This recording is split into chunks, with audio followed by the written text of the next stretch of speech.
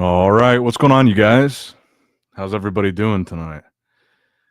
So I've got 12 boxes from one case of the new Metazoo base set 2.0.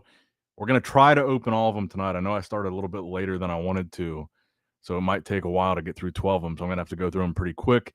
There was no poncho box. It was a sealed case, but there was no poncho box, unfortunately, but we can still chase the OG Mothman. I already see Lordy Cardboard, Team Rocket Rob, Greg, what's up, bro? Pokey Menace, Clan Taurus Collectibles, SYC Gaming. How's everybody doing? I'm going to get into this first box here while we're waiting for people to get in here because we can't really waste any time getting through these. What's up, Alec Deegan? Damn, this box is pretty damaged, actually. I noticed that the case had a big dent on one of the corners. This must have been one of the corner boxes. I don't know if you guys can see that. Pretty chewed up.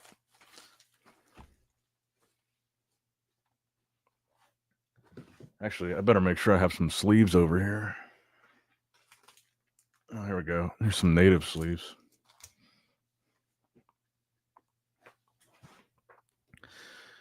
All right, so the goal tonight is to hit at least one hidden rare, but the specific hidden rare that we're looking for is obviously the Mothman. Either the OG or the Moon or the Mothbrion would be nice.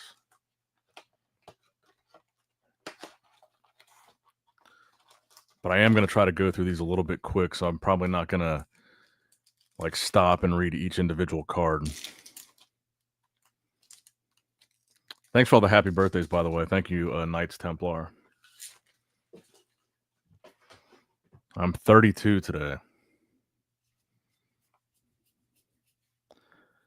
Got a Times Square, Blighted Embers, and a Mothman Hollow.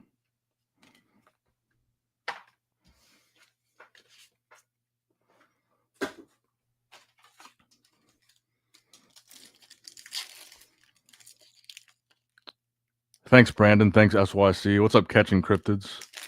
Thanks, Alec. Thanks, Deegan. And I want to give a shout out to Tormentic, too. Tormentic actually sent me a couple convention promos, one of the new Metazoo poker chips. I wish I had them in. I should have brought them in here to show you guys. Maybe I'll bring them in later. But shout out to Tormentic, really good dude.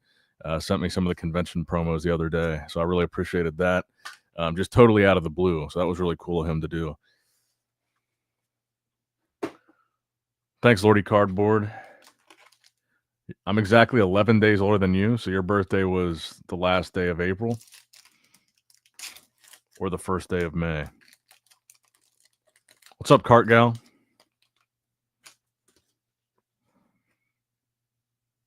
I think I see some texture here, so we might have a hit here, but then I always say that and ends up being a super rare. So I'll try to go a little bit slower here. Radioactive Hornets, Warning Shot, Times Square. Yeah, see? It's a super rare. I thought I saw some texture. Happens every time. What's up, Kane?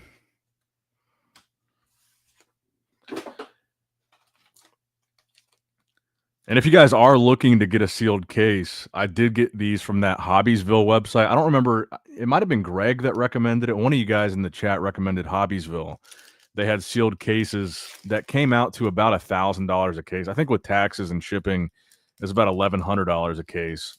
But it was a pretty good deal, and the case did arrive sealed. So if you buy 12, they don't actually advertise a sealed case on the site. But if you buy 12 individual booster boxes for, I think their price was like $87 a piece or something like that. If you buy 12, they do actually send them in a case. So I highly recommend getting some boxes from Hobbiesville, Monkey Mirage.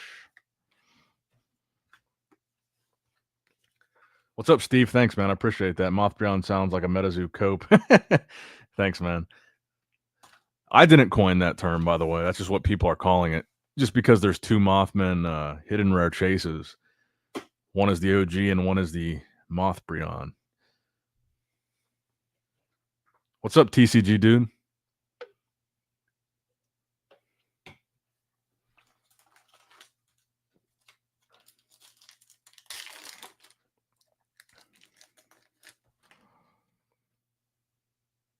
That's gotta be foil. Let's see. Stormbringer, Jackalope, South Mountain Caves, Cumberland Gap, Grounding Ritual Staff, Jersey Devil, Adventurer's Backpack, Bulk Up, Sun Wukong. Nice. It was texture. Where's my sleeves here? So the first hit of the evening, a Sun Wukong. I have noticed the 3-star rares, the secondary market has gone, it seems like way down on those. I'm having trouble even selling them for $20 a piece. They've gone way down.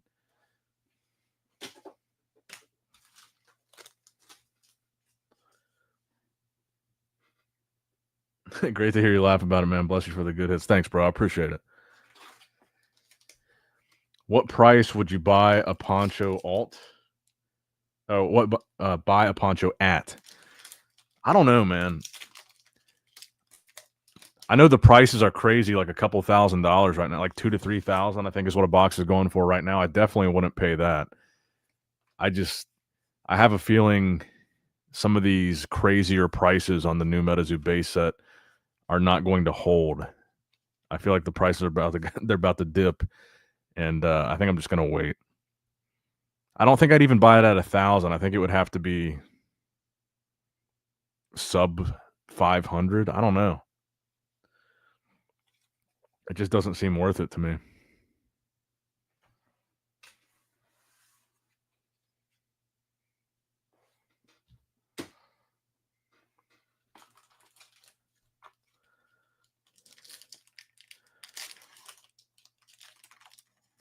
Because I feel like every stream that we do of the new Metazoo, it seems like there's less and less people watching. There's less and less people chatting. When I look at like my Pokemon Instagram page, I feel like there's less and less Metazoo posts about the new Metazoo. And then you look at the secondary market, and a lot of the singles just aren't moving, or they're moving for like nothing. And it kind of seems like everybody is selling their hits. It kind of feels like everybody is just chasing the poncho box or just chasing, one of the hidden rare hits, mostly the Mothman, it seems. The Mothman and the Bigfoot seem to be the bigger hidden rare chases, along with the Sun Wukong and Piazza Bird. But it feels like people are just chasing those big hits, and like every other card, everybody is just selling, and the market is just crazy saturated, and nobody's really buying. I don't even know what the price of a booster box is right now. I'm sure since I ordered these cases, or since I ordered these boxes from the case, I paid $87 a box, and at the time, that was like one of the lowest prices on the market. I would imagine they're probably lower than that now. You could probably get one cheaper than that on eBay, right?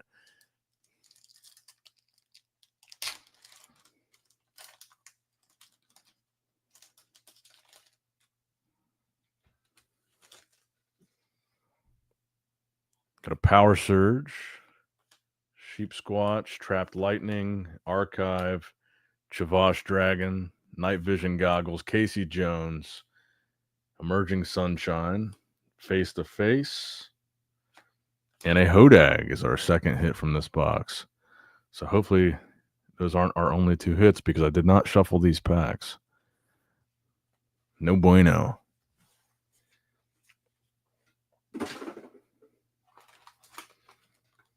I was talking to Chris last night, and he said he saw someone selling $50 Metazoo 2.0 booster boxes on Whatnot. I couldn't find what he was talking about, so I don't know if he was just lying, but I didn't see that on Whatnot.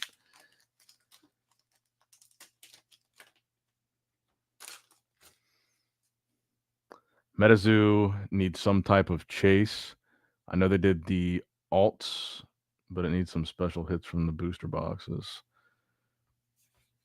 I think they've got a decent structure for their chase cards, but I feel like it's more about the fact that they don't have the organized gameplay really down pat yet. There's not like a big player base. There's not it's kind of like the old Metazoo, right? There's a lot of hype with like FOMO and wanting to get, the hits from the set, but there's no, same thing with the old Metazoo. There's no animated series. There's not really any organized competitive play. There's not really anything beyond just the base set cards right now that's drawing people to buy these boxes. It seems like it's just collectors buying these boxes right now. And from a collecting standpoint, it is kind of hard to complete the set of like the hidden rares and the secret rares. It's actually pretty hard to complete, but they're not really worth much. So it's not like super incentivized to try to collect them.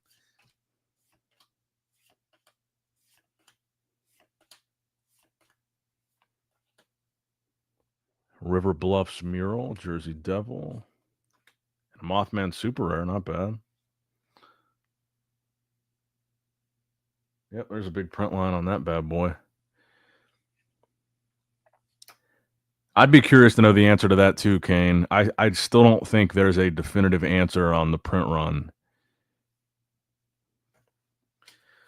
Like I said before, I thought when I did that interview with Charlie, I thought he said something about possibly printing to demand, but I don't remember exactly what he said, so I don't want to put words in his mouth. I thought he said something about that. Hey, Robert, no, I still have not gotten any Poncho booster boxes yet. Any chance for another Charlie interview? Sure, yeah. I haven't talked to him, but if people were interested in it, I would definitely do that. I'm sure he'd be down too. I mean, I think he was happy with the way that first interview went, and he said he would be down to do another one when that one ended. So, yeah, I think that'd be cool. Maybe we'll do one ahead of the next set launch.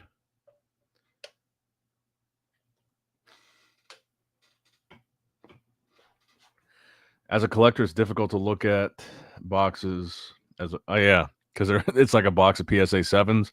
That's another really big sticking point that I think is really holding this base set back is the quality. Most of them are pretty ungradable, especially the super rares. But I started seeing on like the Metazoo Marketplace Facebook page and a couple of the other Metazoo Facebook groups, people are starting to post some of their PSA returns from this new Metazoo. And I'm only seeing 9s and 8s. I haven't seen someone post a 10 yet. I just saw somebody today post the OG Mothman hidden rare, and they got a 9. I saw someone post one of the 3-star Mothman secret rares. That was a 9. I haven't seen any 10s posted yet. There might be one, but I haven't seen it. I've seen a lot of 9s and a couple 8s. And I would imagine when I send some of these in, it's going to be the same thing. I feel like the chances of a 10 are very, very low.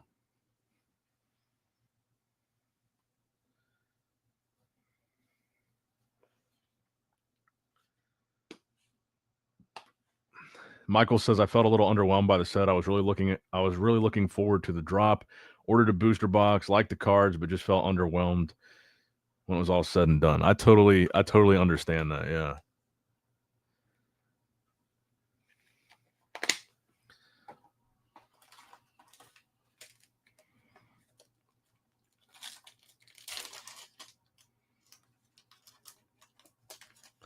I actually really like a lot of the things they did. Like I like the full art cards. I like a lot of the artwork that they did for this set. I like that they incorporated some of the old artwork. I think they made a lot of really good decisions here. And there's some new cryptids. With all the bad things that we've mentioned, I do really like the overall feel of this set. I like the artwork. I like the tone of it. I like the structure of the chase cards, how there's like different levels of rarity. There's hollows, there's super rares, there's hidden rares, there's secret rares. And, there's only 2 secret rares per box. You might only get 1 hidden rare per case. It is, I do like the structure of that because it's kind of something that the old Metazoo didn't have. Once you opened a couple of the old Metazoo booster boxes from any given set, you basically got all the hollow hits unless there was a secret rare in that set, like a green man or something, or a golden ticket. But like Nightfall, you open up 2 or 3 boxes of Nightfall, you pretty much hit everything. if you open up 2 or 3 boxes of this, you're definitely not going to hit everything.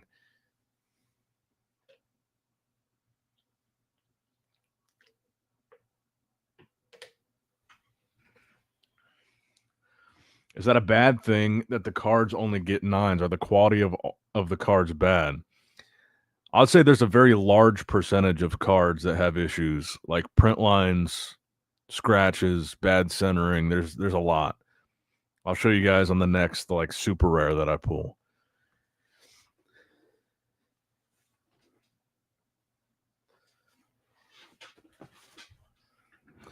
But I think they did do a really good job of the way that they seeded the hits. And I think, like, if you look at some of the old Metazoo stuff, I think that's what people really enjoyed about a set like Native. And I think that's one of the things that made Native really stand out, even though I do think the print run for Native was really low. And I think that's why there's more demand than there is supply. And that's why the price of the booster box is still high for Native. But I think, like with Native, it was really hard to pull a Piazza bird. It was really hard to pull the Wendigo. It was definitely hard to pull all of the aura cards, the dual auras or whatever. It was really hard to pull those. And so if you open 2 or 3 boxes of Native, you're probably not going to pull all of the. Well, you're definitely not going to pull all the aura cards, but you're probably not going to pull all the regular hollows either.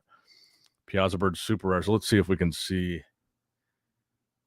So if you look like right across the tongue of the Piazza bird, there's a big print line right through the middle of it. I think that comes across on camera. And this, who was asking about this? I think it was Ellipse Orange. Ellipse Orange. I think that's how you pronounce whatever his name is. But anyway, that's pretty much the case for almost every card in this set.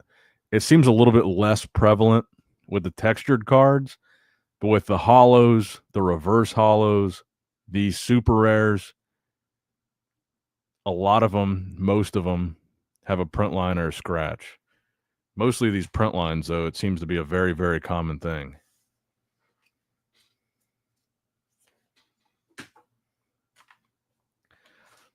And I really hope they fix that for the next set, because in that promotional video they did before the release of this set, they said, they like inspected them by hand, like that the quality was really, really good, and they had top tier printers. And I don't know. I don't get it. I don't know what happened. If they rushed it out.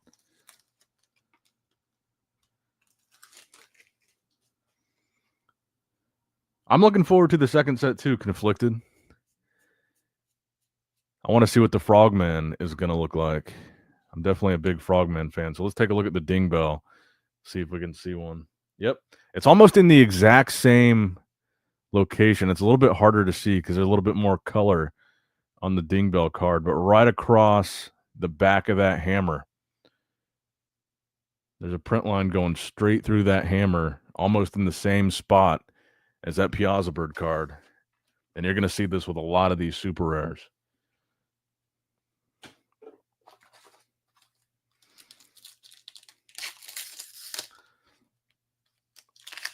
Yeah, supposedly they did. They did use an American printer.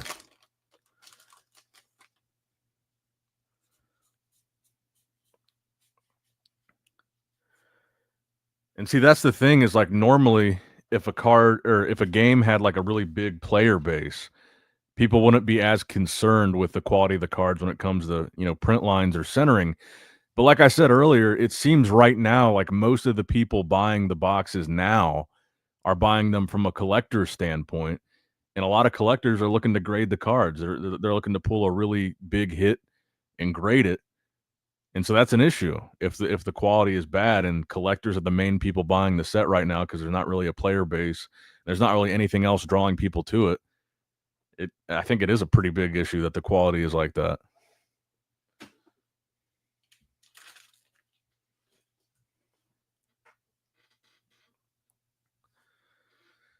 It's hard to say, man. Sorry to switch it up, dude, but how do you expect the Topps serialized cards to hold up? I have a bunch myself, and it isn't looking good.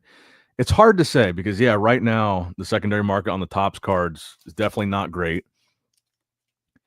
But if you look at the positive side of it, those were cards that were not printed or distributed by Metazoo. They were printed and distributed by Topps.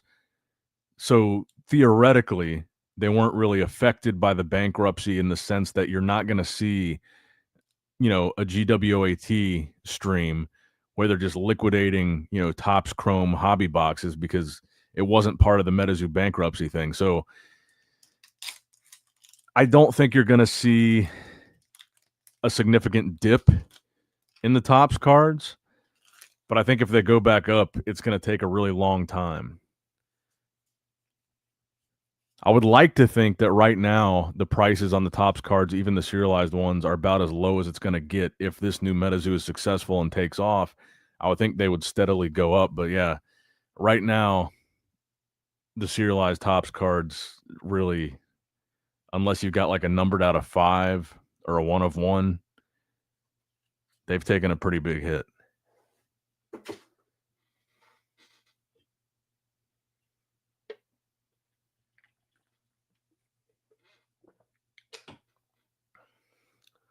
Yeah, Kane just said, I have green serialized cards not selling for $10 on eBay.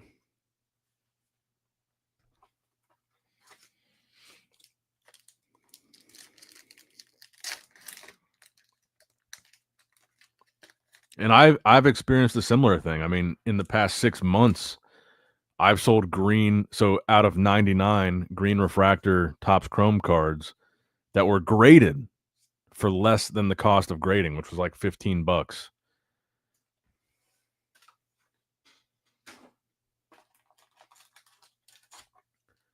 So really, unless you have a numbered out of 5, a 1 of 1, maybe an orange refractor, those seem like they were pretty hard to pull, but even them being hard to pull, I haven't seen any like high prices recently on orange refractor Metazoo cards from Topps Chrome. We got a Phoenix, super rare.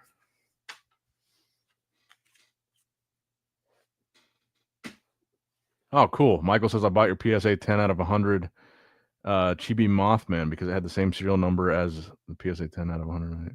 Oh, cool. Both number 54. Your 1 of 1 Mothman is on eBay for $99,000. Yeah, I saw that the guy that bought it from me is selling it, but it's never going to sell for anywhere near $99,000.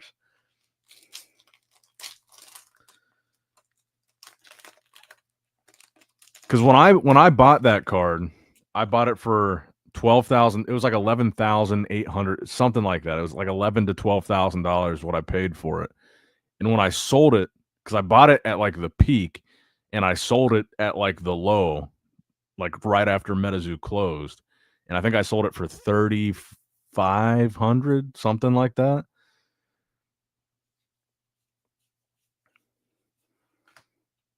Bigfoot, Basilisk.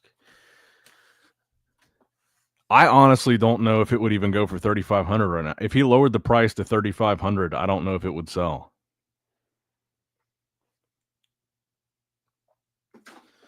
Why did you sell it though? Because at the time, I think I listed it right after Mike posted the letter announcing that he was shutting down Metazoo, and I was so disappointed with just the fact that he did that. Because the reason that I bought it was because I believed in Metazoo, and I thought that Metazoo still had a future and they could course correct and turn the ship around. But when Mike posted that letter, I was like, fuck it. I don't even want to hold. I don't want to be holding a $10,000 plus Metazoo card anymore.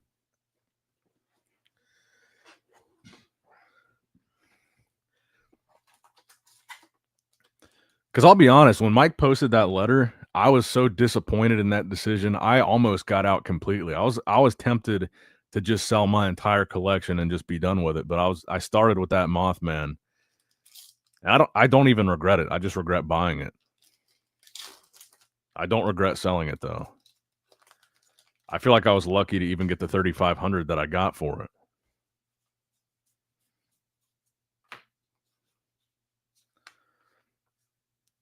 And it was a cool card too, and now it's got a cool story. There's only one of them. It's a 1 of 1, and everybody knows that I had it at one point. It once belonged to me, so That's enough for me.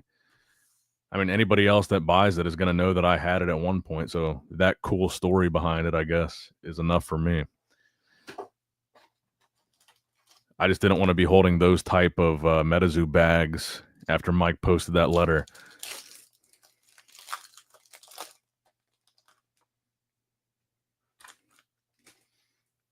Viva the old Metazoo. Sorry, I put them off, man. Got it graded, and it came back a 10. I just had to rephrase that. Oh, okay, gotcha.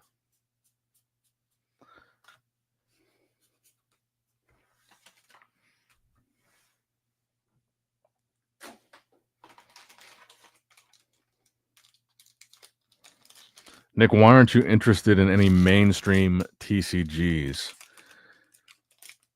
I don't really have like one answer for that question. I don't know. Pokemon is so crazy right now, and I've never really been super into modern Pokemon. I have pretty much all the vintage cards that I wanted in my collection because Pokemon was like more of a nostalgia thing for me when I got back into Pokemon. And I've got all the nostalgic cards that I really liked. I've got them in tens. I've got a nice Pokemon collection of vintage stuff. And the modern card just never really did it for me. I've got a few modern cards in my collection that I like that I'm keeping, but the prices are so crazy. The scalping is so crazy. You know, some of these new ETBs that are coming out are like $150 right out of the gate because you can barely find them anywhere and people are flipping them right away. It's just, to me, it's just too much of a headache for cards that I don't really care that much about. And I want to see the new Metazoo succeed. So I want to participate in opening it and trying to pull the big hits because I do want to see it come back. Yeah, I haven't really been interested in the Pokemon stuff. I've seen some cool new Yu-Gi-Oh stuff that I thought about buying. I just haven't bought any. It just I don't know. I do like the Team Rocket. The Team Rocket cards look pretty cool. I probably will get a few booster boxes of the Team Rocket set.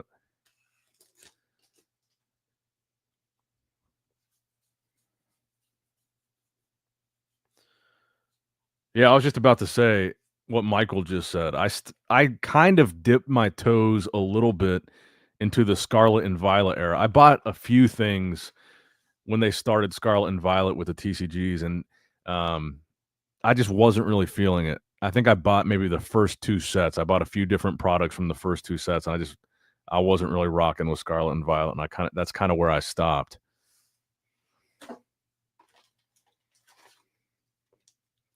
151 was cool. I opened up a little bit of that.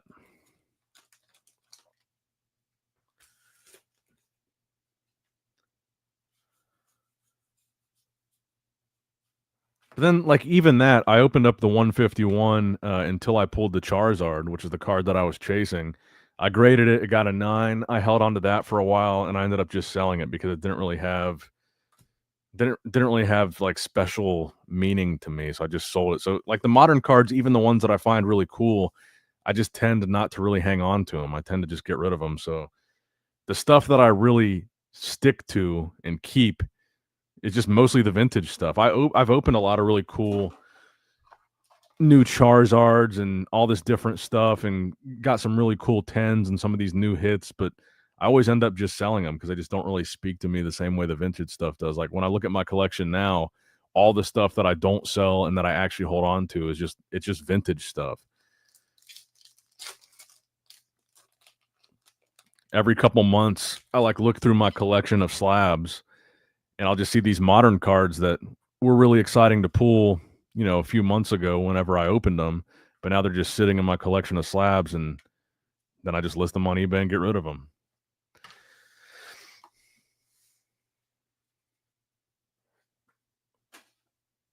Yeah, Obsidian Flames is a good example. I got some really cool Charizards out of there. I had all the Charizards in a 10. They were hard to pull. I liked them at the time. And then, like, when I circled back and looked at my collection, I saw them sitting there. I was like, I'm just going to sell these. They'll go for a couple hundred bucks a pop. I'll just sell them. All right, first box. Not that great. Hodag and Sun Wukong were the two hits out of that box. Let's get to the next one here. Yeah, I'm going to have to speed this up. We're half an hour in, only one box down. At that rate, it'll take us 6 hours.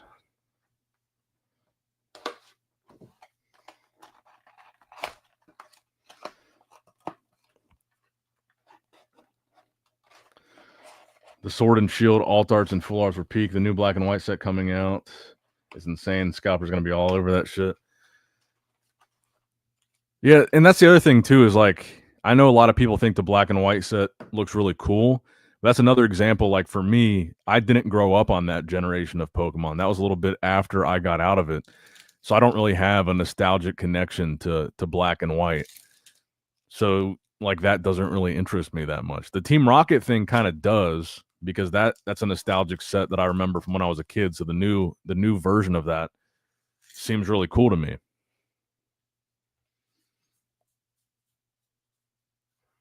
But like I have no connection to the black and white generation of Pokemon almost at all.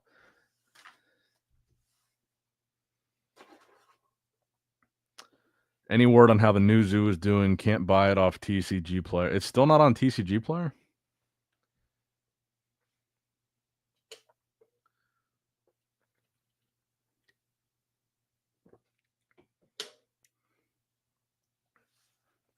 Catching Cryptid says, totally feel that. Trying to get super hype, just tough. Need more to bite into. What's next? Sets, gameplay, news.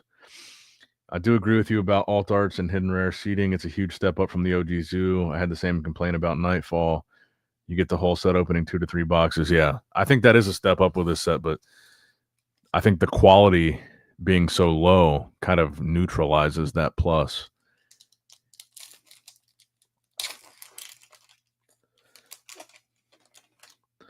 That's a good way of putting it. Hardboiled says, I'd rather chill with the zoo and sorcery than trying to constantly be on my toes and getting in the Pokemon sets. Yeah. I guess that is the other thing about the new Metazoo is it's definitely a lot cheaper than Pokemon. All right, there's our first hit, a textured Trample. Definitely not the textured card I'm looking for here. eBay is the only place I can buy it. Just a couple LGSs, very few.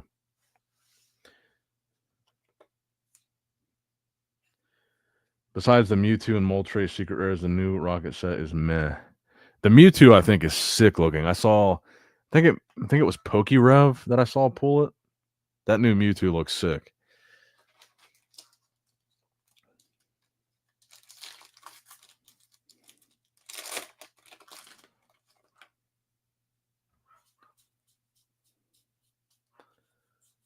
Sun Wukong, super rare. Man, I need to get a different webcam. This thing just constantly goes in and out of focus. It drives me crazy. Like, let me look right now and see, like, even with the Team Rocket. Let's see. Team Rocket ETB. Yeah, like, this is crazy. They're already selling confirmed pre-orders for $190, $120, $289, $240, $450. Like, it's an ETB. It's not worth it to me. That's 2, 3, 4 booster boxes of the new Metazoo for the price of one ETB confirmed pre-order. It's crazy.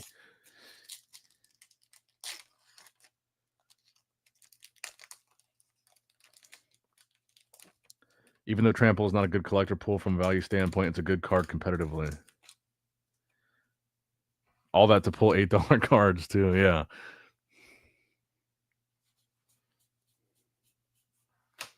Hopkinsville, Ho, Raiju.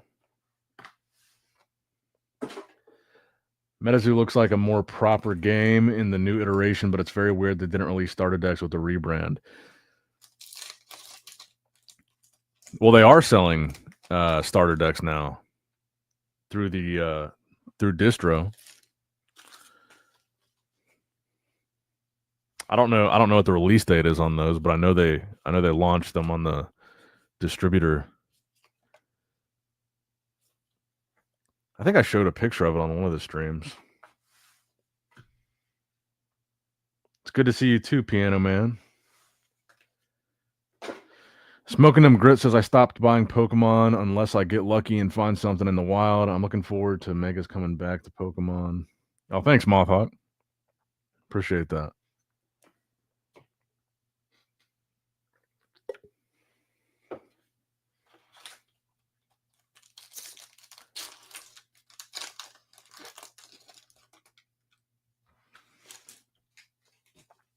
Off topic, but did anybody see Topps made a Pope card? Did they really? I really like what Topps has been doing with the I believe they're called Topps Now. I'm assuming that's what they did the Pope card with. They'll take like big moments in pop culture or current events and they'll make a card out of it. I think it's kind of entertaining the way they do that.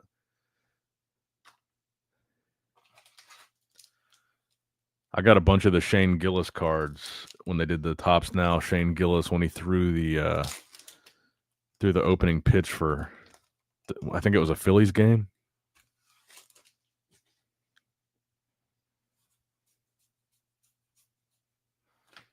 Radioactive Hornets, new Dragon of Oconto Falls Super Rare with 2 print lines right through it. What's up? Hello, Brooklyn. Oh, snap. I'm catching Nick stream. Hello, everybody. I bought my first case and decided to film it. I actually did pull a Poncho box. Nice. I'm not playing, so I don't care if I can read or not. I'm a cheap bastard. I buy the Japanese singles of the cards that I like.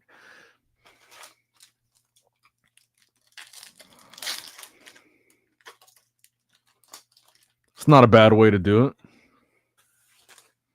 especially if you don't play. Do a barrel roll, Goofus Bird, Van Meter Visitor.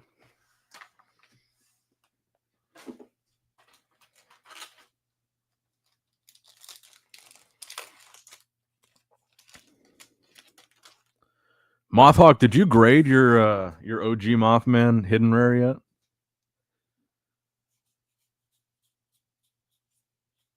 Quetzal awful. How many hidden rares have you gotten so far? Just one. I got the Piazza Bird hidden rare, which is another one that's not selling at all. I listed it for I think $350, and I've only had 2 offers on it. Both of them I probably should have just taken.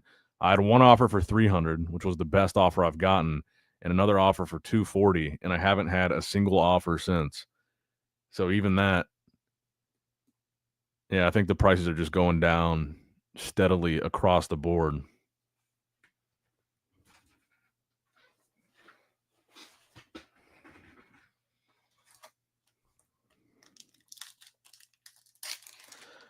But yeah, the Piazza was the only one that I pulled.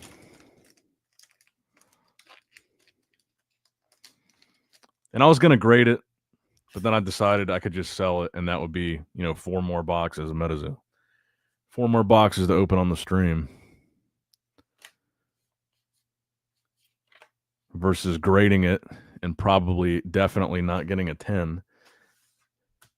And then I would just grade it and sell it anyway, so I figured probably better to sell it raw.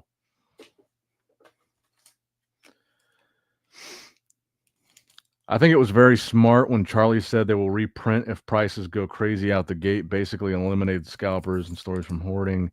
I think in a year or so from now, when they expand the fan base, this first set print run will be a lot smaller than the newer sets. That's a good way of looking at it.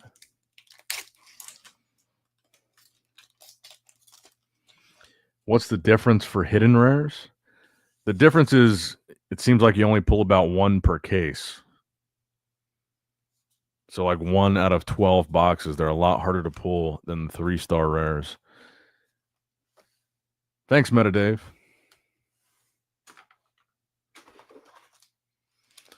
I opened 21 boxes and still no hidden. Ooh, yikes. 21? Damn, dude. See, that's why I'm surprised. Like, even at $350, it seems like a lot. But if they're really that hard to pull, that seems like a fair price.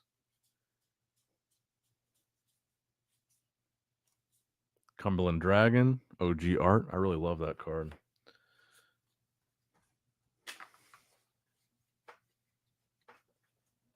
Yeah, absolutely. The OG Moth is my chase.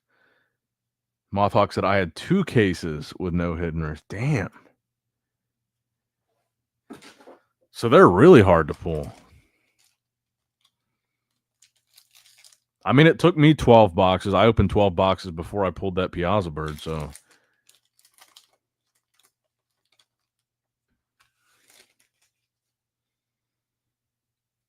To be honest, I'm sad I didn't pull more Pizza Rats in the box I got. That's my favorite card. I don't blame you. Mothman Hollow. I do see a print line. I really want to find one of these that doesn't have a print line. I'm still going to sleeve it up, though. I really want to grade one of these that looks good and get a 10 on it, but I still haven't came across one that doesn't have an issue.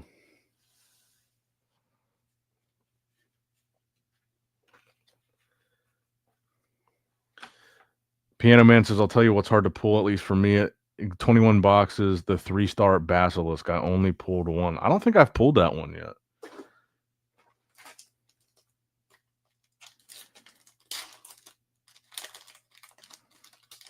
I think that's one of the 3 stars that I still haven't pulled.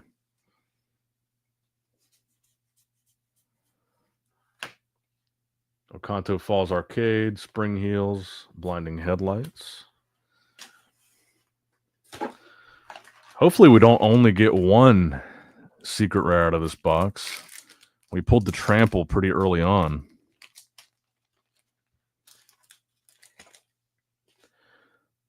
Yeah, that's another fair point, Bunny Man. Even if you do pull a hidden rare, it's a 1 out of 5 chance that you get the one you want. So it might be better to just buy it for sure.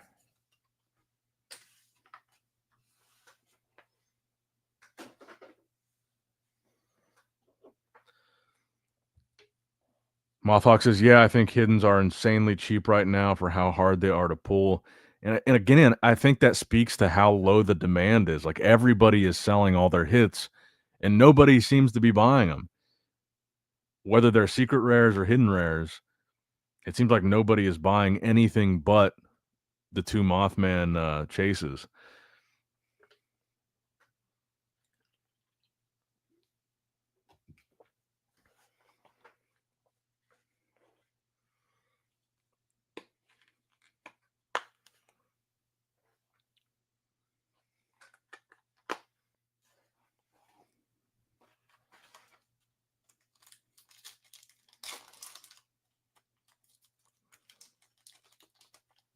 I am curious to see, like, once people start getting their grades back on that OG Moth, because it was selling raw for $2,000 and over. I'm curious to see the price difference once somebody gets a 10, if somebody gets a 10, between a 9 and a 10. Because I feel like this is going to be one of those sets that if you do get a 10, it's going to be like a big price gap between a 9 and a 10, especially on those big hitter cards.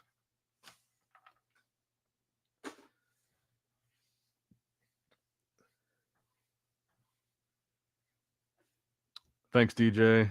Piano Man says that's backwards. It feels like definitely people are pulling and selling cheap.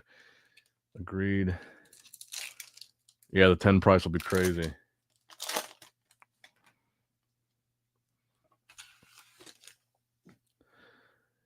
So I'm kind of even wondering, like, if a raw Mothman hidden rare is selling for $2,000 or whatever they're going for, something around there, just raw, will a 10 go for significantly more than $2,000? Would it be like $3,000 or $4,000?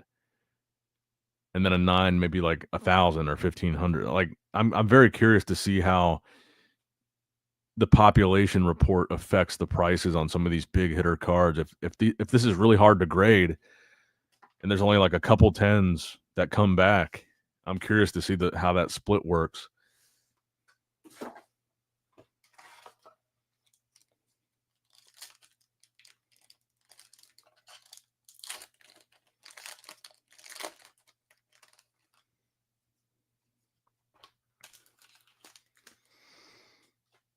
That's not good though. This is the problem. The old Metazoo had the single stop being valuable, couldn't recoup the cost of the booster box.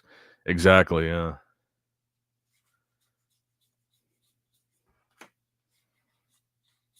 And I think that's part of why some of the excitement died down for this new Metazoo is like in the beginning, maybe like the first week, when I say beginning, it kind of looked like, even though this is always the case when a set first comes out, the prices are way higher, but it kind of looked like you had a pretty decent return on investment with a booster box. If you didn't pull the chase that you were looking for, you could sell the chases that you got and recoup a good amount of what you paid for the booster box. And now that doesn't really seem to be the case because it seems like most of these cards, the 3-star secret rares, are really in like the $15 range, like 15 to 25. Maybe there's a couple that go 30, 35, but I think most of them are 15, 20. And you only get 2 of them per box. Everything else, because, it's not playable yet, there's no competitive scene. Everything else right now is basically worthless. The hollows, the super rares, and, the damage that's so evident on the super rares, none of the other hits are really worth anything. So you're really, if you're trying to recoup any value from your box, it's really just the secret rare hits, and then you might get $40 back if you're lucky selling both of them.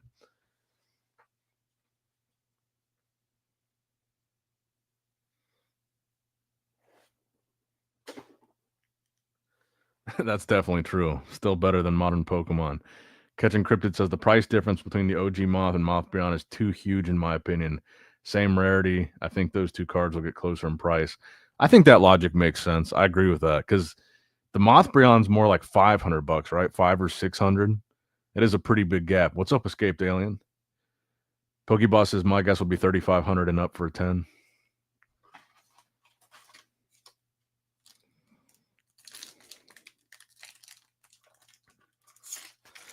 I think a good comparison would be, for example, like a X-Fractor or a Refractor from Topps Chrome, like specifically a Mothman. Let's say you've got a Mothman Refractor from Topps Chrome. If it gets a PSA 9, it's basically worthless. It's like $10. It's like you get like the cost of grading, but it's so hard to get a 10. It might be $100 to $150 for a 10, where the 9 is 10% of that value. So it's a huge gap. And I think that's what we're going to see with a lot of these cards as well. Then like the X-Fractor is the same thing. The X-Fractor is a lot harder to pull. I think there was an X-Fractor Mothman PSA 10 that went for like $300. But if you get an X-Fractor and a 9, you're looking at like $15.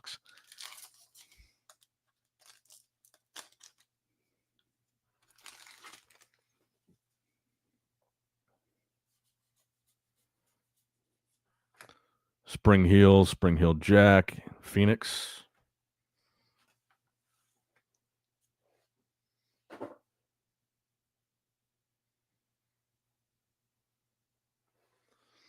No, yeah, I agree with what Diamond Dude just said. Card games are normally not expected to pay for boxes every time you buy them, knowing you're going to lose money. 100%. Like, I'm fully expecting to lose the $1,000 that I paid for this case.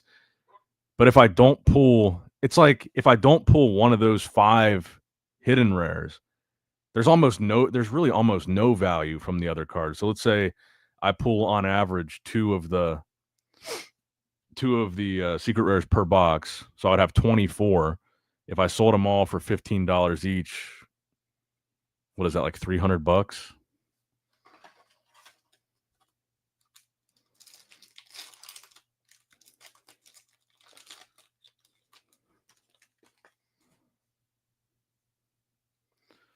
I mean, I guess that is a 30% ROI, but still better than nothing, I guess. I think we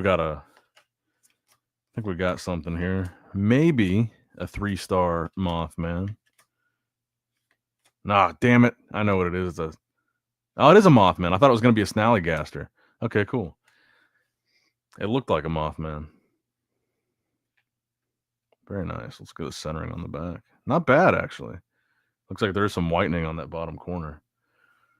I've actually pulled a pretty good number of these. I think this is the 5th one that I've pulled. This one doesn't seem to be that hard to get, although it is my least favorite Mothman art of the chases, compared to the hidden rares, at least.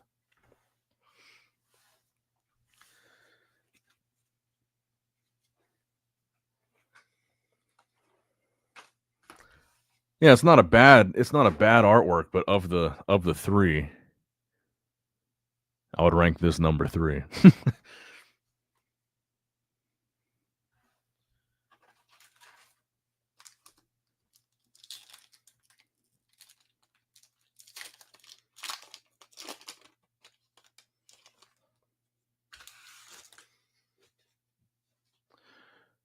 Wing King says, I would be shocked to see a Metazoo card sell for over $1,000. The value in the other cards would have to come from interest playing the game.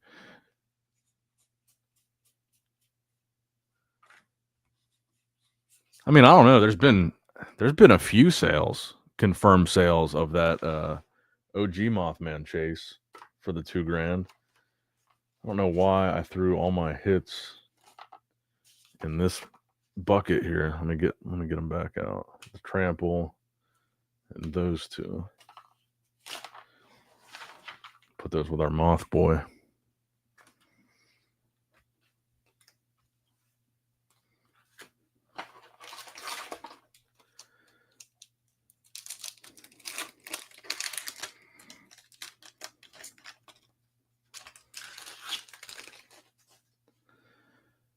And they'll gravitate towards a handful of cryptids and cards. The rest will tank for now.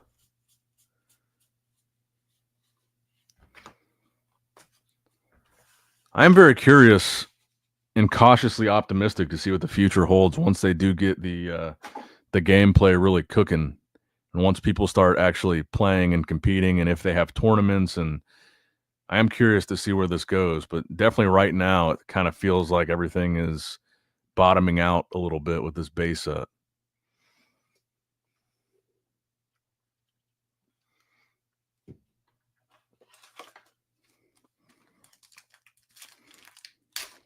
And I'm really curious to see if they fix these quality issues for the second set.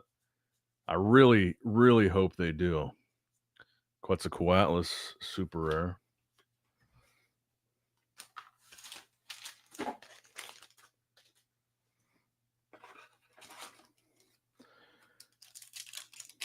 It's more collectors than players, for sure.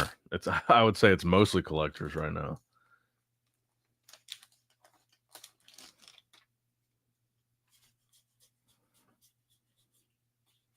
Quick upgrade. I really like Power Up Orange. It's a cool looking card. And I will say, the new Metazoo, I have not burned any of my bulk. I've been saving all the bulk because I want to learn how to play. And I'm just kind of waiting. Even though I could start playing now, I'm kind of waiting to see if they actually are going to do tournaments, if and when. And that's when I'm really going to start practicing and playing. But seems like kind of a slow rollout on the gameplay as far as tournaments go.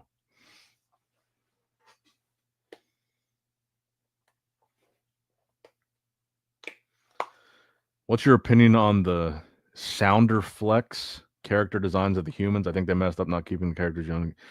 I really don't like the caster artwork. Let's see if I have one sitting over here somewhere. I definitely prefer the look of the human characters in the old Metazoo better.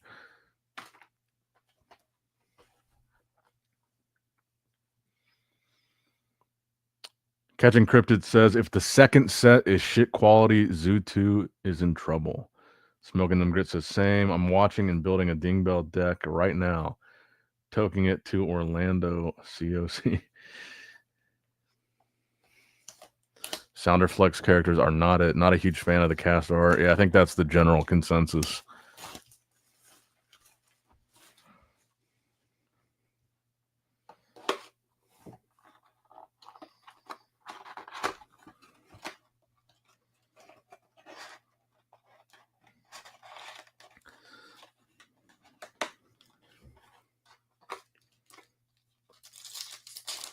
How many of you guys, I am curious about this, how many of you guys in the chat ended up getting one of the magazines, one of the Metazoo thank you boxes in the mail? Seemed like a lot of people got them. Which makes sense because there were a lot of people that were owed money.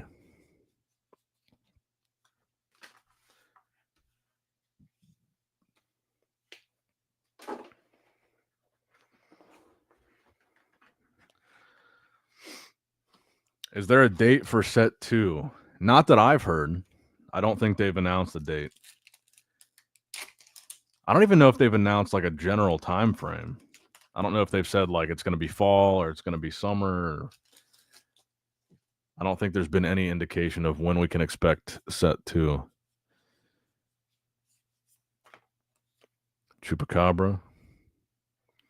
Man, this is really annoying how this camera keeps unfocusing.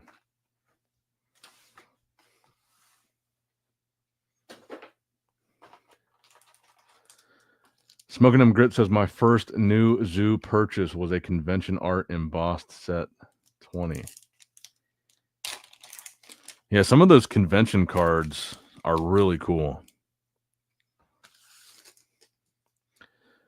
Wing King says, Metazoo owes me $2,387 and I didn't get a thank you box. I hope you get one eventually. Another Hodag.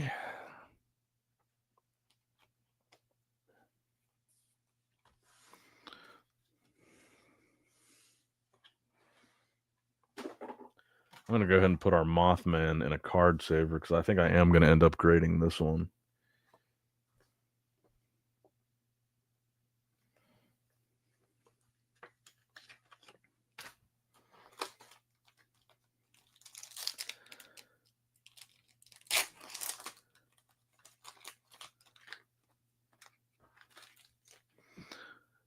Hodag is a good card, says Knights Templar. I like the artwork for sure.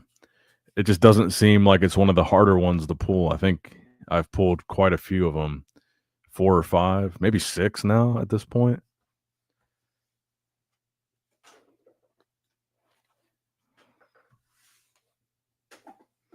Hello, Brooklyn says, I'm at a coin machine and there's a Metazoo coin in the pusher box. Really? How Mike and Steve Aoki aren't in jail is a mystery to me. What's Steve Aoki even up to right now? Is he still pushing Hero Quest? Azaban. Speaking of the convention cards, this is a card that I really like the convention full art version of. There's an Azaban card from the convention packs that is absolutely sick looking. I want to get my hands on one of those. And there is like a full art, kind of a full art version, I guess you could call it, of this Mothman from the convention packs as well.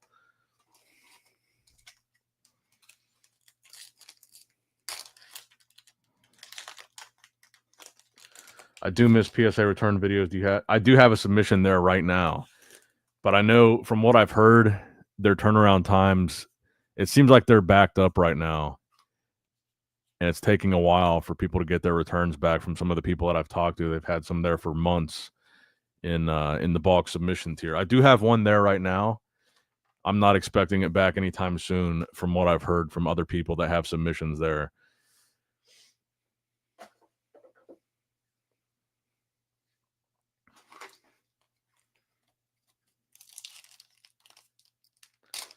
He's doing a collab with PSA Vault Promotions now. He's got like 39,000 graded cards. He sold insane. My thank you box is worth $2,700. I just stare at it and think about 3 years how Mike blew it.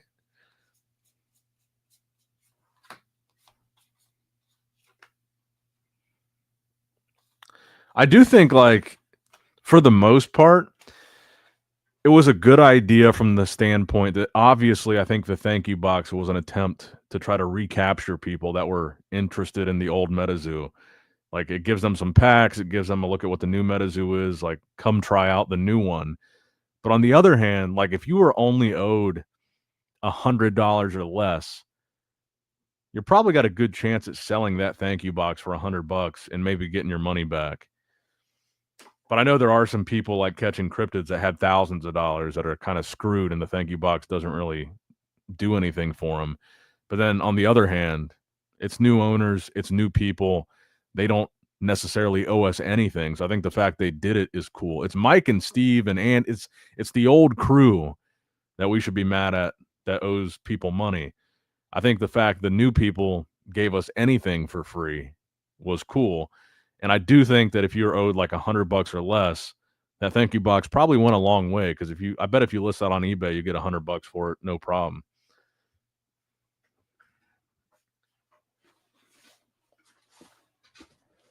I looked at mine the other day, and I think mine was 660 or 670, something like that is what I had owed.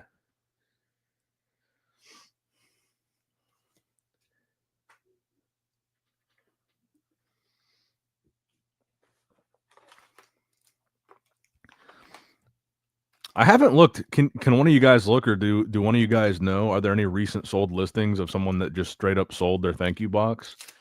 It's got to be $100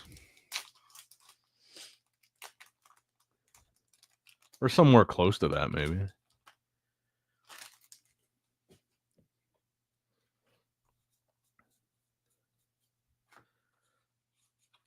I went ahead and I thought the boxes looked really nice, and I went ahead and put them in my display case with all my other sealed Metazoo boxes. I just thought they looked cool in the background of my display case because they say Metazoo on them, and the artwork's really cool.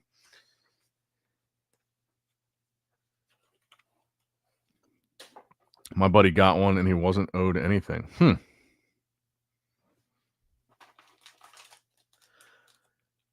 I wonder if they because I kind of thought they went down that list that we saw through the bankruptcy, the list of everybody owed money. It gave your name and your address and the dollar amount that you were owed.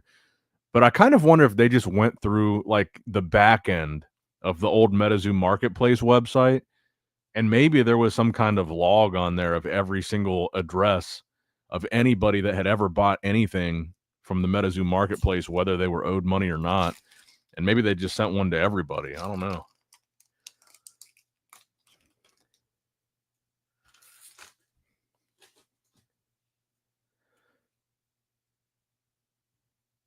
That's a good question, Smoking Them Grits. Has anybody in the chat found the new zoo within 100 miles of them at a local LGS? I haven't seen any anywhere near me, and I live in Ohio.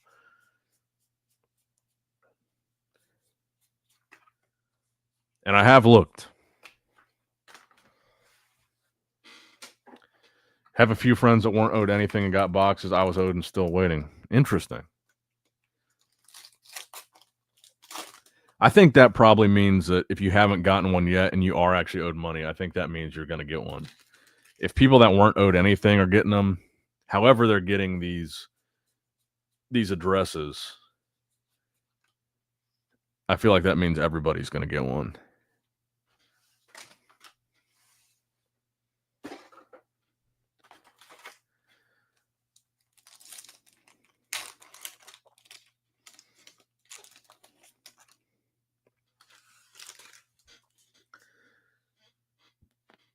Oh, I guess that's a good point. I'm in Europe, probably not getting one. Thanks for the happy birthday, Paul. I guess that is a good point. Are the people that haven't gotten one yet people that are international? I didn't think about that. That might be a good point.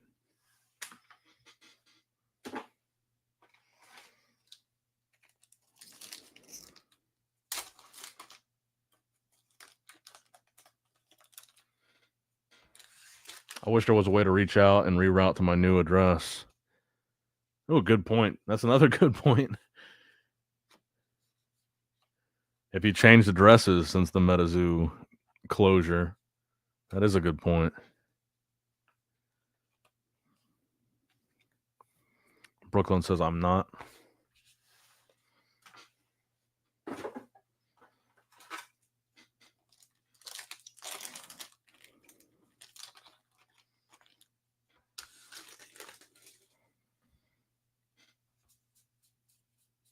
Man, I'm ripping as fast as I can. I'm not making great progress here.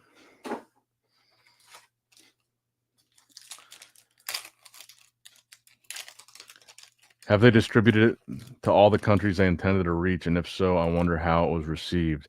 I know I saw people on the last stream from Australia saying they finally got theirs. I don't know which other countries were on that list of where they wanted to expand initially. Ooh, nice. These are really hard to get apparently with this gray stamp on them. I've only pulled one so far.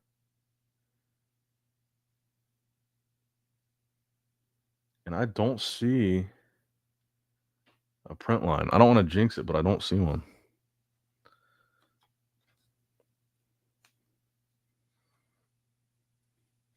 That might have to go to PSA.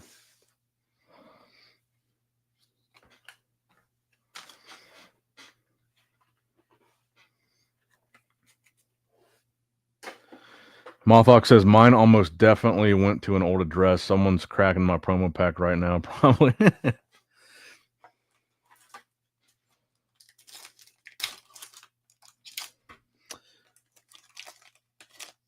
Yeah, I do. I am wondering now where they got the addresses, because I got 2 boxes, and one of them was addressed to me, just Nick Miller, and the other one said Nick Strength and Pokemon on it, and I never bought anything from the marketplace under Nick Strength and Pokemon.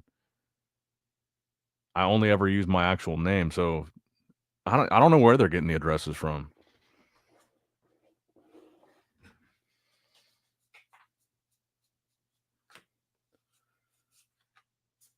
Groot slang.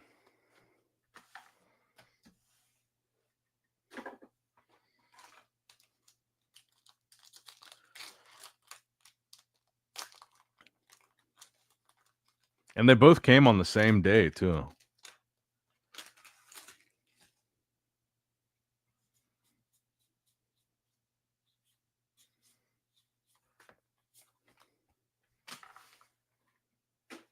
Yeah, I guess it could have been Charlie.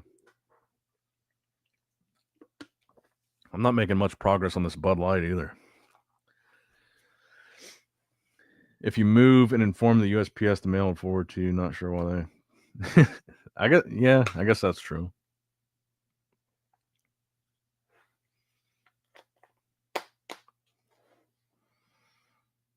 Oh, that's right. Yeah, that's a good point. They're not coming from USPS. They're coming from UPS. Good point. I don't know if UPS does do the forwarding thing. It works for all mail, says Brooklyn. Okay. I never thought about that before. What's up, Phantom Knight? What we sipping on? I'm just sipping on regular old Bud Light. For my birthday, I just went to dinner with my family, my sister, my brother-in-law, and my parents. Went to a Mexican place. I had a margarita there. It was shitty. Went back to my parents' house. I had another margarita there. It was better than the Mexican place. And then when I got home, me and my dog went outside and we had a little bonfire for a couple hours before I started the stream. I had a couple Bud Lights out there, but I have literally no buzz now anymore.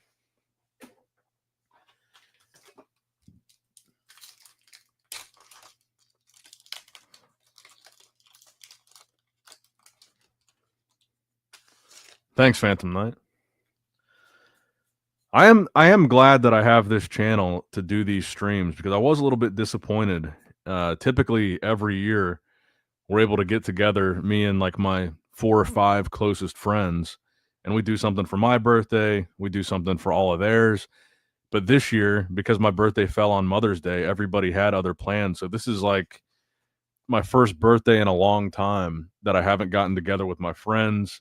My first birthday in a long time that I've been single, so I'm not spending it with a girl.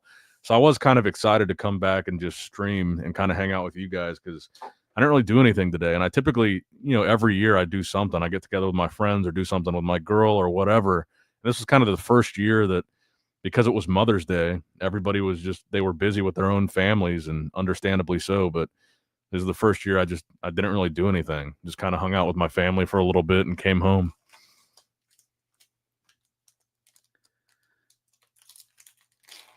Sounds like you need to rip and tear a few more. Oh, what's up, Jake? Thanks, man.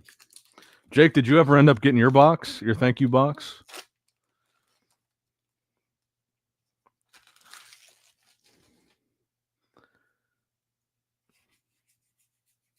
What do you mean I forget about you?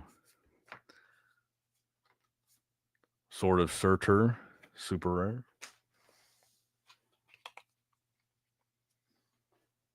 Hell yeah, Wing King. Next shot to you. Cheers, everybody. I'll try to chug this real quick.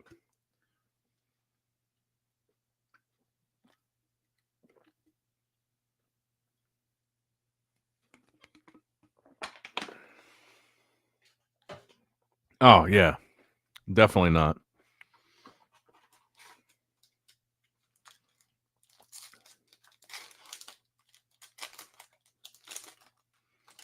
That's definitely true.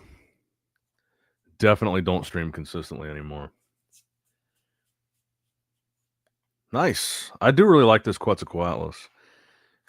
And the reason I don't is because I'm still not sure about the new Metazoo. And I know that sounds funny while I'm sitting here opening a whole case, but I'm still not sure how deep I want to go on this. So I haven't been buying a whole lot, and I haven't bought really anything else. Like someone mentioned, it might have been you that mentioned it earlier. That I haven't been buying any other mainstream TCGs, but I just haven't really been buying anything to open.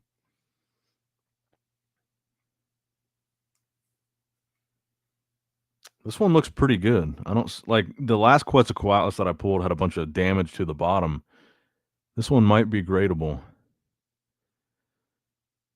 I might have to add this to my next submission. I'm gonna go ahead and put this in a card saver.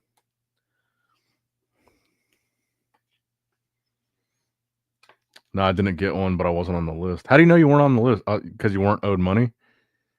USPS mail forwarding does not automatically apply. Oh, interesting. Does not automatically apply to UPS or private delivery services like FedEx. Happy birthday to the man, the myth, the legend. Thanks, bro. I appreciate that, Matthew. That was according to Google. I could be wrong though. Getting absolutely smashed watching card opening videos. Sounds like a good Sunday night. That's facts, bro. Bodybuilding season. That's also true. This weekend was the big kickoff with the Pittsburgh Pro, and now every single weekend for at least the next 12 weeks, I'll be working on Saturdays at least. There's going to be a bodybuilding show at least every Saturday for the next 12 weeks.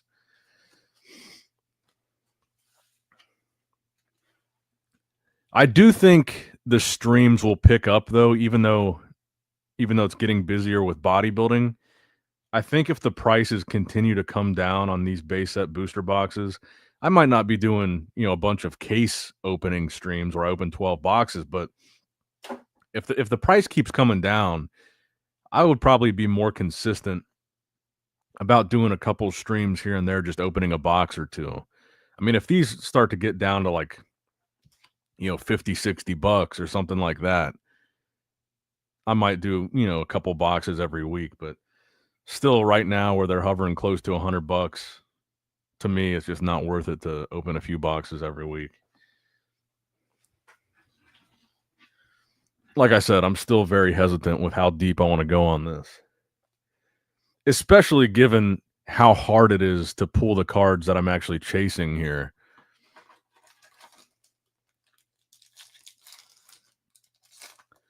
Someone said earlier they opened 21 boxes and didn't even pull a single hidden rare. And then someone followed up and said, which was a really good point, even if you pull a hidden rare, it's a 1 out of 5 shot that you even get the one that you're looking for, which is a very valid point. So you're opening a ton of boxes trying to pull these cards, and at a certain point, I feel like I'm just gonna want to buy. I'm just gonna want to buy the card just outright, even though I hate doing that because I enjoy opening boxes. But at $100 a box, the amount of boxes that you have to open to try to pull the cards that you want out of this, it's kind of a grind, man.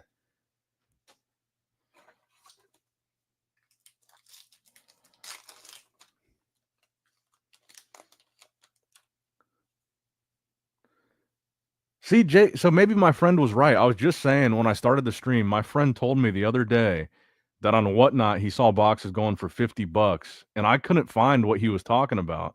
But Jake just said he saw them for 40 to 60. So Chris was right.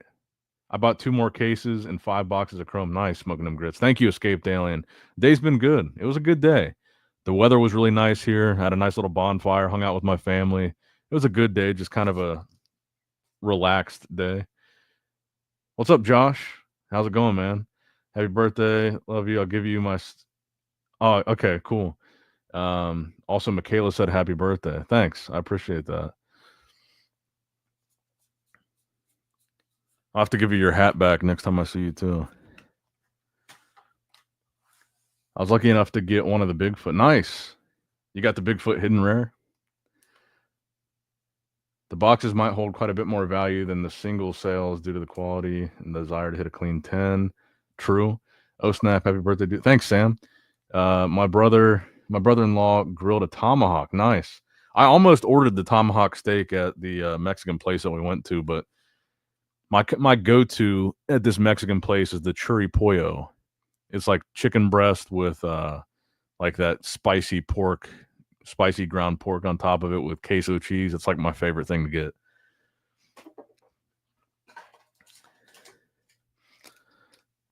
It's really high in fat, but it's very high in protein, surprisingly. I mean, I guess not surprisingly because it's chicken, pork, and cheese. It's got a really good high protein and it's really tasty.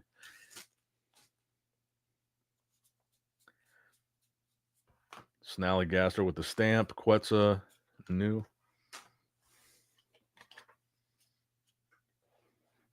Thanks, hello Brooklyn. What's up, Pokebarn? We scored a Bigfoot hidden rare as well. Nice. Bigfoot is your chase. Awesome. It is super lucky to actually get the hidden rare that you're looking for. So that's awesome.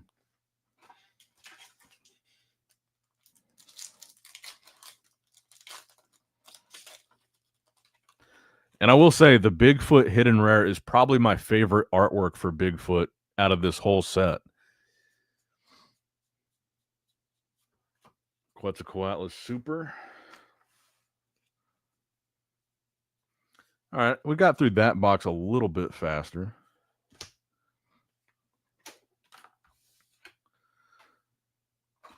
Damn, that's still only the third box though. We still got 9 boxes to go.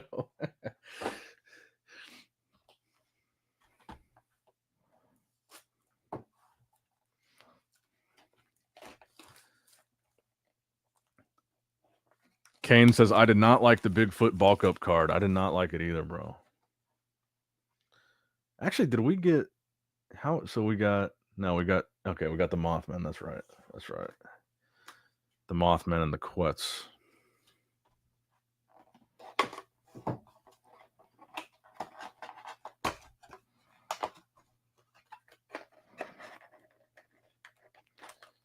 I will shotgun a beer at some point tonight. I'll have to stand up to do it when I do it though, because I'm gonna make a mess all over this desk. I'm like the messiest. I drip out. I'm a terrible shotgunner. It drips out everywhere when I do it. I did just crack another one though.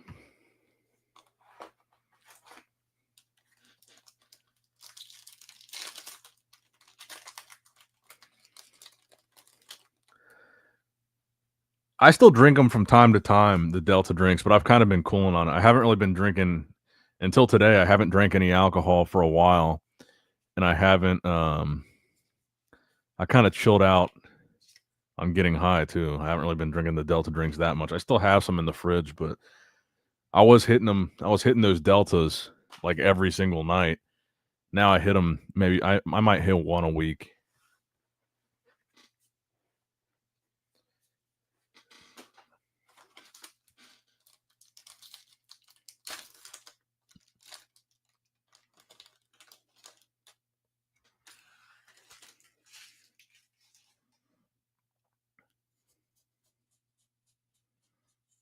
Rainbow Crow.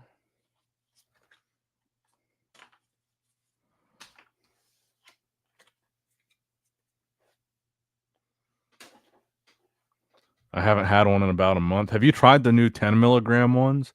Because I had been doing the 5s, the 5 millis. There, and at the time there was only 5 and 20, and now they have an in between, which is the 10, and that's like the sweet spot. The 10s are really good. 110 tears me up.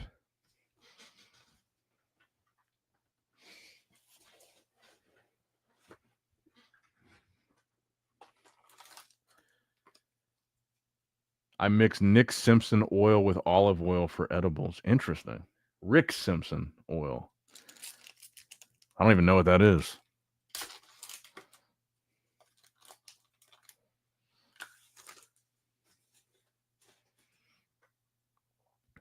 They have a 50 milligram? I didn't even know that. 50 would be way too much for me.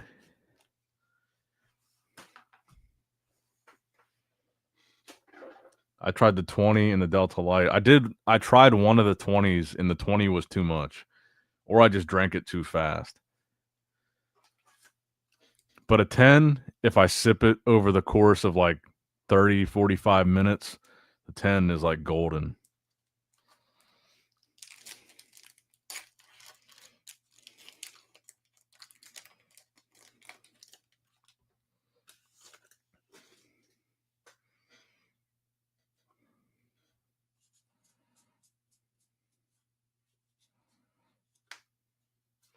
Nick, why do you think the women's wellness or bikini category isn't as popular as the men? I think it's a combination of three things. One is because there's no freak factor like the men have. I think two, it's because they all kind of look the same. All the physiques kind of look the same in those divisions. And three, not as many women are interested in it. And I think the men just don't care about the women's divisions, honestly. And that's probably the biggest factor is bodybuilding's fan base is 90% men, and most of them just don't even care to watch the women's divisions.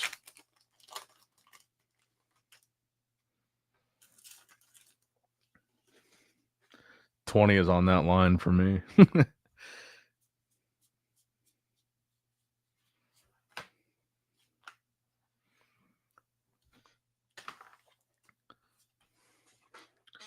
The 20 milligrams for me is like where it starts to it like crosses that threshold of that's where I start to get like the paranoia.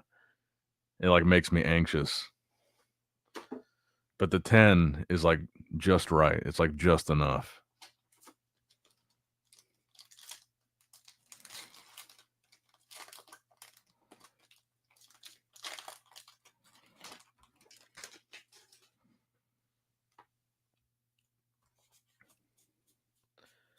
Especially with the 20, if you drink the 20 milligram too fast, at least for me, if I drink it too fast, when it hits me like 30 minutes later, it hits me like a truck. Like it hits me out of nowhere. But the 10 is just mild enough that it doesn't hit you as hard when it hits you.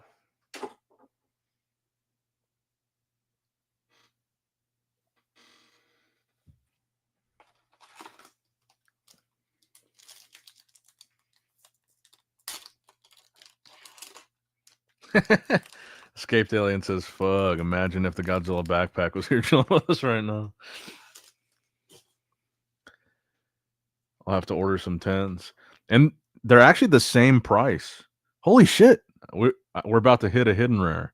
And it's the Piazza bird again. Hopefully this is not our only hidden rare of the night. Damn, man. I'm 90% sure this is a hidden rare Piazza bird. The only hidden rare I've ever pulled, and I think we're about to pull another one. Man, that might disappoint me if this is going to be the one that we hit from this case. I mean, it's better than not pulling a hidden rare, but I'm 90% sure that's what I just saw was the hidden rare Piazza.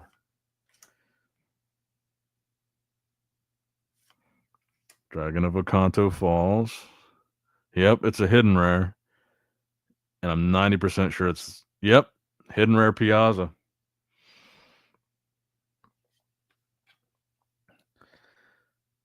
Let's check the back. This one looks pretty clean, actually.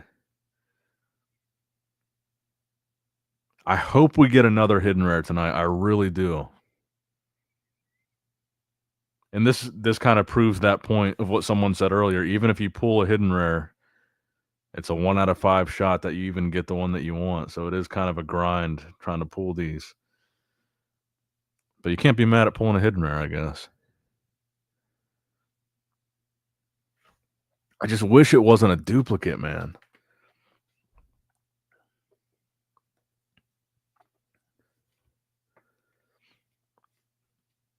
Wing King says I ate 100 milligram edible and it sent me to the hospital in psychosis. That sounds like that's what would happen to me.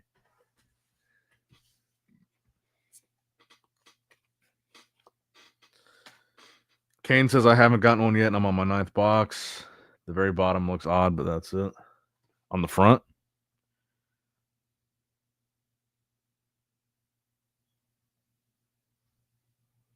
I'm honestly, I'll probably just end up selling this one too. I might not even grade it. It's not my favorite of the hidden rares.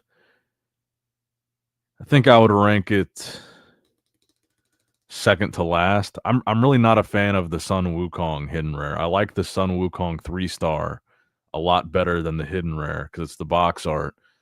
I would say I'd go OG Mothman number 1, Mothbrion number 2, Bigfoot number 3, Piazza number 4, and the Sun Wukong number 5.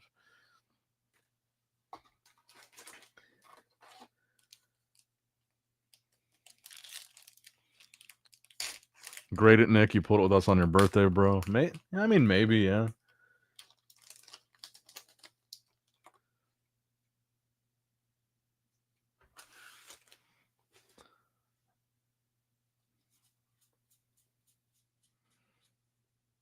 I guess I could grade it for the chance that it gets a 10, but how good of a chance is it really?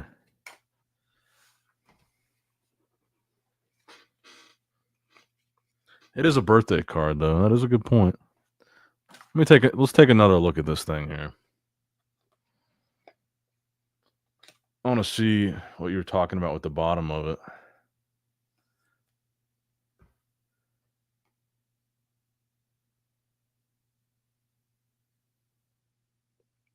I can't tell with those corners.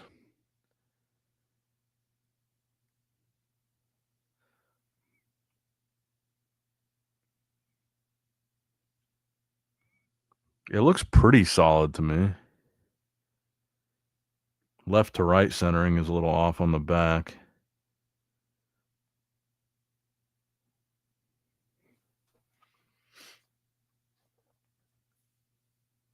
Hopefully we pull another one tonight. We'll see. But I kind of doubt it.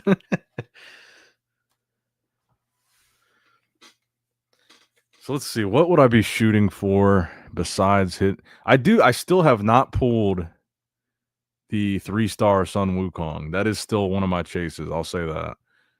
So we probably still could look forward to that. Hopefully I pull that tonight. I've pulled most of the 3 stars. I haven't pulled the Basilisk. I haven't pulled the Sun Wukong. What else haven't I pulled? I've pulled most of them at this point. So I finally got the Rainbow Crow on the last stream. I got the Dragon of Okanto Falls a couple streams ago. Piazza Bird, Bigfoot.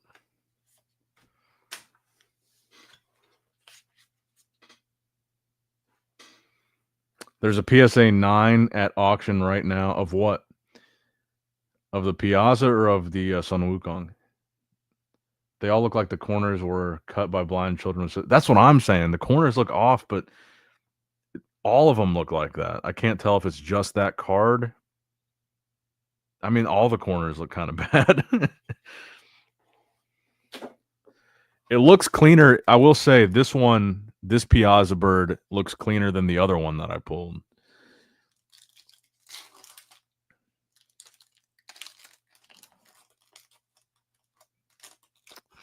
What's it at right now? The Piazza Hidden Rares at auction. What's the auction at now in a PSA 9? See, that's the other thing too. I wonder about grading a card that's as hard to pull as the hidden rares. Is the 9 actually going to end up being worth less than the raw copy?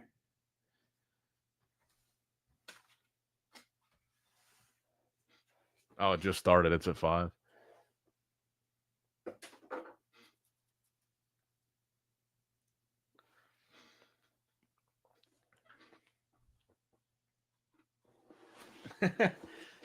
Nick, you should do a meet and greet at the Arnold next year. I might. I've done a few. I've done it at the Olympia and the Arnold. Nick, deadass, always love your streams, man. Here's your continued success. I need a reason to get wasted, and your birthday sounded good. Hell yeah, bro. Cheers.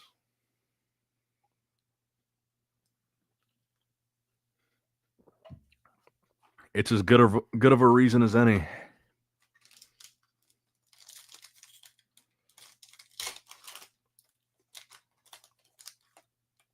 So even though we pulled the hidden rare right off the top, we still haven't pulled either one of the 3 stars out of this box. And this is what people were talking about with the human characters, with Bridget here. Not a great look. Not the best designs on those bad boys.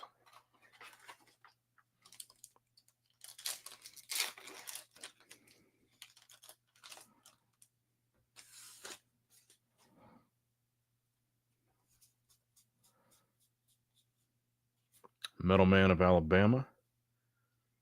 This one looks different. Maybe I'm tripping. I feel like I haven't seen that one before, but maybe I'm tripping.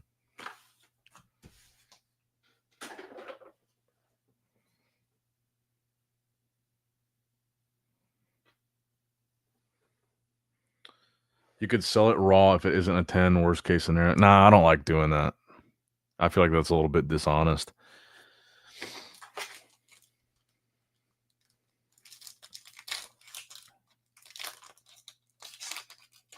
Yeah, fuck it. I'll send it in. I will grade it. Because I haven't even sold the. No one's even biting on the other one. I haven't even sold the first one, so I'll grade it. Wing King is right. It's a birthday pool. We'll send it in. It looks clean enough to send in.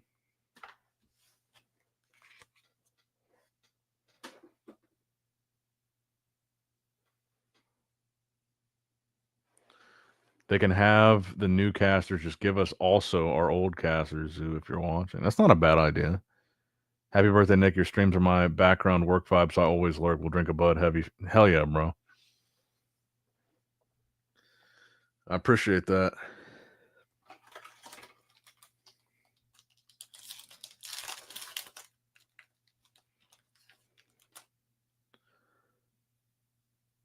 Oh, okay. I see what you're saying, Eric. Request your minimum grade. I don't think I've ever actually done that.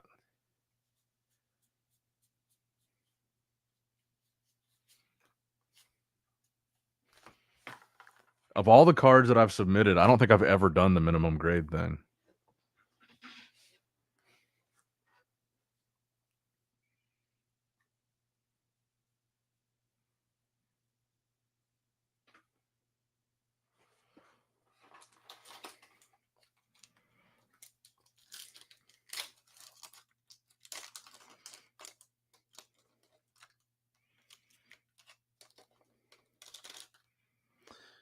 I'm going to Ohio in the coming months. Anything that's on the must-see list. What part of Ohio? Oh, thanks, man. Black Adam with a $1.99 dono. I appreciate that. Happy birthday, G. You're the man, bro. Thanks. I really do appreciate that. They just released a feature again this week. Just say 7 or less. Don't slab it. I might try that, actually. Yeah, it's not a bad idea.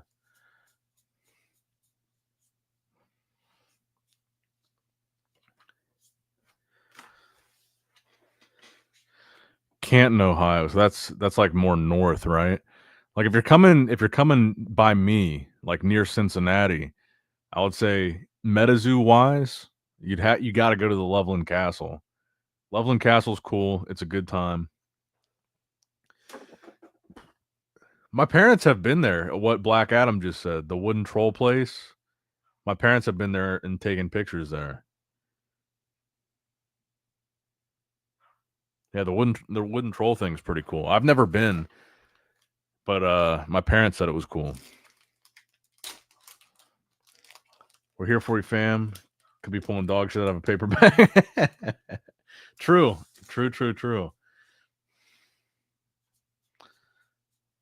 Oh, wait, we got something here. I think a ding bell. Yep. Ding bell, the expert repairer, 3-star. I wonder if out of 12 boxes we might get the whole collection of 3 stars. And at the rate these are selling, which is very, very slow, I might just start putting these in a binder. I might just have a binder collection of all the hits because I have most of these hits listed on eBay for very cheap, and they're not moving at all. So the hits tonight might just go in a new Metazoo binder. The ones that I don't grade, at least.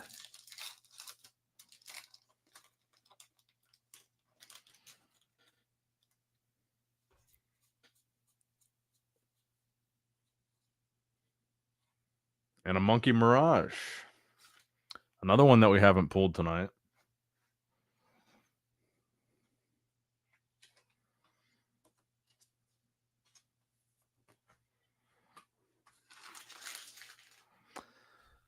I don't know why I put the ding bell in a card saver. Let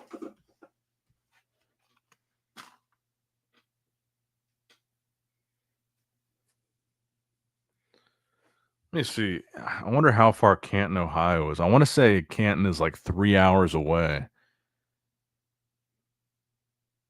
That's my guess.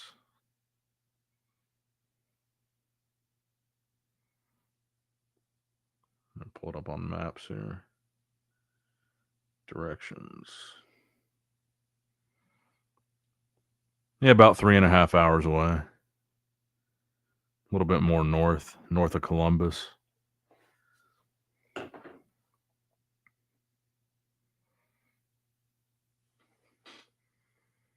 So if you're closer to Columbus, it's probably an hour and a half from Columbus. There's a lot to do in Columbus too. Cosi in Columbus is cool.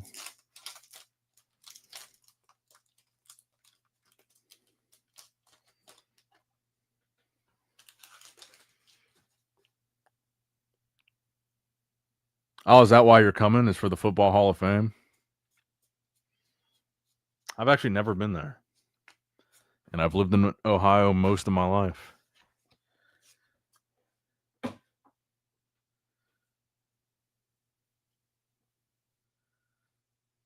I don't know why they wouldn't. It's a good question, though. Diamond Dude says, did they not have the rights to the original casters from the old Metazoo? I don't see why they wouldn't have the rights.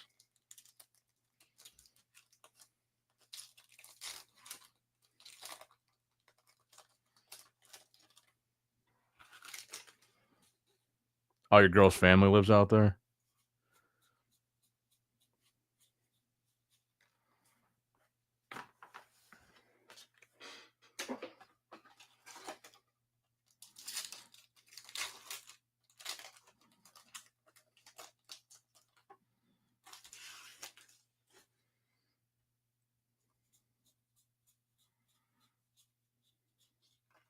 I'm trying to think if I've ever been to Canton before. I feel like I have, but I can't remember what for.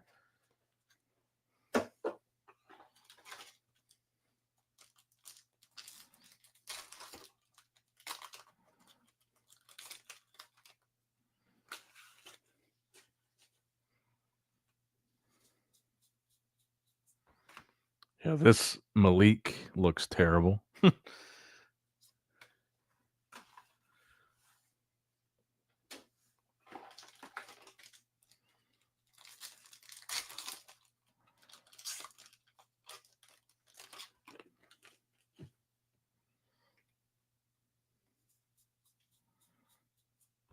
Air elusive, Groot slang.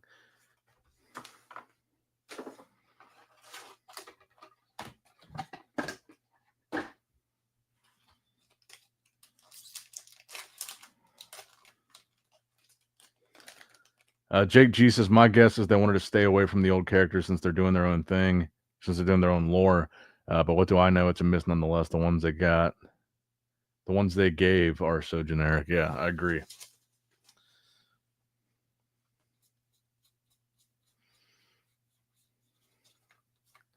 Like this guy, for example.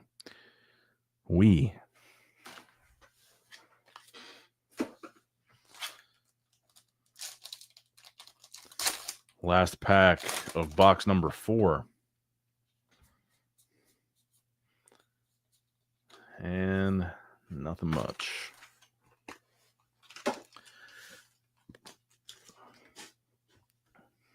Let's get to this 5th box here.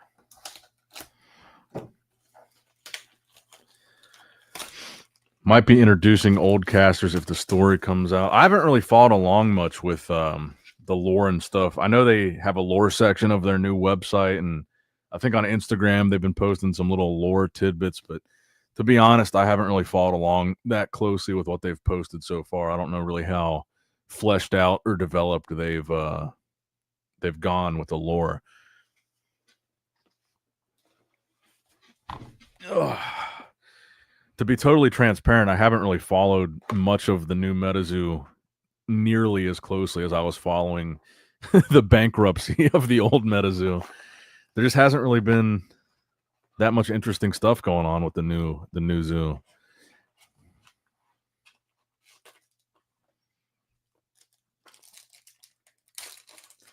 Smoking Them Grit says, don't like the new lore much, especially from cryptids to creatures. I wasn't a big fan of the creatures thing either. The new casters definitely leave a lot to be desired. For sure. Are we pulling a textured card right off the top again? Piazza Bird. We are getting a good variety of 3 stars here.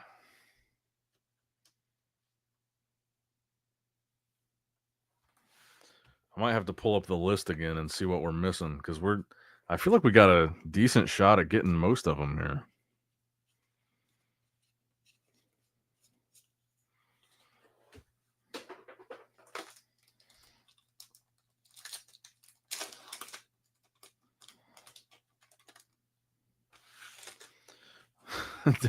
Right off the top, we're getting both textured cards. Let's see.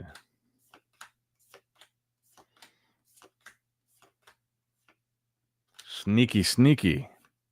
Kentucky Hellhound. Ooh, nice. Very nice. I have not pulled this yet. Mothhawk was right. This looks fantastic in person.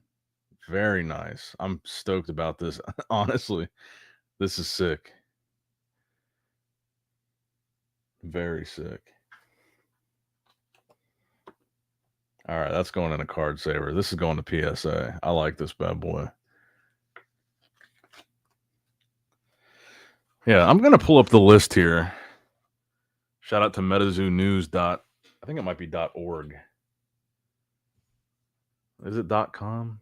No, it is .com. Let's pull up the list here from the card database for the new Metazoo base set.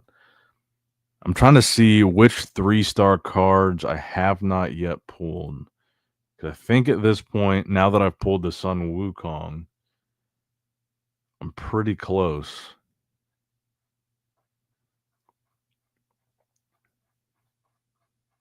Let's see here.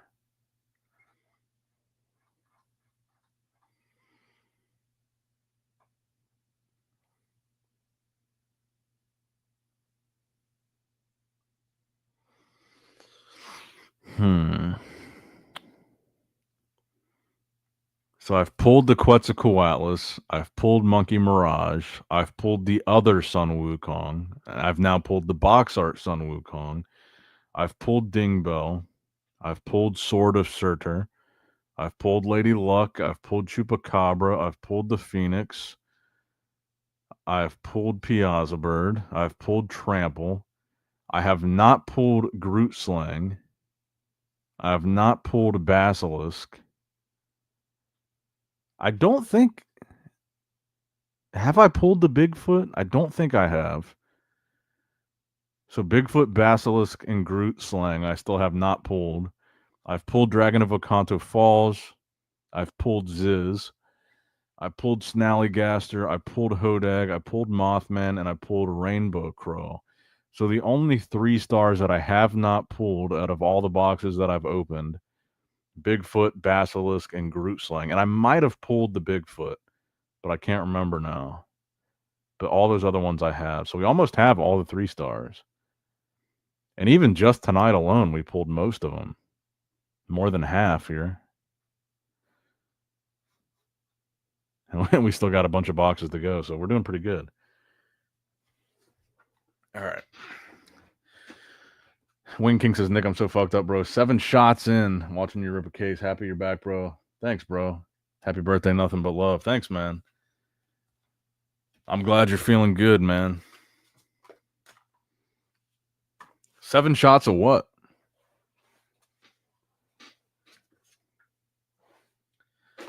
Let's take another look at this bad boy. This is sick. I do really like this card. That's some good artwork right there. May have kind of ruined the rest of this box with those two being right on top, but let's burn through it.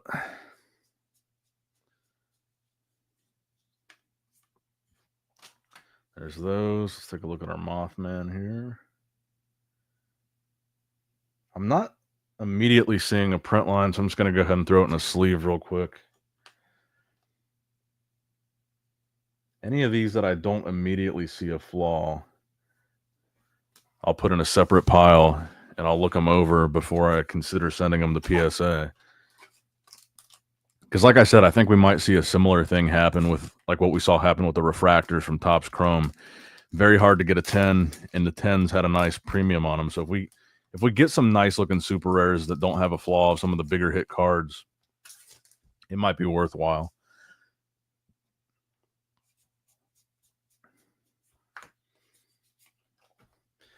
Seven shots of pure quality H2O. Wild Turkey. Nice. I actually did Phantom Knight. I saw the article on Facebook like an hour before I came on stream that Sabu died.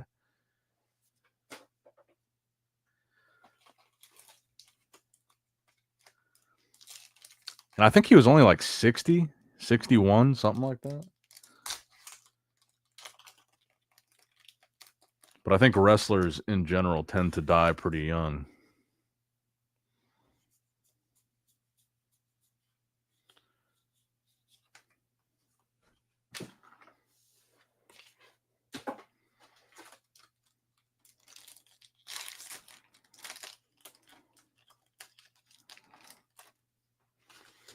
Did it say what the cause of death was? I didn't see. I saw the article, I just didn't read it.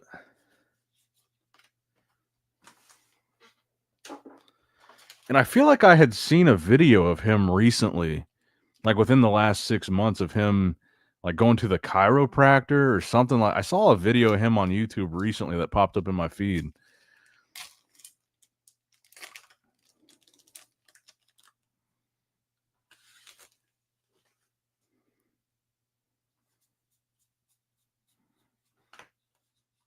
Snallygaster, big old print line to the top there.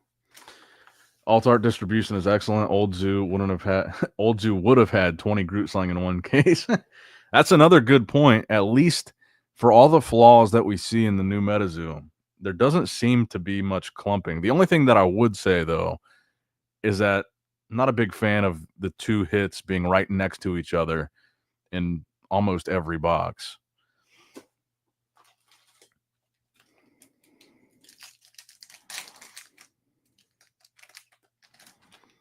But at least there's no clumping.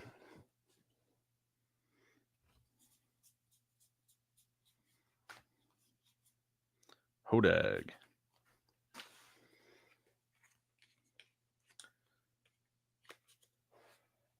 Bro just had a barbed wired death match. Like recently he did?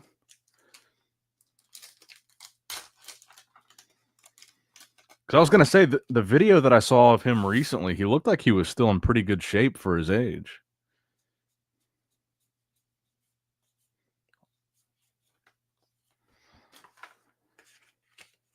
But I'll take that over clumping or mapping every day for sure. Yeah, I agree with that.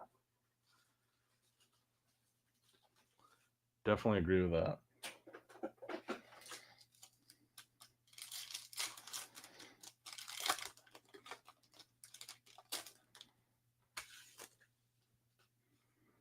Heart attack? Attributed to anabolic steroids, probably. I could see that.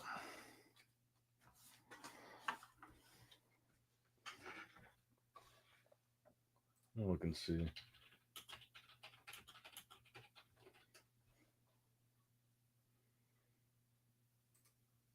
Oh yeah, he did just have a match. 3 weeks after fighting in his retirement rumble. Damn.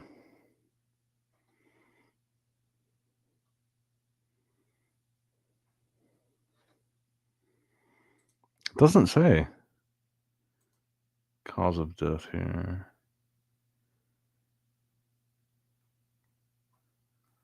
Yeah, I guess it doesn't say. Most of these articles say the cause of death has not been revealed yet.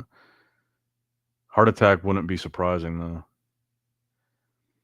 Because if he just had a match 3 weeks ago, it sounds like it probably wasn't something like cancer.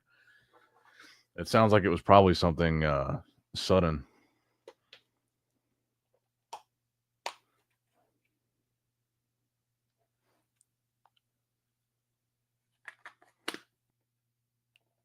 Shuffle the packs in the next box. Yeah, exactly what Mothhawk just said. The past couple boxes, I've been pulling them right off the top. And I'm trying to go through these quicker.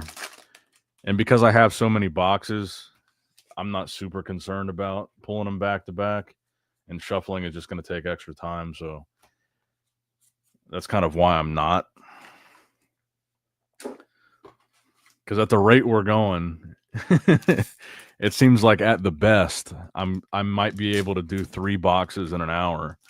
And at that rate, we're still talking about a 4-hour stream. And I started at what? I think I started at 11. And we're barely even keeping a 3 box an hour pace because it's almost 1. And this is box number 5.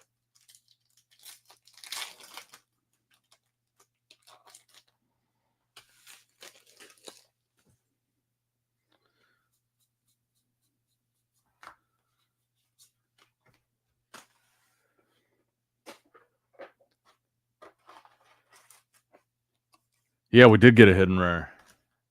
The hidden Piazza. And again, I'm hoping that's not the only one for tonight, but judging by some of the comments I've seen in the chat, people saying they've opened 20 plus boxes with no hidden rare. People saying they've opened up cases of no hidden rare. It's possible that's the only one we're going to get tonight. Let's take a look at this Mothman here. There is a print line right up there. Damn it. I'm going to sleeve it anyway.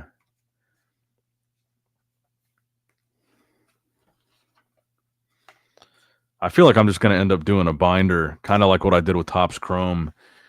I never do like complete sets, but I do binders of like all my favorite cards. So I do really like this Mothman, and since so many of them are ungradable, I'll probably just do a binder of just pages and pages of all these Mothman cards. That's kind of what I did with Chrome. Like all the refractors that I didn't grade, I just got pages and pages of Mothman refractors in a binder.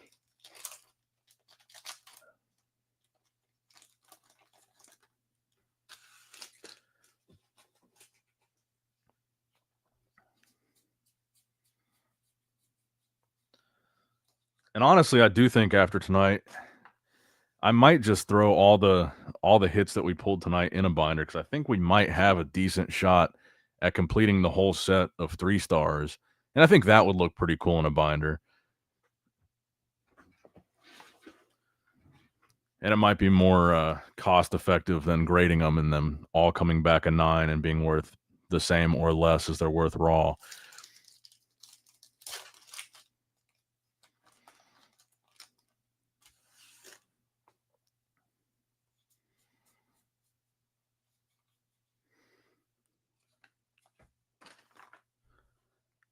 Oh, we got 73 people in here. I thought it was lower than that. That's pretty good for 1 in the morning. Because I was going to say, it seemed like every stream there's less and less people, and that's kind of how I've been gauging the interest in the new Metazoo. But 73 people at 1 in the morning is actually not bad.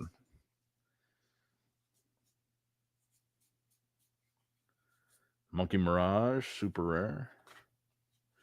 I think that's what I'm going to do with the super rares too.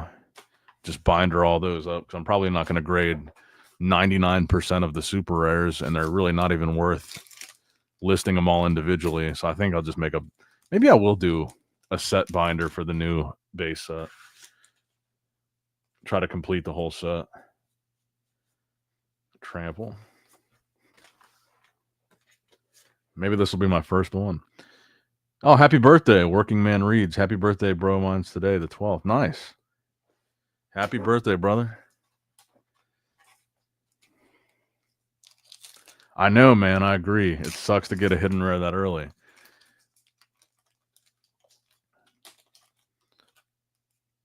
But as many people as I've seen in this chat say they've opened 20 boxes with no hidden rare, I have seen several people in the chat in the past say they've pulled multiple hidden rares in a case. So I think it is variable, but it's probably unlikely that we'll get multiple.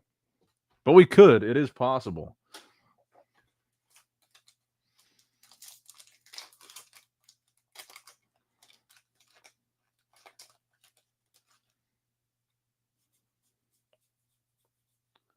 Blown away. Opportune maneuver.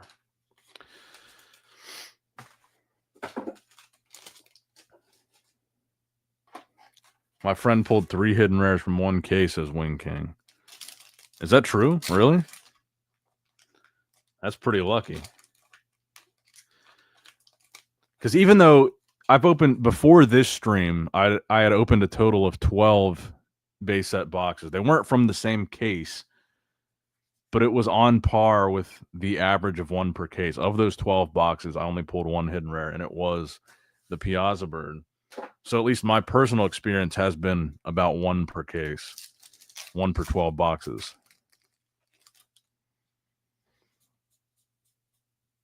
Hopefully we can beat that. I think Menace had 3 hiddens in 1 case. Did he really? Okay. Okay, so we got some hope.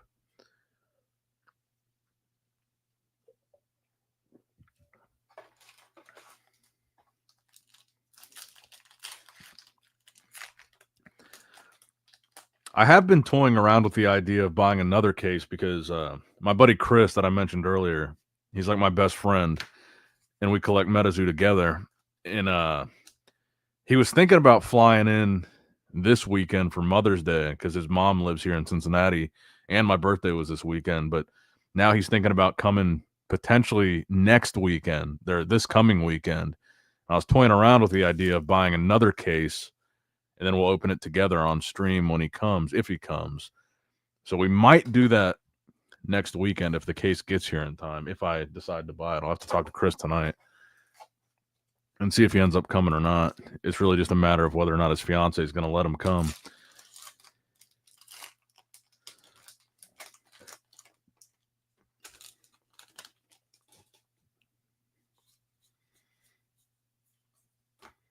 Raiju, Quetzal, Rainbow Crow. All right, 5 boxes down. Almost at the halfway point.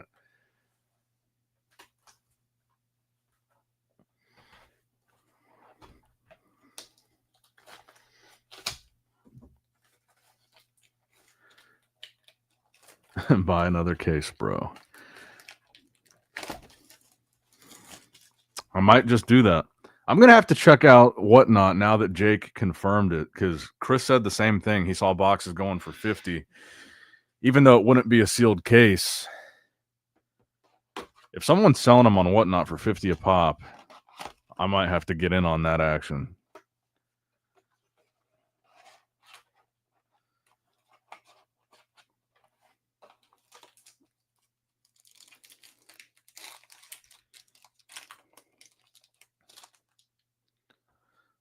Your fiance should always let you come, am I right?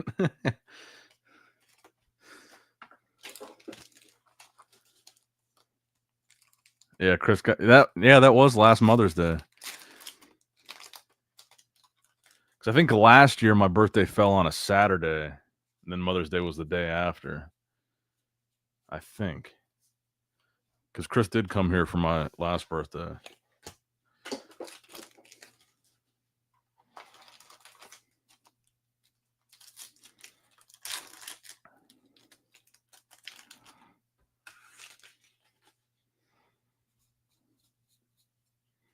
Fire Aura, Panty, Billy Wax Club.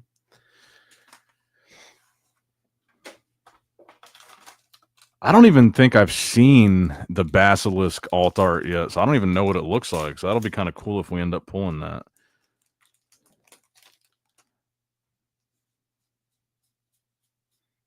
That's one of the ones we're still looking for. So we'll add that to our list of chases for tonight. the Groot Slang 3-star, the Basilisk 3-star, and the Bigfoot 3-star. Even though I may have pulled the Bigfoot, I just don't remember. I think I may have. But those 3 and hopefully another hidden rare is the goal. Lizard People, Double Trouble, Billy Whack Monster.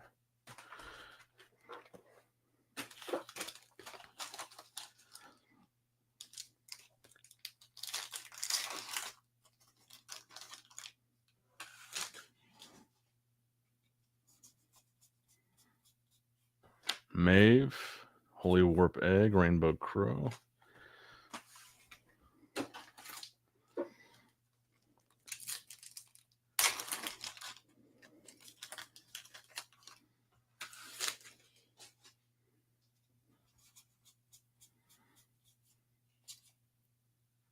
Penetrating Screech. That's an interesting looking one. Power Up Orange.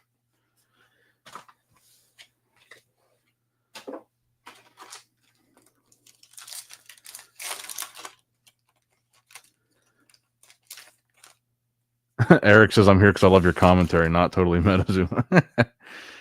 Well, I appreciate you being here, brother.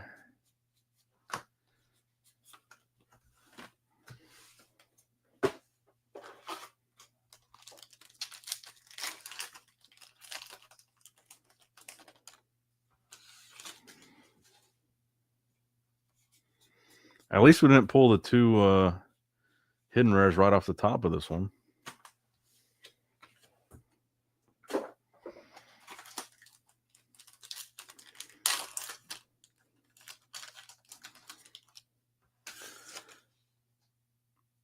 Jake G, 424 Collectibles was selling them for that price at one point. Then people came in and they went up to 65 to 70. This was back on the 7th. Okay, I'm gonna have to write that down. 424 Collectibles. I'll have to check that out. No idea where they're at now. I love the Bigfoot alt art face. I also dream of them turning the alt art of all the snipes from the Instagram Lord present. Yeah, that'd be cool. 424 Collectibles. Yeah, I haven't really been on Whatnot in a while.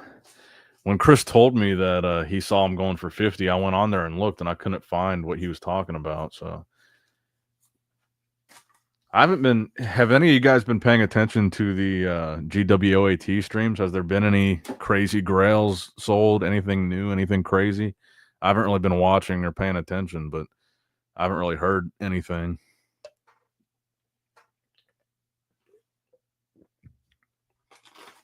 I think the last that I heard, they were selling some Genesis NFT cards. That was like the big hitter.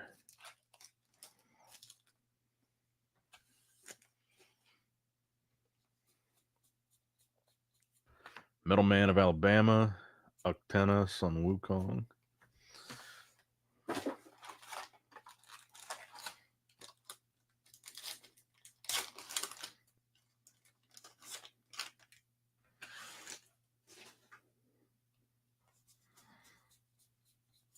Warning Shot, Grease Lightning, and another Mothman. Let's see. Yeah, there's a scratch on that one too. Going to the binder, little guy.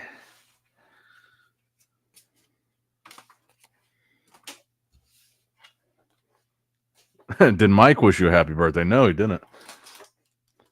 I get notifications from that GWAT is live, but I don't even bother clicking anymore.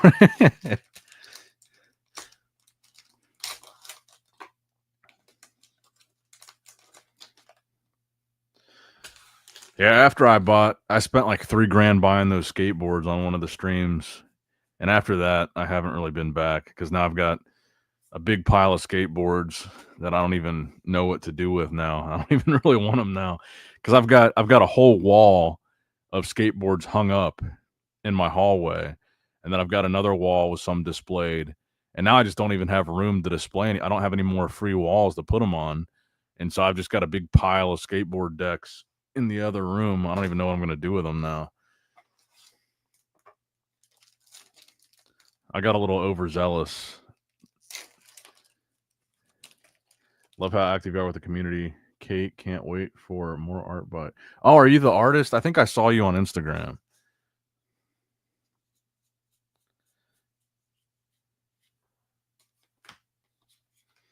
Ding bell, super rare.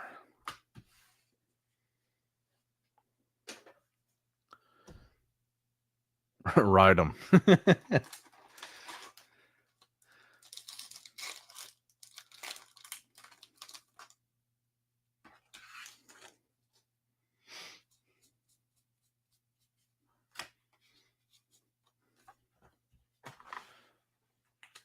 Mike's old G-Wagon license plate sold for $133,000 at auction.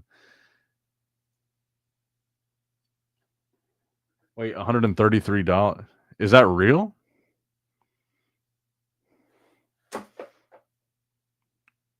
Or is that just a meme? That $133 is very specific.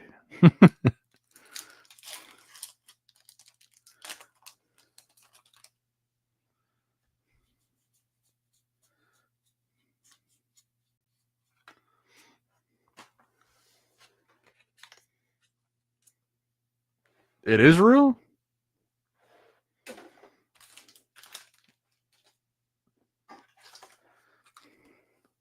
Who? What do you? They sold it on the. They sold it on whatnot? Are you serious? I missed that. That's fucking hilarious.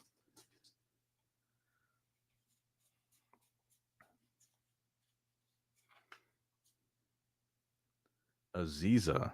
I don't even think I've seen this one before.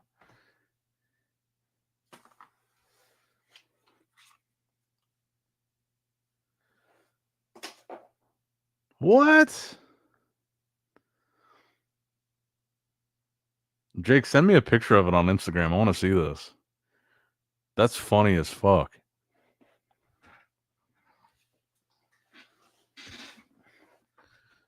Who sold it? Did Mike sell it?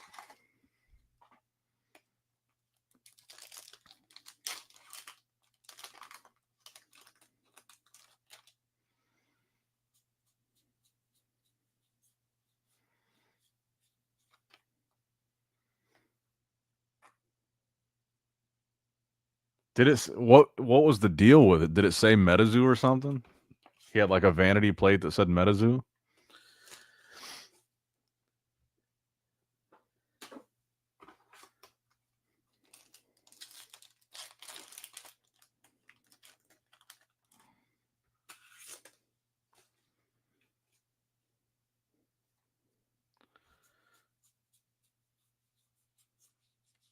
Is there a chance that this box doesn't have any hits in it? We're getting close to the bottom of this box.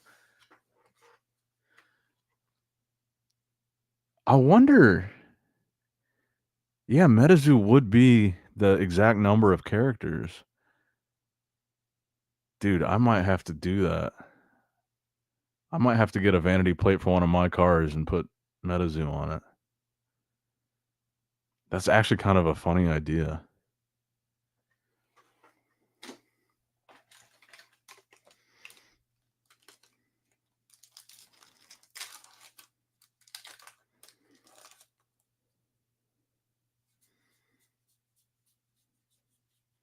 Oh, you sent it? Oh, sick, bro. Thank you.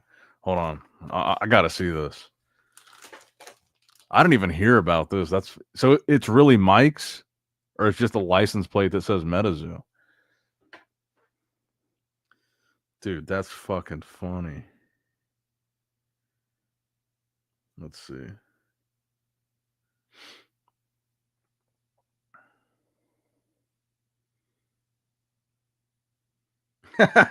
No way, dude. That's sick, bro. That is sick.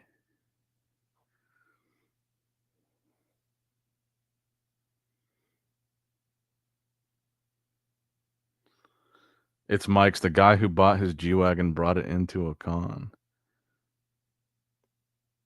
Well, you should, yeah. Oh, I was gonna say, if you didn't know for sure, you should be able to look it up, and it should tell you the make and model of the car that it was on. Dude, that is funny. Wow, that's cool, dude. I might have to do that just for shits and giggles. I wonder if it's taken in Ohio. Let's see. Ohio.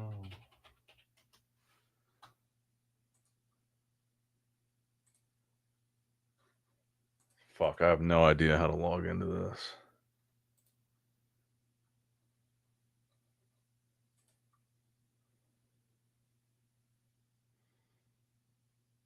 I think I might have to renew my plates anyway because it is my birthday. I think I might have done the 2-year plates last time. No, I gotta do fucking 2-factor authentication on this shit.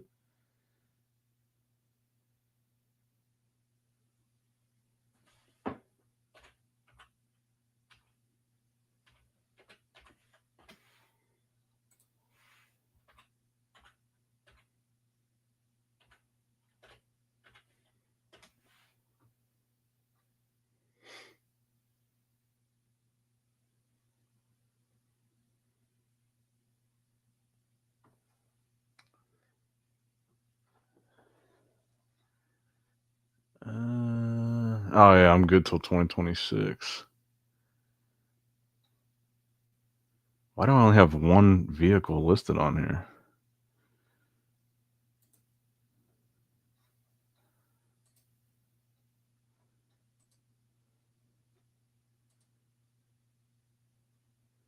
I don't fucking know. I'm gonna do this later. This is taking too long. I'll look at it later.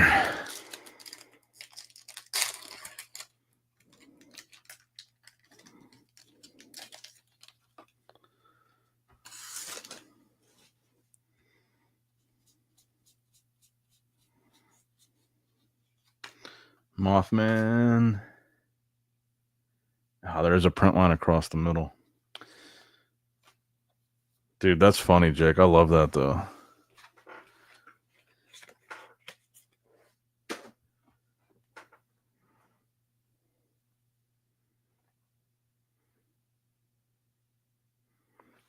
Was Mike living in Florida?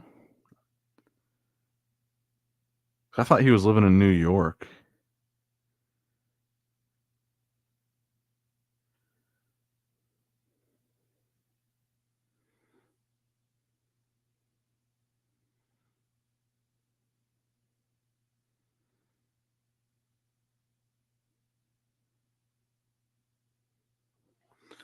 All right, anyway.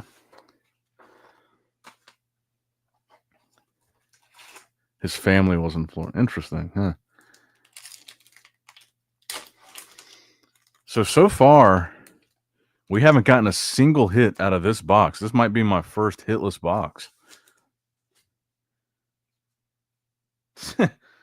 As I say that, here's a hit. Never mind. Lady Luck.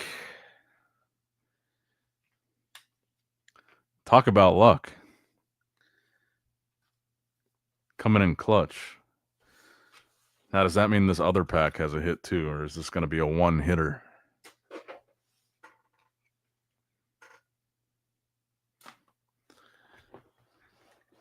You should text that to him and see what he says. I'll send it to him and see what he says. I don't know if he'll respond tonight. The past couple times I've texted him during a stream, he hasn't been awake, and he texts me the next day, so he probably won't respond tonight.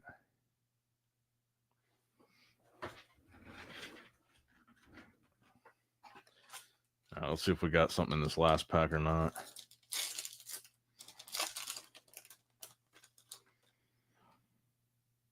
We do. Okay. So we still are going to get 2 hits here. I'm not getting the plate with the quality of these cards. It's over again.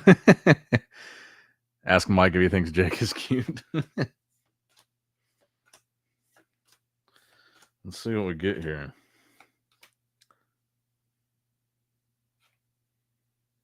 Oh, cool. Okay, so we got big. I definitely have not pulled this then.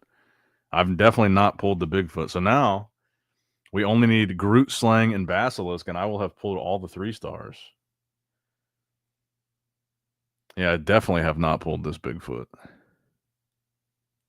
I don't even think I've seen this before.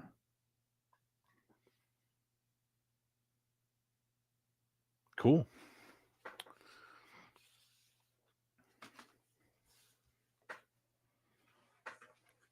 No, I haven't asked him what he thinks of the new zoo yet.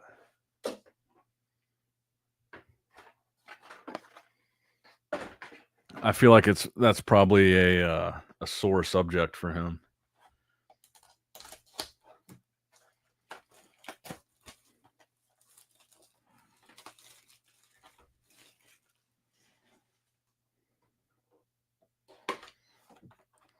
But that box was another example of what we were just talking about. Both the hits right next to each other, even though they weren't on top of the box. That was probably the best placement they could be, is right next to each other at the very bottom. But they are almost always right next to each other in every box.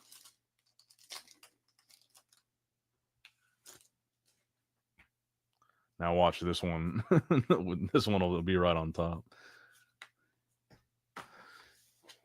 I still remember the day he connected who I was on Discord to my actual face when I want to give away on Twitch. He literally paused and was like, oh shit, it's that guy. That's a cool 3-star. Which one, the Bigfoot?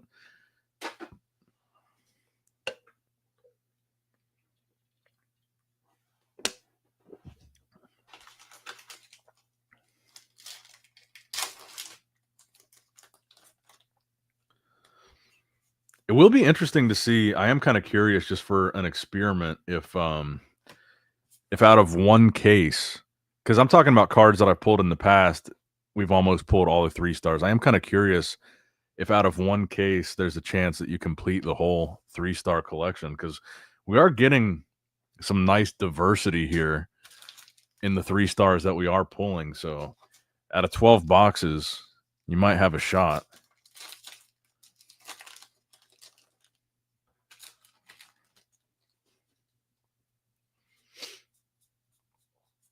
Billy Whack Club. Look at this Mothman here.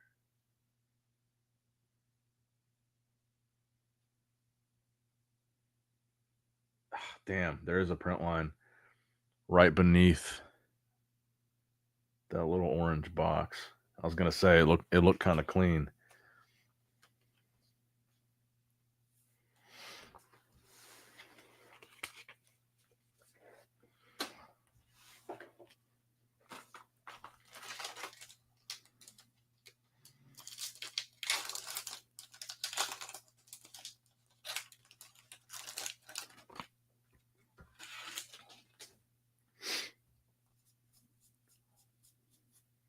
Spark, Bigfoot, Metal Man.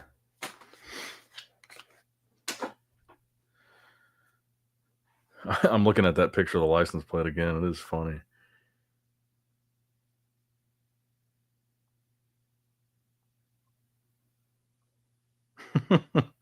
Dude, I love that. That's awesome.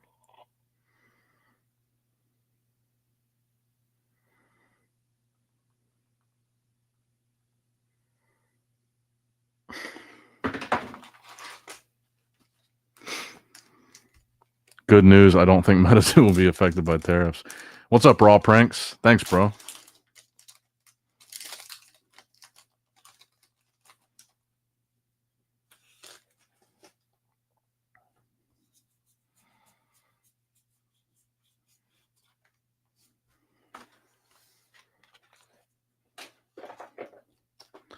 It was so random when that popped up. Yeah, I was gonna say, how'd you even find that? Did you just have like an alert set up for anything Metazoo on eBay?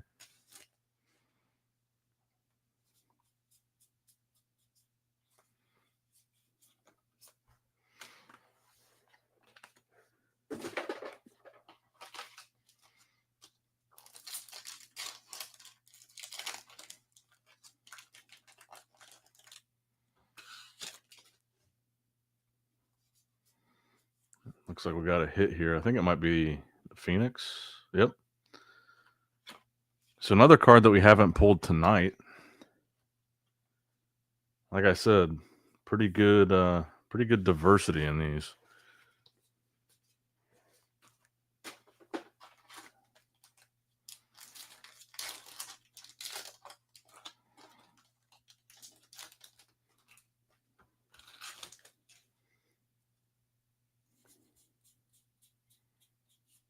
Billy White Club is. Kate did that Phoenix. I really like that Phoenix. I really like that artwork. Kate Becker. Sure did. Yeah, that's a good looking card. For sure.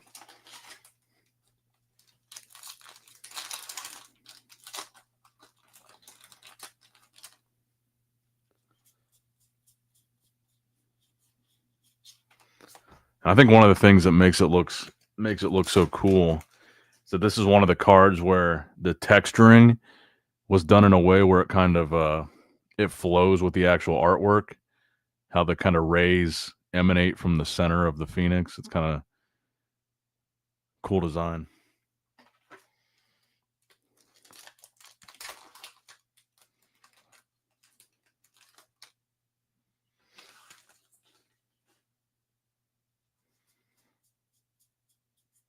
Azabon, quick upgrade, lightning worm.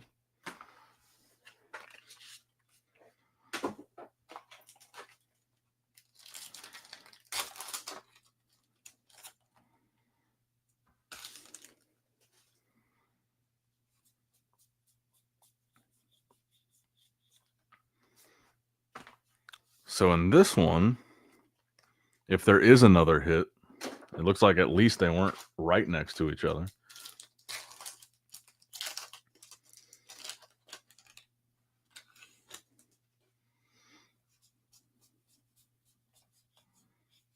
And a Piazza Bird super rare. I was beyond hyped when I heard the arts would be text. Yeah, for sure.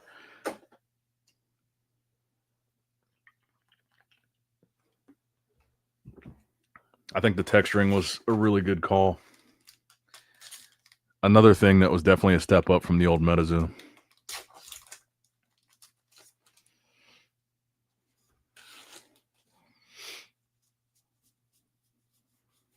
Mantis Man, Crocata.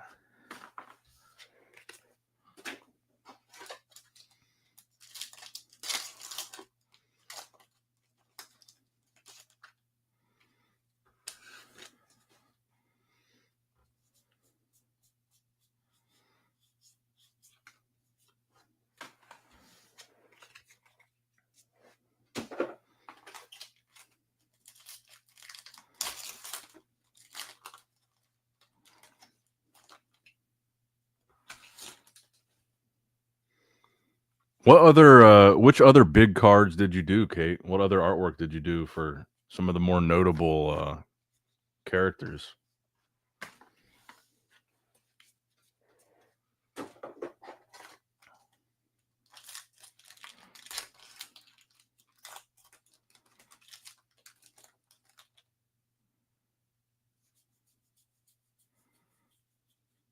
Medford Smoes, Dragon of Okanto Falls.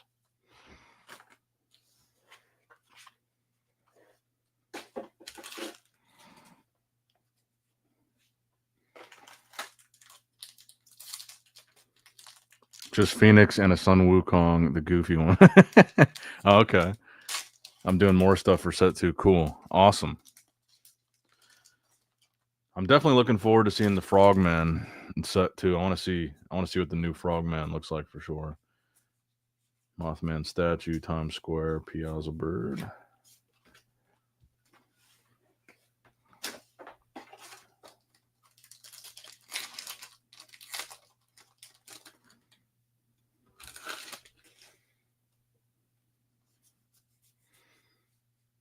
Oh, we might have another textured card here.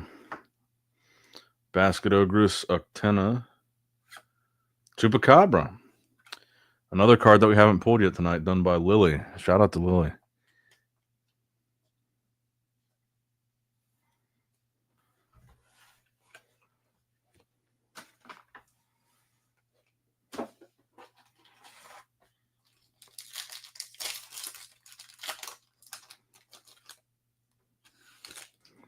Yeah, we're getting a really good mix of 3 stars tonight.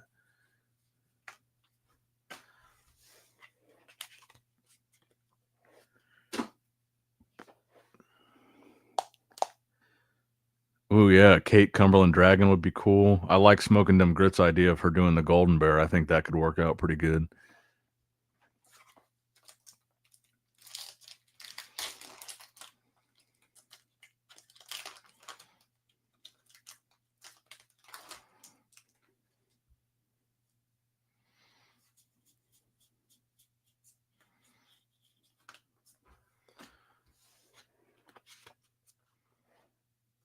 Yeah, I think like this style of art on the Phoenix, if it was a textured card for the Golden Bear, I think that would look sick.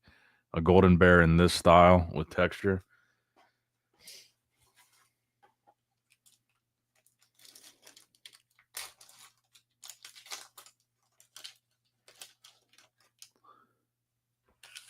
I'm excited for when the reveals happen. I'll be lurking in streams to see the cards. I'm excited too, man. Static Wand, Thunderbird, new.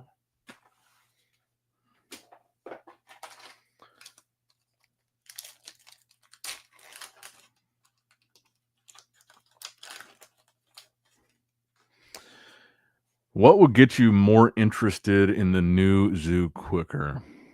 That's a good question. I think just anything beyond just the cards. I think they need to get the gameplay going. I think they need to start having tournaments, build up a player base, and I think they need to really pull the trigger on some type of media beyond just the cards, like the animated series thing, a book, something. There needs to be something more than just the cards, something that sets it apart from the old Metazoo. Because even though they had a good approach to the cards and they had some good ideas that the old Metazoo didn't have, we're still just looking at cards. They need to expand the IP in an interesting way beyond just buying cards, and that would get me more interested if they do something big, just some kind of big expansion beyond just the cards. I think would be my answer to that question.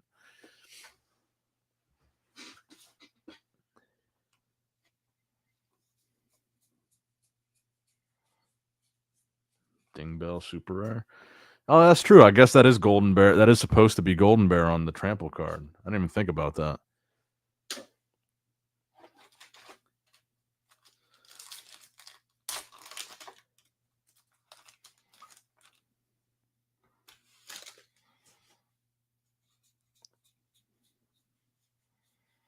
Because I still feel like it was weird for, like, with this new set, there wasn't really any marketing push. There was no advertising. There was just nothing beyond just a sudden, okay, we're selling them. If you want to get them through distribution, you have a couple days to sign up to do it. And it just dropped kind of out of nowhere with no real push. I don't know. They just need something beyond just the cards. And I think probably developing the player base would be the more immediate fix than a TV show or something. That seems like that would be the easier thing, but and just more news, something to go on, more announcements. I don't know. It just doesn't seem like there's been much chatter.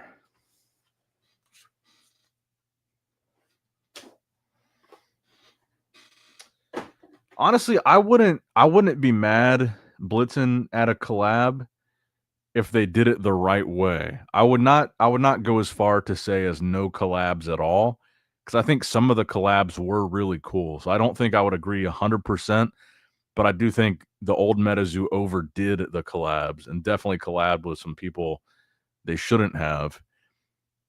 I think collabs can be really cool. So I wouldn't say no collabs, but it would have to be the right one and not too many.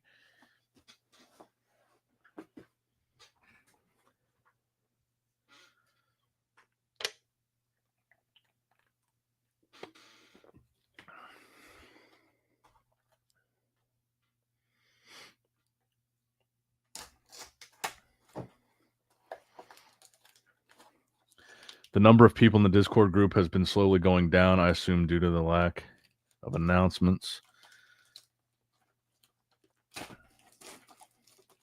Yeah, I mean, that's what I'm saying is like the new set just dropped and there really hasn't been any follow-up to it. Like, I know they've been posting little stuff here and there on Instagram, like little lore tidbits and stuff, but there's been really no announcements, like nothing big, no news, nothing really to sink your teeth into. And I mean, I'm probably one of the biggest Metazoo fans there is, and I feel like there's been not a whole lot going on.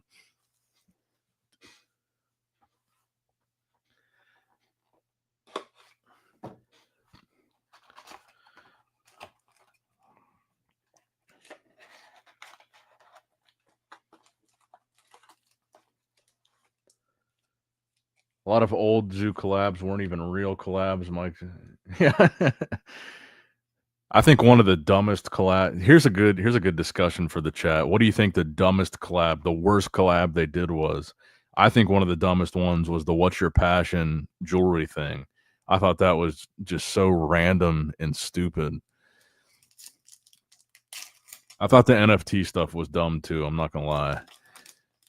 Or the PFP specifically, I think all the NFT stuff was kind of dumb, but specifically the PFP NFT stuff, where there was like 1,000 different variants. I thought that was just stupid as hell.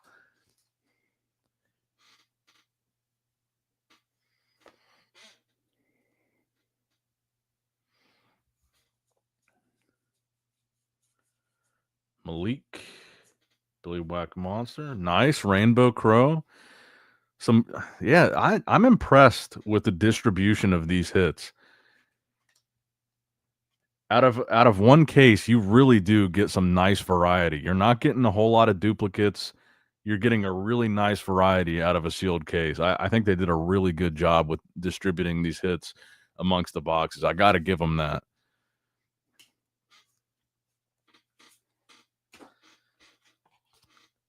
I mean, let's take a look here at what we got so far tonight. Actually, we only have 5 boxes left. So we've done 7 boxes already. So 7 boxes.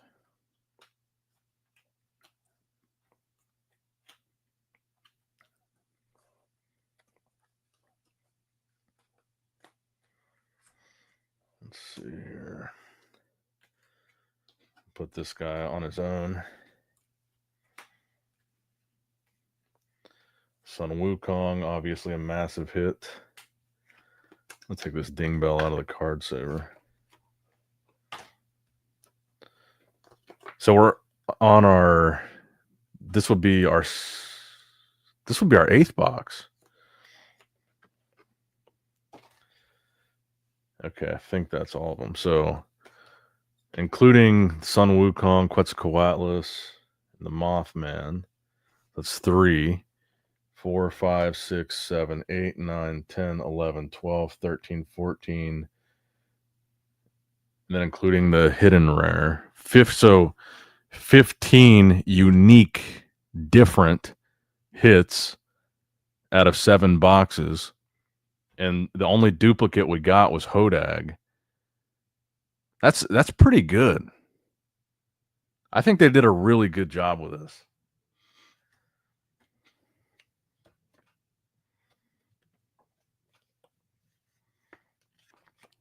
I definitely got to give them props on this. They did a good job with this distribution. There's no doubt about it.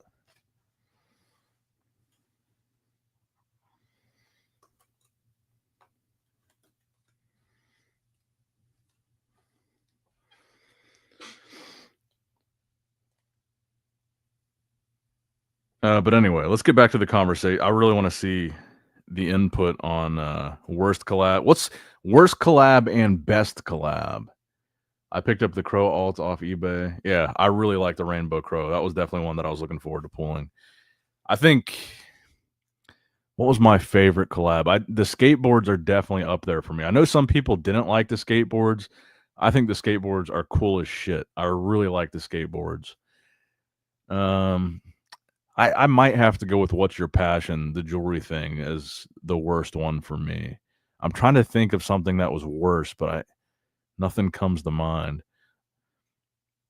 I know the Hello Kitty thing was bad and it failed miserably, but I don't think I would say that the Hello Kitty collab was the worst. So I do think in theory the idea was kind of cool. even though most of us are men in our 30s with no interest or overlap in Hello Kitty stuff. So in that sense, it was a bad idea. But I wouldn't say that was the worst because I think that was, with that being such a big IP, it was still kind of cool, I guess.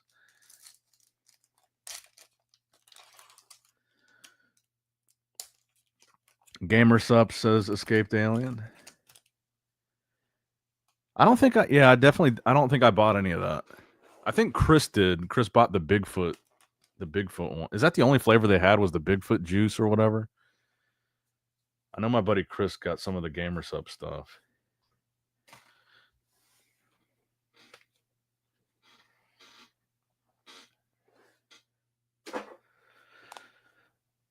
I mean, I hated the PFPs, but can we count that as a collab?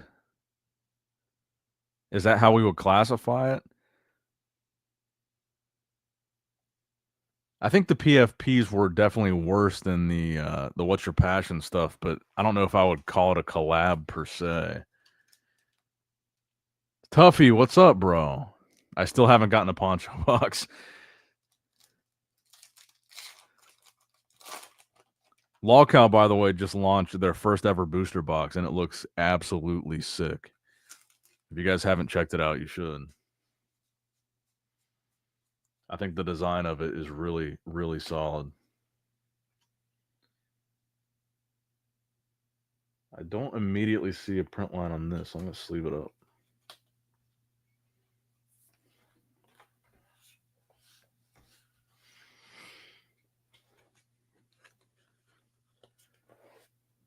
Yeah, let's say strictly collabs. What was the worst collab? I guess that's an interesting conversation too. Is just what's the worst idea the old Metazoo ever had? And I think the NFTs and the PFP stuff is definitely towards the top of that list. Living the dream, bro. You got it. Thanks, bro. I'm definitely looking forward to ripping that. I think the boxes, you really nailed it. I think the design looks really good. It looks really good.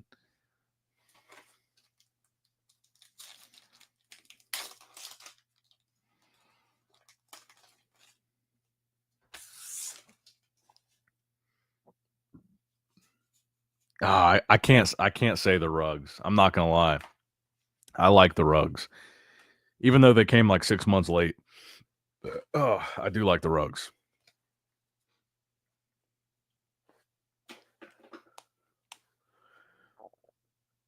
Yeah, the 30th anniversary cards were kind of meh. I don't think I'd classify them as the worst though, because I actually did like that was it they called it Magicast, where they had the Metapoo cards. I thought that was kind of funny. I kind of liked that. The 30th anniversary stuff was meh, but I don't think it was horrible. It was just very underwhelming.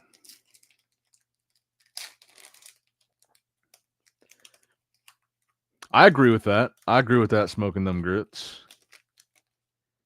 Smokey the Bear was one of my favorite. I really liked the Smokey the Bear collab. I thought that was a good idea. It fit well with the theme of wilderness. I think the promo card looked good. I would agree with that as being one of my favorite collabs.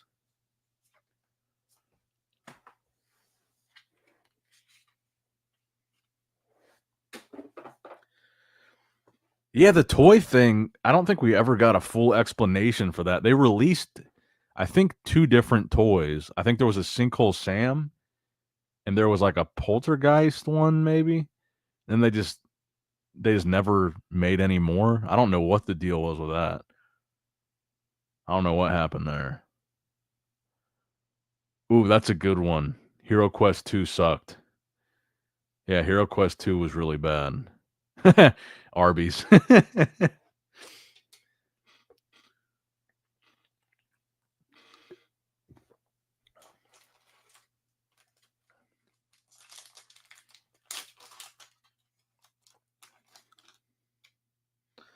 But again, I'm not going to lie. The first Hero Quest, I really liked.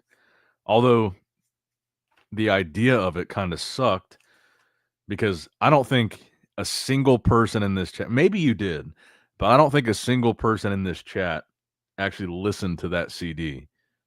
Maybe you did for shits and giggles, but I opened maybe 100 of those CDs trying to get the cards. I didn't listen to a single one. I didn't even bother trying to sell the CDs. I burned them.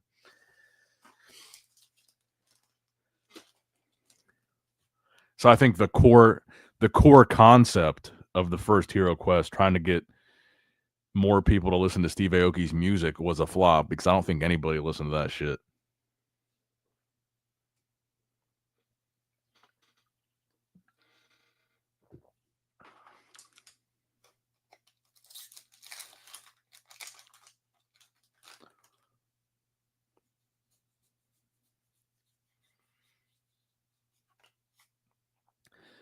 And I was actually just talking to my friend Chris about this the other day, is like how all these different like music record labels, all these different like little tricks that they do to try to get their streaming numbers up and try to get their sales numbers up so they can chart.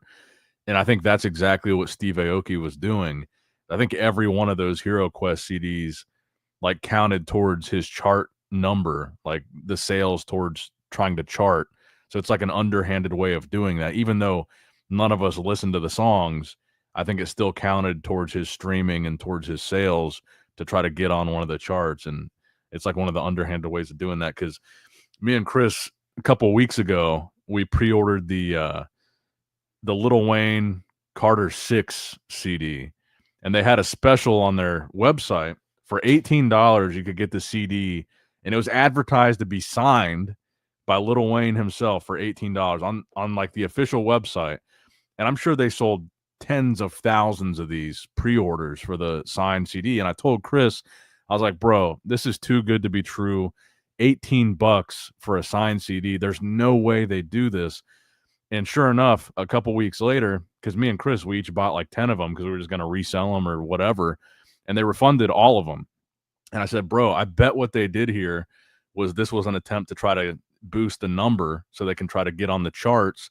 And I bet even if you refund all the orders, so even if Lil Wayne didn't sign any of the CDs and thousands of people pre-ordered them, I think even the fact that they had that initial point of sale, even if it was refunded, counts towards their total number. And I think that was like one of those little tricks that they do, is like it was just a way of boosting the number. I don't think they ever had the intention of signing thousands of CDs for $18 a piece.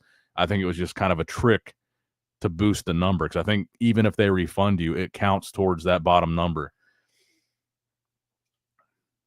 And I told him as soon as he sent it to me, I was like, I'll buy some, but I'm telling you, bro, $18 for a signed CD, it's too cheap. It's not going to happen. They're not going to do it.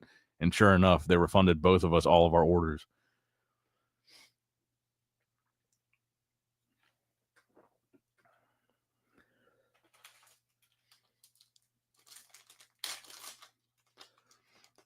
But anyway, my point there was, I think that's exactly what Steve Aoki was doing with the Hero Quest thing, which is super shady and gross, considering the fact that none of us listened to any of that shit. But it still counts as if we did. And it makes Steve Aoki look like he's got a bunch of listeners that he doesn't have.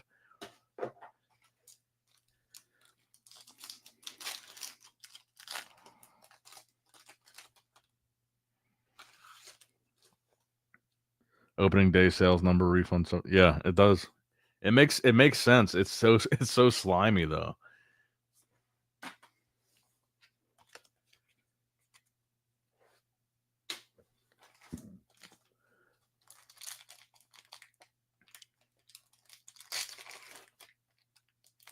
I remember rumors of an arcade machine. That would have been cool to see. Yeah, that's what I told him too. The auto pen signatures. I was like, bro, it'll probably just be, if we do actually get the CDs, it's probably like a stamp of his autograph or something stupid like that. There's no way. I mean, there's no way. The guy is a multi-millionaire, probably 100 millionaire. He's not sitting there signing thousands of CDs for $18 a pop, which was only like $3 more than the regular price of the CD. It's not even worth his time at that price.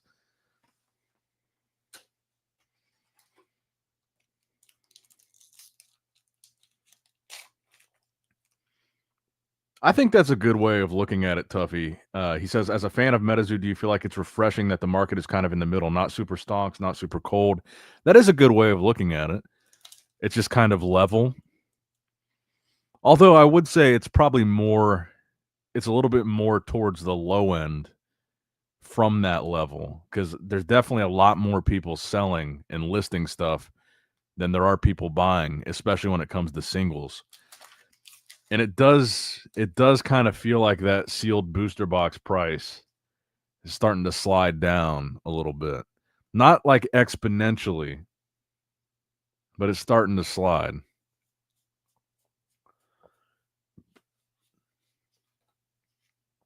Because I definitely didn't expect it. I guess it is refreshing. I guess that is a good way to put it because I didn't expect the new Metazoo to be super stonky. And I also didn't really think it was just going to crash and burn out of the gate either. And I guess that's kind of exactly what we're seeing happen. I mean, it is kind of in the middle. It's not going crazy, but it's not just crashing and burning. It is just, it's kind of level. So I guess it is good.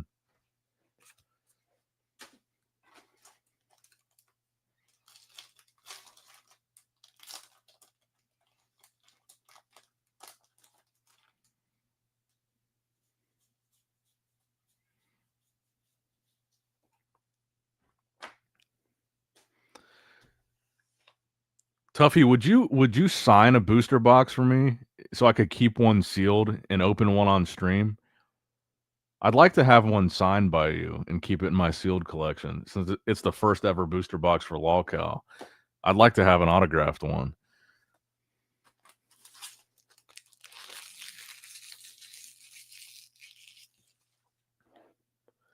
I think that box looks so nice, bro. I honestly do. I really want to have it and just display it in my case. I think it looks great. I really do. Yeah, dude. Yeah, for sure. Put first signed on there. I would love that.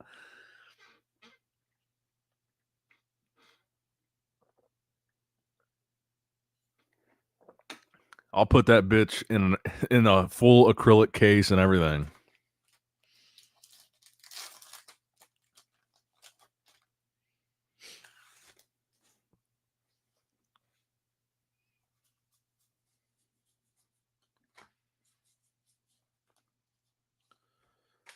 Have we have I not been paying attention? Have we pulled a second hit from this box yet? I don't think we have, right?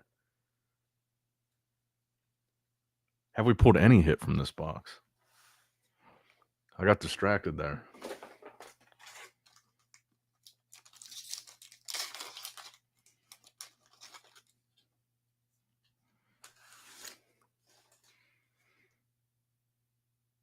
Oh, dude, that'd be sick. Yeah, the Tiger King card.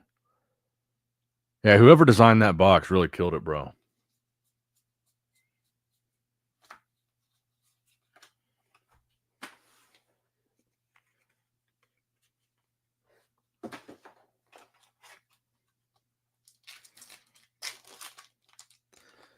And also, it's the ideas like these guys here. These, I love this type of stuff, man. The sealed VHS. They look so good though. This is the problem is they look so good. It makes me not want to open it.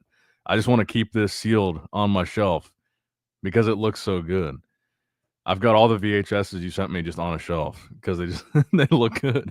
Except for the one or two me and Chris opened.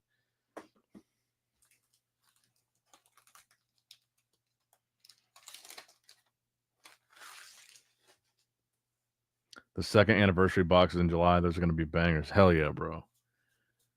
I'm proud of you, man. You're doing your thing.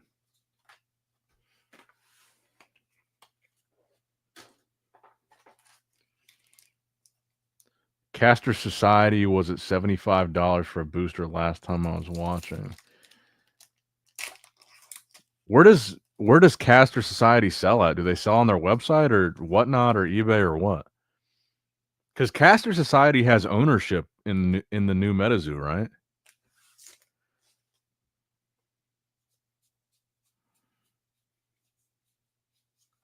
Snally.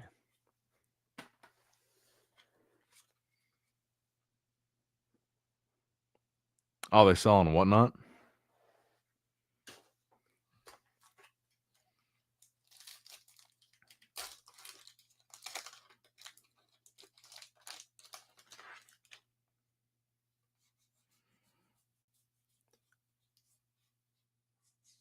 I almost pulled the trigger, Tuffy. I saw the golden tape, the framed one. I saw that pop up on eBay for $500. I came so close to pulling the trigger on that. Is it? I wonder if it's still up or if it's sold. I saw that pop up and I almost did it. Let me look and see if it's still up there.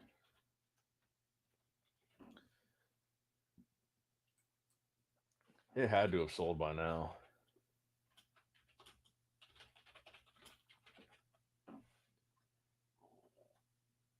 Oh, they lowered it to $450. I'm about to make an offer on it right now.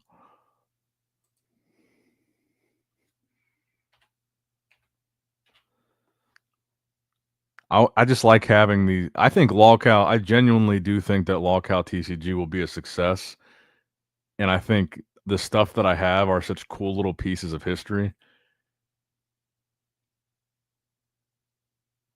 That's why I want that signed box. I like to have a little museum of a successful TCG.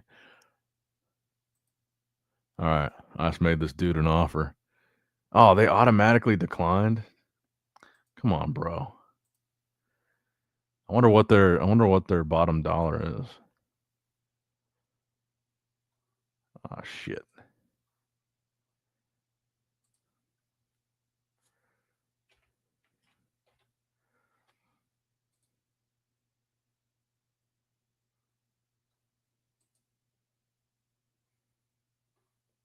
Yeah, never mind.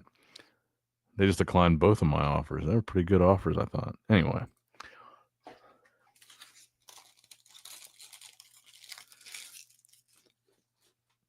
I still need to order frames for the uncut sheets that you sent me. I meant to do that a couple weeks ago and I just never got around to it.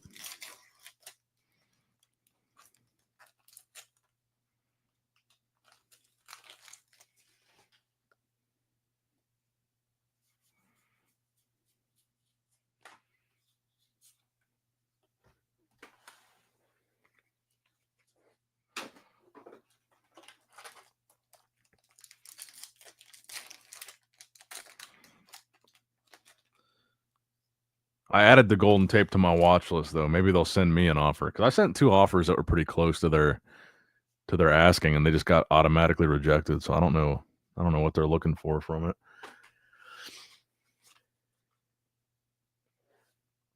Officially out of the sheets now. Sick, bro. So I got 2 more pieces of history. Yeah, I got to get those framed. My problem is I'm just running out of wall space. I've got every wall in this house is just covered in shit. Not literal shit, but framed things and skateboards and paintings and posters. And my parents always say I've got too much shit on my walls when they come over. They're like, a wall doesn't mean you have to fill it with stuff on the wall. You can just leave it as a wall. I'm like, no, if I got a wall, you got to put something on there. That's more space to display stuff, man.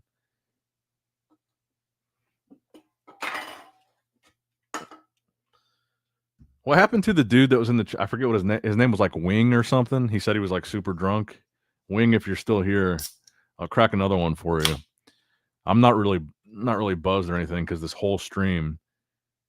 Actually, we've been going for 3 hours. I haven't peed once. Have I only finished 1 Bud Light, or I guess 2.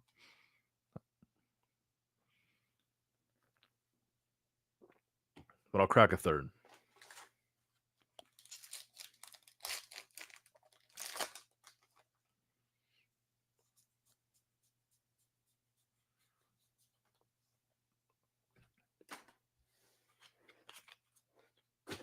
I don't know if you guys have been paying close enough attention, but I think we only pulled 1 hit out of this box.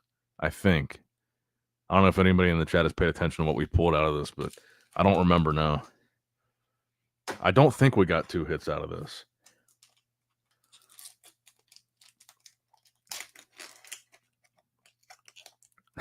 No White Claws tonight, bro. This is the first night I've drank in a while, And the White Claws that I drink are those 8%, like super strong ones. I'm just drinking the Bud Lights because they're less alcohol percentage. I don't want to get like crazy shit faced tonight.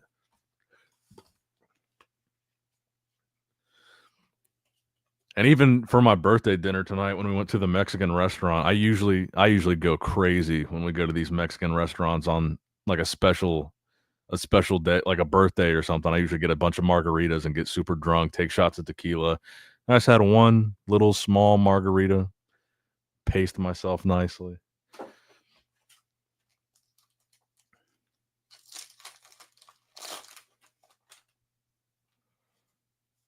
Oh, there's something in here. Sword of Surtur. Again, I got to give the new Metazoo credit for this like variety distribution. This is another card we haven't pulled yet tonight. So this would now be the 16th. So this would be the 8th box that we've opened. And this would be the 16th unique hit 3-star that we've pulled. We've only had one duplicate, and it was a Hodag. So we have pulled 16 different hits out of 8 boxes. They did a really good job distributing these amongst the boxes. You're not getting a bunch of duplicates. There's no clumping. That's one thing I got to give them a lot of credit for. Is it when you open a sealed case, you're getting a really nice variety. That is definitely one major plus that they got going on here.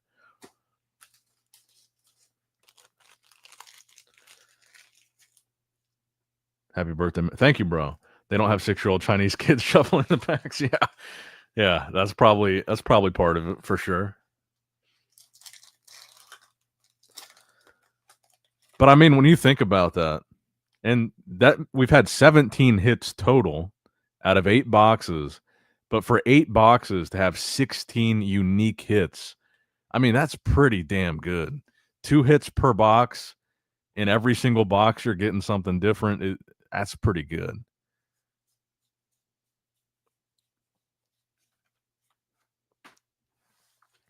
Now, of course, there are the quality control issues that we can bitch about all day looking at any of these cards.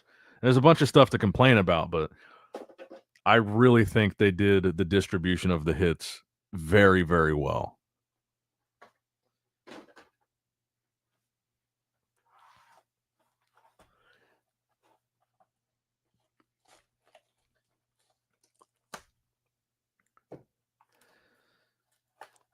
I still haven't tried to learn the gameplay, no. I have been saving all my bulk. I haven't burned any of it. I've got piles and piles and boxes of bulk because I'm saving it to try to build decks once I figure out what I need to do to build a deck. But once they start announcing what their plans are for the actual competitive scene, that's when I'll try to actually start learning. Damn, this box is beat to shit. I didn't realize it was that damaged. This thing is fucked, man. Look at that shit. That thing's beat to hell. Watch, this is going to be the one that we pull.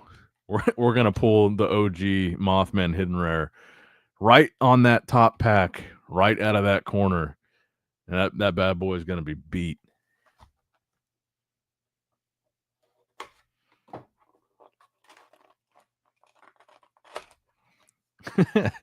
I'm going this. Oh, yeah. These packs are fucked, man. I'm going this side first. Was this pack on this side? I guess it was. Yeah.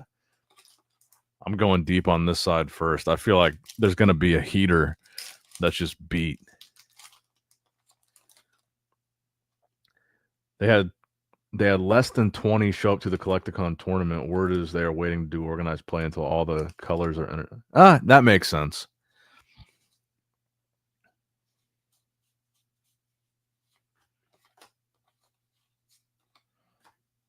I think I am going to have to pull the trigger and figure out which Collecticon I'm going to go to. Because some of those convention promos that they have are pretty sick, and I would like to have... I would like to get some stuff signed by Poncho. Let's see here. Look at their schedule real quick. So Dallas is the one in June. I don't think I'm gonna make that, but I still maybe. Ooh, Collecticon in Cleveland? That might be the move. I didn't know they were doing one in Cleveland. That's only 3 hours away. Oh, I'm gonna have to send a picture of this to Chris. I might pull the trigger on that.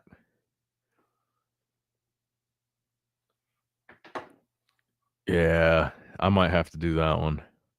New Jersey, Richmond, Charlotte, Kansas City, Atlanta, Chicago. Houston's not till October. Back to Dallas in November. New Jersey, San Antonio, Atlanta, Los Angeles, Chicago. Yeah, Cleveland might be the move. I didn't know they were doing that. Is Metazoo for sure going to be at this Cleveland one?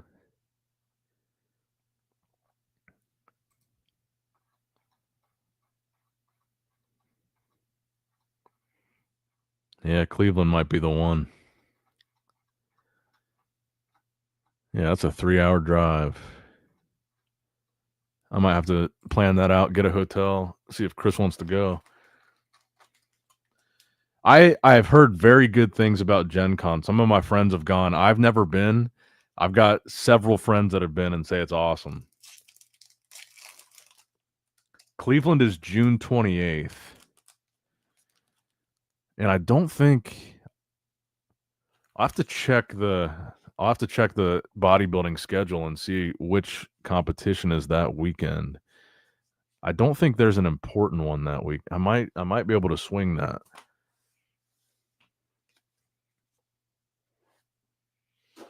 Jake G says, personally, although I like a few of the cards, I'm not a big fan. I personally own 0 of the new zoo and have no intention on buying any as of right now. Do you think you'll ever end up buying any? Like, is there something you're waiting for? Like, are you waiting for the price to go down a little bit, or you just think you're not going to buy any at all?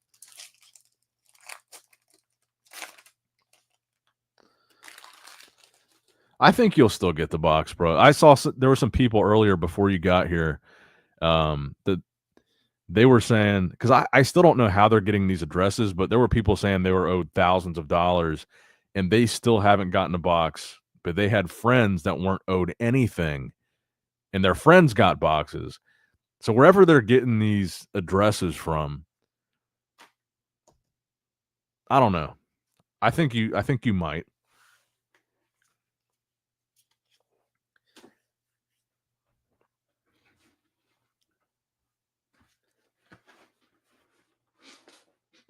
Oh, there he is. Wing King is back. Wing King, we thought you died of alcohol poisoning hours ago, bro. We did pull a hidden rare. Why do I need a channel? But it was a duplicate. It was another hidden rare Piazza bird.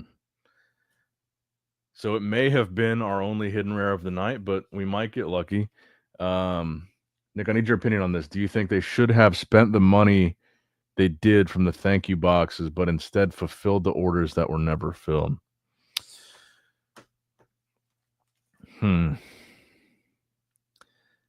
Honestly, I think they made the right move on the thank you boxes because it's realistically the new owners don't have any obligation to refund anybody any money or like be responsible for the old pre-orders that the old Metazoo promised. It wasn't, it's not the new owner's responsibility to do anything with what the old Metazoo promised or any of that stuff. But I think the thank you box thing, it makes sense because I think more so than the thank you, they were thinking about new customer acquisition, and not even necessarily new customer, but trying to reacquire some of that old Metazoo fan base. I think it was a good move. I don't know. I mean, because the other question is like, you're saying try to fulfill the pre-orders that people were owed, like for stuff like War and Legacy and stuff. I don't know how possible that would be. So they would have to print and like create those products that may not have been made for a different game that's not going to be compatible with the new game. I think the box thing was probably the best move.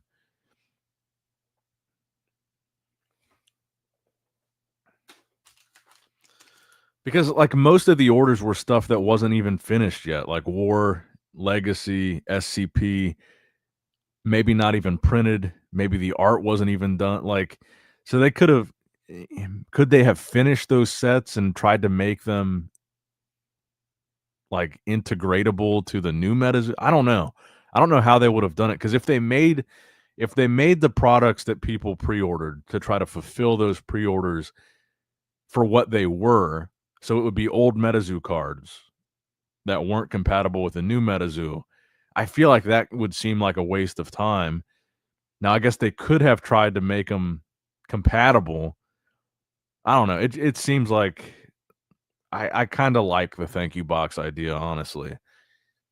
Because like I was saying earlier on the stream, I would bet there's a lot more people that are owed $100 or less, like that had smaller unfulfilled pre-orders. Like, of course, there's like the outliers that have thousands of dollars that they're owed, but I would bet that most people are probably $100 or less.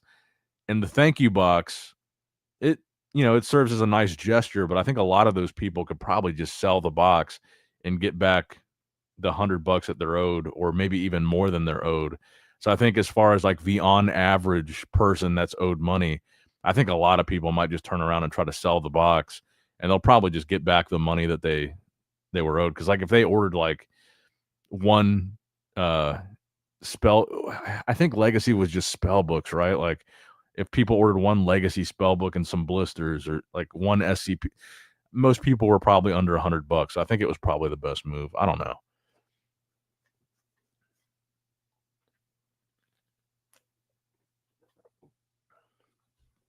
I mean, there's 1,000 different ways they could have went about it, but I'm not mad at it.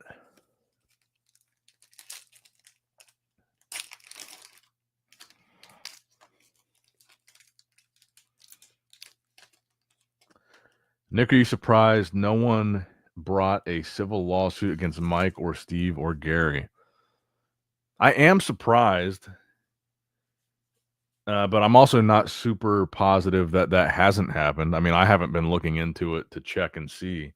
I mean, maybe there is something happening.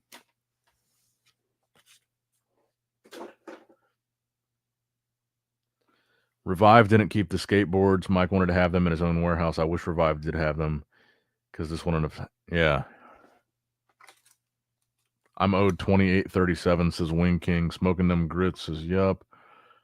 I was at 660. So smoking is about the same as where I'm at.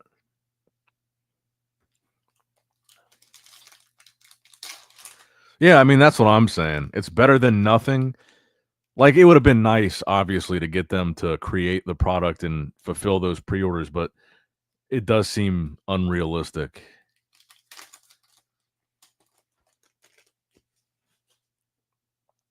Especially when I think their goal was to try to bring people to the new game.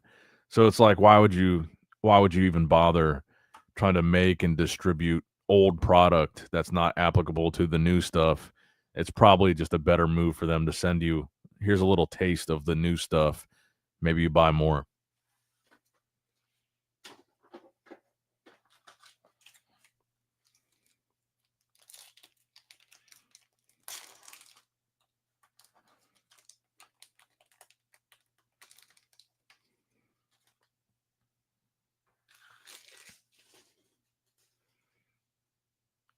Or just refund the money. Says, well, that's the thing, is like they don't have the money. Like the new Metazoo, they're not the ones that got those people that own Metazoo now. They're not the ones that got the money from those initial orders.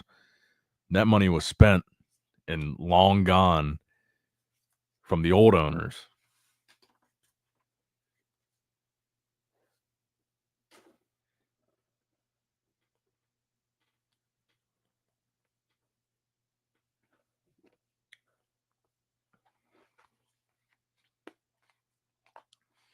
I would even say like they could have maybe done a nice little.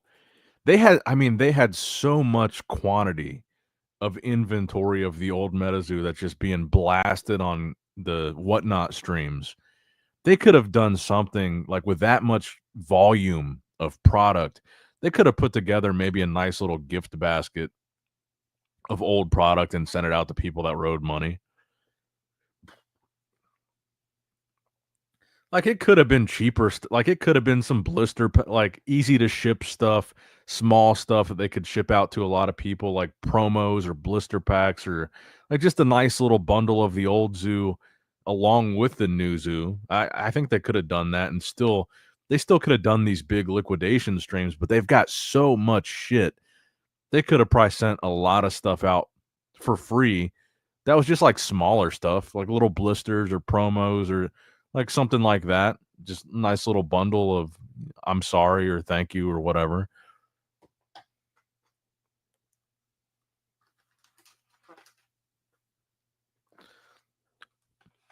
Or even like if they didn't send something from the old Metazoo to everybody, like maybe in the thank you boxes, they could have seeded some of the thank you boxes with like a nice, like you said, unreleased promo or like something rare from the old Metazoo, like a NFT, like a Genesis NFT card, like something rare, like one in every 100 boxes they sent out, or something like that. Something that would have been cool, but hindsight is 2020. I think it was good enough.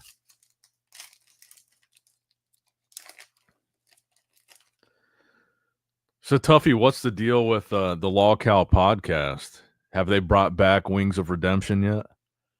I haven't been following along as closely. All right, there's a trample. I bought everything. I don't know where these false rumors. They bought everything. I don't know where these false rumors are coming from. What do you mean they bought everything? From my understanding, Meta2 only bought the IP. Nothing to do with it. Yeah, I don't know why people are saying that either. They bought everything, yeah. Now I think what you probably mean is they bought Metazoo for the IP. They bought everything, but all they wanted was the IP. They didn't. I don't think they really wanted the old product, but it was a package deal, and that's why they're liquidating it. I think they did really only want the IP. I think that much is true.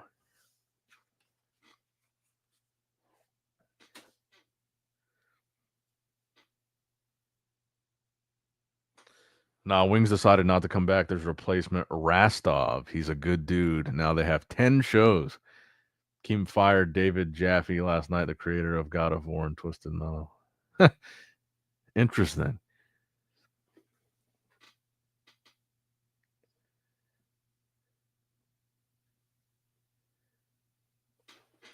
Tons of people are not even trying to get 2025 Metazoo because they got burned so bad. Yeah, and I don't blame them. A lot got a case, ride the hype for a case, and are long gone now. I think that's probably true as well, yeah.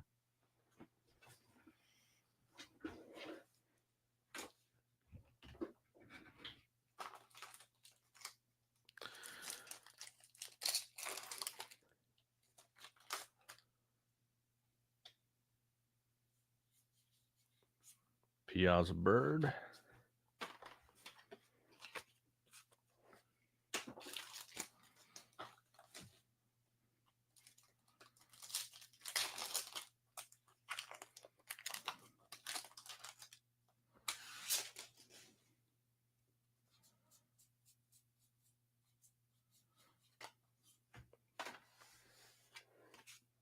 I've never played Twisted Metal.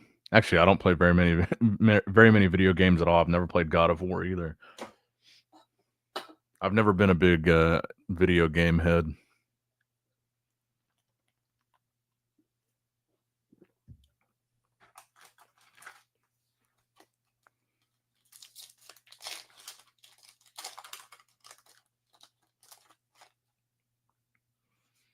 I won an Xbox at Dave and Buster's in like 2018, and I bought a couple games for it, and I played it like 3 times in the past, I guess that was 7 years. I played Forza. I had a game called I think it was called Jump Force. What else did I have for that fucking thing? Yeah, I've had an Xbox for 7 years. I played it like 3 times. I think I bought one of the WWE 2K games for it and played that like once.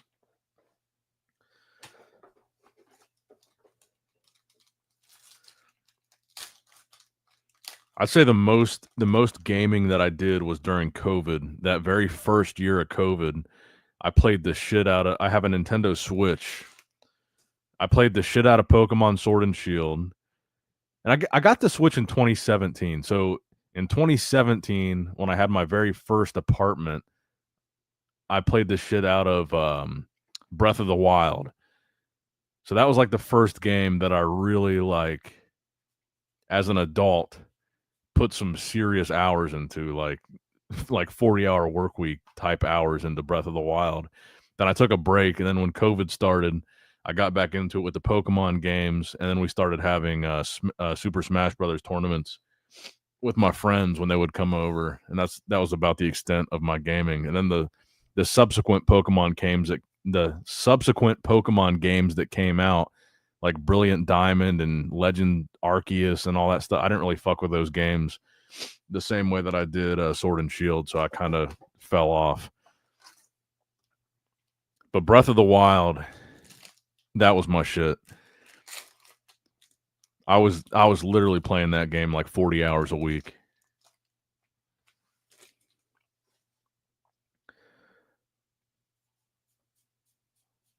I just never really sit down long enough to sit and like get invested in a video game. Like when the Fallout TV show came out on Amazon, I really liked the show. I had never played the game. I bought all the Fallout games for Xbox, and I guess that was like a year ago now when that show came out. They're all still sealed. Never played a single one of them. I was like, this show is so good. The game's got to be great. So I bought the games, and they're all still just sitting on the shelf sealed. I just never got around to it.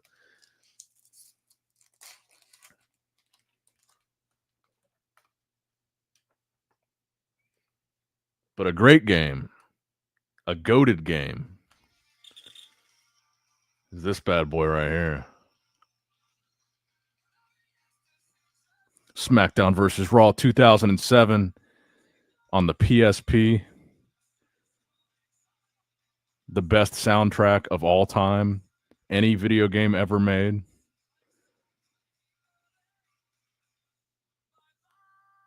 This shit was fucking awesome.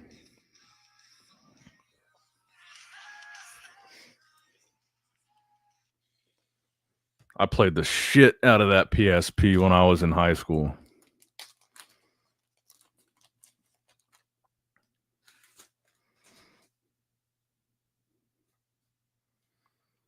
The first ever porn that I saw was on a PSP, and the PSP didn't even have the Flash plugin, so you couldn't watch a video, but you could go to like Pornhub and you could look at all the thumbnails. That was the first time I ever saw porn, was on a PSP, and you could just look at the thumbnails because it didn't have I guess it was a Flash plugin, whatever you needed to actually play the video, but you could see the images.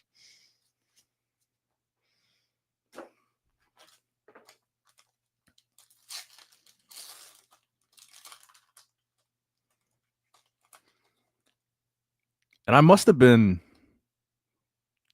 a freshman, because SmackDown versus Raw 2007. I would have been a freshman in 2007 because I had the PSP before I had an MP3 player or an iPod or anything. So all the music that I listened to, I would lay in bed and I'd plug in my headphones to my PSP, and I'd like download music off LimeWire onto my PSP, and that's where I listened to music, porn, video games, all on the PSP. And 2007 was before smartphones too, or before I had a smartphone at least. I don't know when the iPhone came out, but 2007 was before everybody had a smartphone. So a big screen where you could get the internet and you could listen to music, you could play video games, you could buy movies, those little movie discs for the PSP. In 2007, the PSP was like revolutionary, bro. That thing changed my life.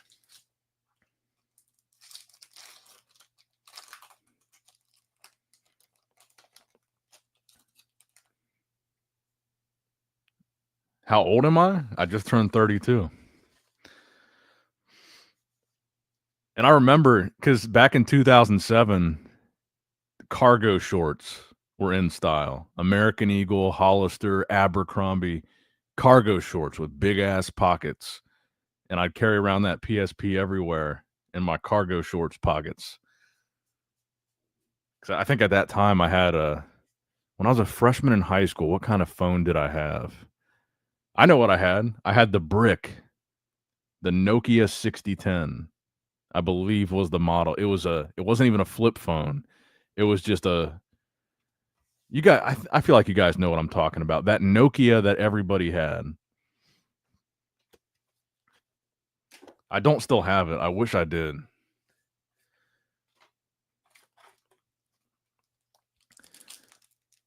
You're 31. June 21st is your birthday. It's crazy we grew up and got to experience school life without phones and with phone. That's true. Yeah. And I'm sure most of you guys are probably in the same boat, but I mean, most of my high school experience, the only social media was MySpace and Facebook. There was no Instagram yet for most of my high school experience. There was no Snapchat. I guess Twitter was around, but nobody used Twitter. But it was MySpace and Facebook, and that was it. There's no Instagram. There's no Snapchat. There was no TikTok. There was no Reels.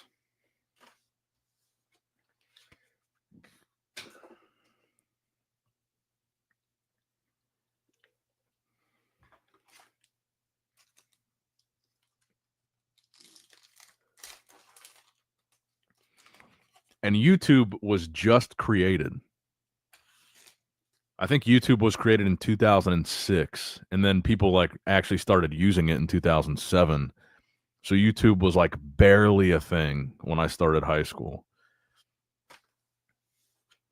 I never used Yahoo Messenger, but I definitely used AIM, AOL Instant Messenger. And that little what was the sound when someone would come online? Like a creaking door opening on AOL Instant Messenger? Like the little noises they had when somebody would log on? Was it the Nokia 33? Let me look. Nokia. No, that's not the one I had. That is one of the ones that was popular at the time for sure. Nokia 6010. I think it was 6010 what mine was called. Yeah, that's it. That is it. That's what I had was the 6010. And I went to you guys remember this? You guys we're all in our 30s here for the most part, right? Do you guys remember this is something I don't even do anymore. No one goes to the mall anymore, right? But when I was in high school, the mall was like the popular place to go. I remember going to the mall and they had a kiosk where you could buy a Snap-on case for your shitty cell phone. And that was like the thing. I went to that kiosk and I got $100 bill, like it had $100 bills printed all over this little shitty Chinese plastic Snap-on case. And that's what I snapped on my Nokia 6010 from the mall kiosk.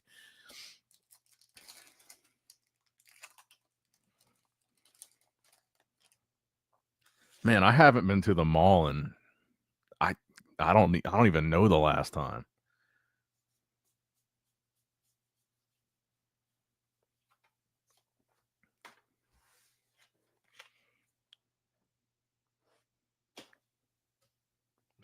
Flappy Bird now, that's what I call my junk because I'm old.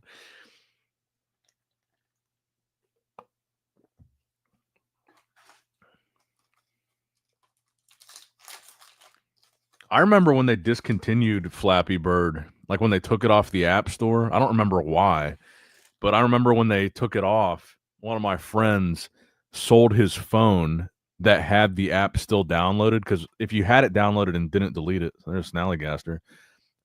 It stayed on there, and he sold the phone with the app on it for like $1,000. Like people were paying crazy money for a phone that still had Flappy Bird downloaded.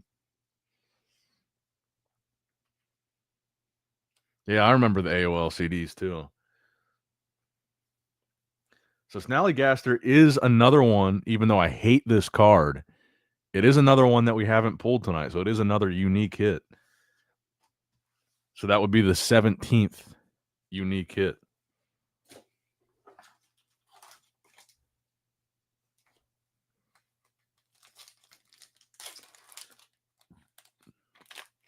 What do you think the world will look like in 100 years? Dude, I don't know. I don't even want to think about it. I feel like there's a good chance it's going to be an uninhabitable wasteland of nuclear fallout.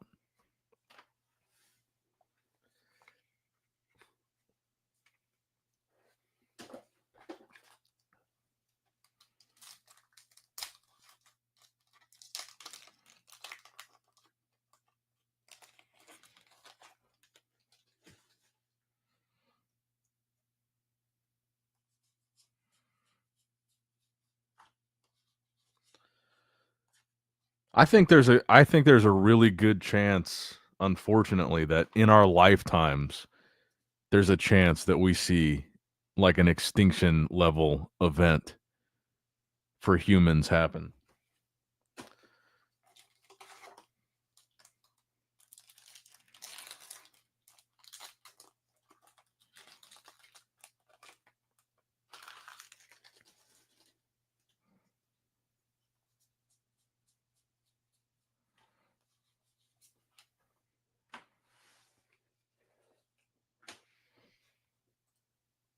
I mean, a lot can happen in 100 years.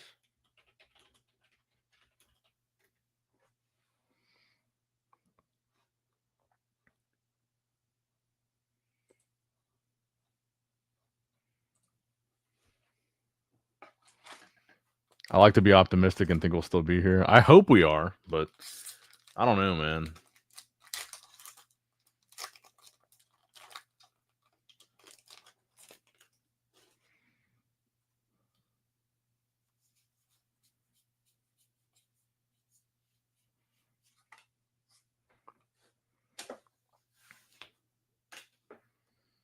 I like the way I'm not like a huge Joe Rogan. I listen to Joe Rogan. I'm not like a huge Joe Rogan stan, but I like the way that he puts it when he refers to something horrible that happened in history. I like the way he says that was only 3 humans ago. Like if he refers to like the Holocaust, like something terrible that happened, that was only 3 generations ago. That was 3 people ago. Like some of these crazy things that happened that seem like they could never happen in today's day and age. It was 3 people ago.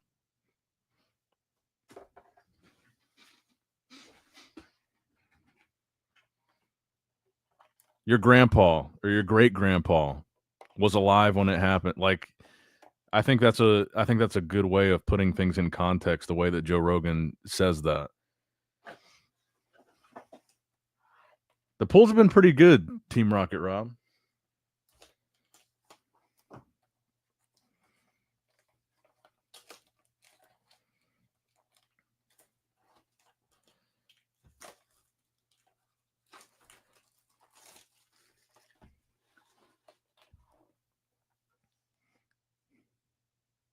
That's true. Cardboard lasts longer than the internet.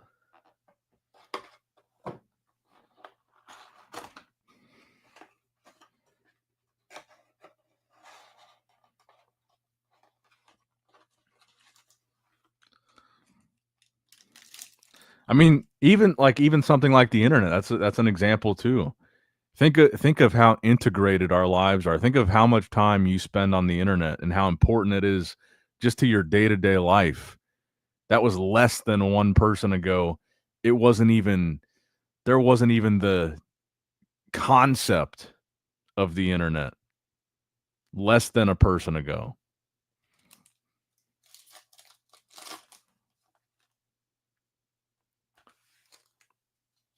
What are we at, like 30 years? Has the internet been around for like 30-ish years?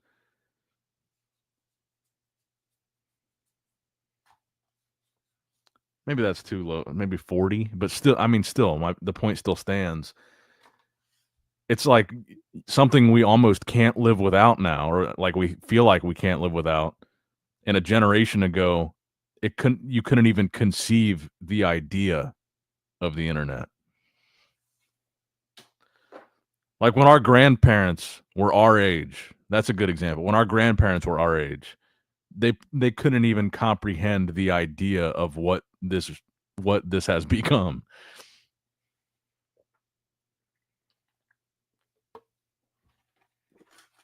So I think that's where we're at now. I think whatever happens in 100 years is something that we couldn't even begin to comprehend what it's gonna be. Do you guys prep? I actually I actually do. When when did I start buying all the ammo and MREs? Was it the Russia thing? It may have been when the Russia-Ukraine thing started.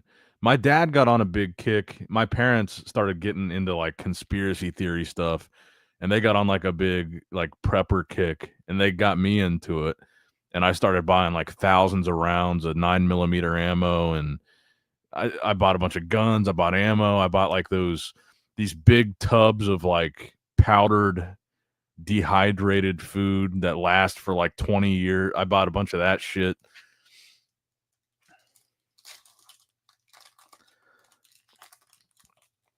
And then even when COVID started, I don't even know if the food's still good now, but I bought hundreds and hundreds of canned chili, canned tuna, and I've still got my whole laundry room. I've got shelves, like 6-tier shelves just filled with canned goods that are probably way past the expiration date, but if the world ended and you needed food, I'd eat it.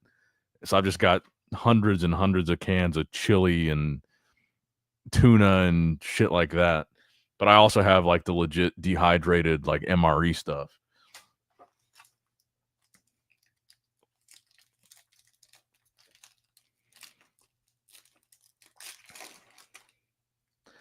Maddie Collects says, Nick, have you gotten a poncho box yet? I still haven't. I think I am going to go ahead and order another case tonight because now I trust the place that I got this from that you will get a sealed case. So I'll try my luck again.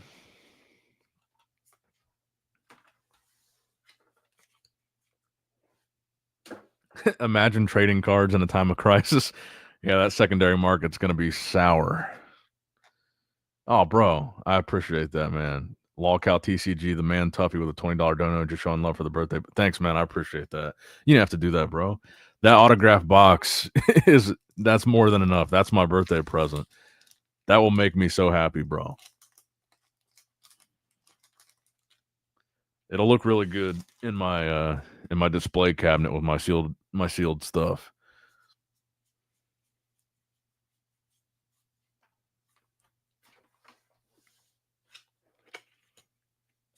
I meant to ask you, has there been any update on the PSA situation?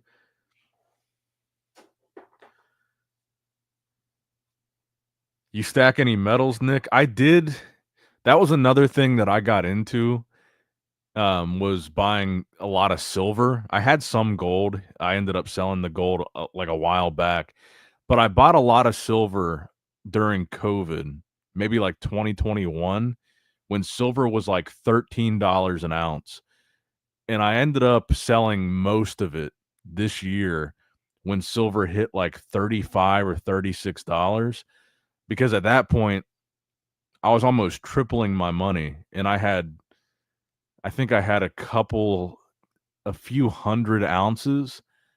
So I did I felt like it was a good time to sell. I wasn't gonna hold it forever, and I bought it so low. Like, it was really low when I bought it. I think it was 12 or $13 an ounce when I bought it, and I sold most of it when it hit, like, 35 or 30, whatever the peak was this year. I was like, "Man, I'm just gonna go ahead and pull the trigger and offload a bunch of this 'cause I'm at this point, I'm, like, tripling my money."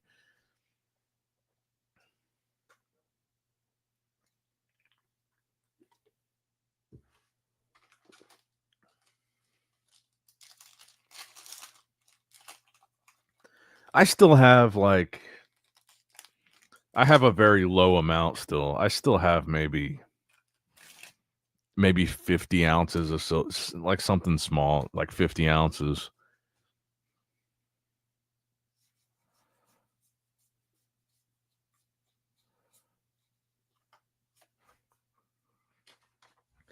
No update yet, but I'm talking to other people really soon. We got another TCG coming soon that PSA will 100% be grading. Okay, cool.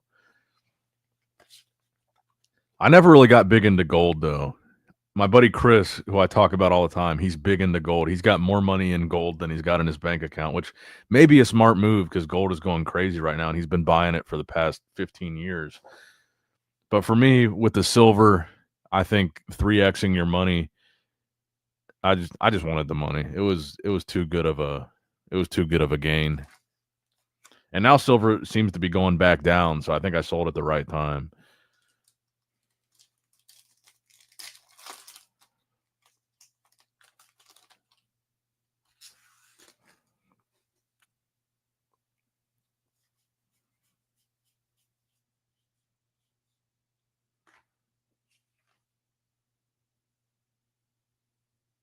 This is I don't. Oh fuck! There is a scratch. Damn it! I was gonna say there's no print line. There's a big scratch on it. I do have a really nice silver piece actually sitting over here somewhere. This is a just on weight alone, it's valuable because it's a solid. This is a solid 5 ounces. I think I paid $600 for this. This is from the first ever Arnold Classic in 1989. This was the silver medal that they gave out at that year's competition, but it's 5 ounces of pure silver. So just on its weight alone, $150 worth of silver right now. But this thing is sick. I love this thing. The first ever second place medal they gave out. I don't even remember how I found this. I must have had a saved search for Arnold Classic or Arnold Schwarzenegger or something, but I saw this pop up on eBay for $600 years ago, and I just pulled the trigger immediately. I was like, I have to have this, and I've had it ever since. This is my favorite silver piece that I have.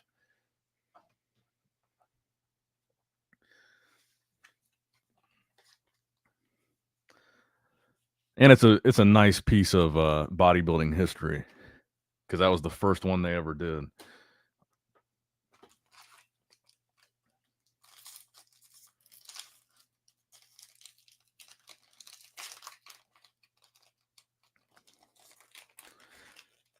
New market price on our volume 0 packs, 2 packs sold on Roboto's whatnot for 400. Damn, really? That's sick, dude.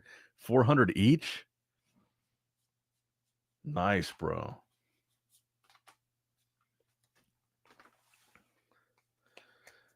I think if I have a couple more of these Bud Lights, I might just pull the trigger on that 450 and buy that golden tape. I'm trying to visualize where I'm gonna hang it up if I get it. I don't like that automatic reject of the offers though. I have my stuff open to any offer with like no minimum offer. I don't like when you just submit an offer and it's that instant decline because they have like a minimum set.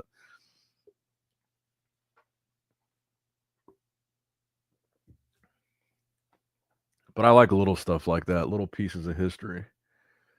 I've got this too. This dude sent me this. This is another cool piece of bodybuilding history right here.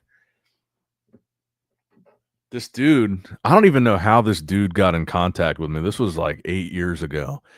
This dude bought Arnold's childhood house and he turned it into a museum of Arnold Schwarzenegger memorabilia. So it's in Austria.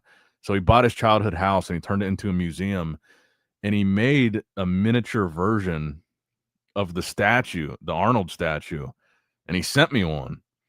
And it says Arnold Schwarzenegger Museum on it. I don't even remember how this dude looked me up or how he must have saw one of my videos or something. But this is pretty cool. He sent me this. These are really hard to find. I don't even know if you can find one on eBay.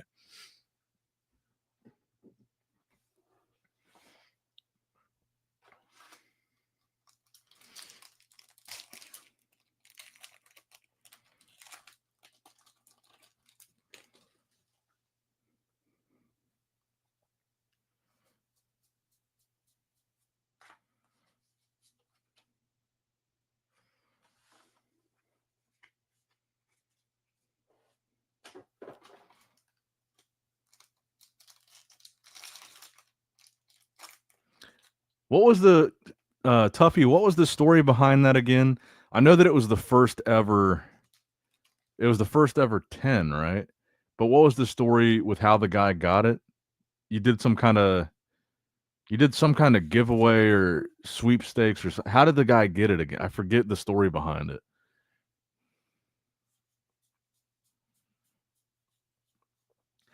No, people can put like a minimum amount that they'll accept, and I get the reason people do it because people come in and give you some crazy low balls all day long. You have something up for $500, people send an offer for $25, and I think it's just to prevent that. But their minimum must have been pretty high because my offers were not like low balls. The guy that won it sold it to Roboto, then he sold it to the guy. So okay.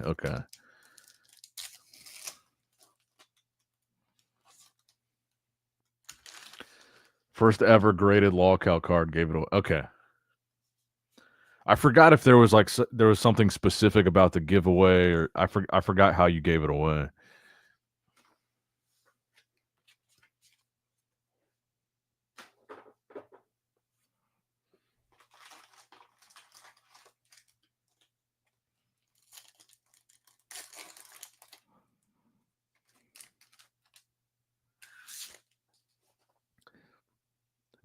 But yeah, you could definitely do that if you have it listed for 450. I don't know why you would do that, but you could set your minimum to 449 or nothing.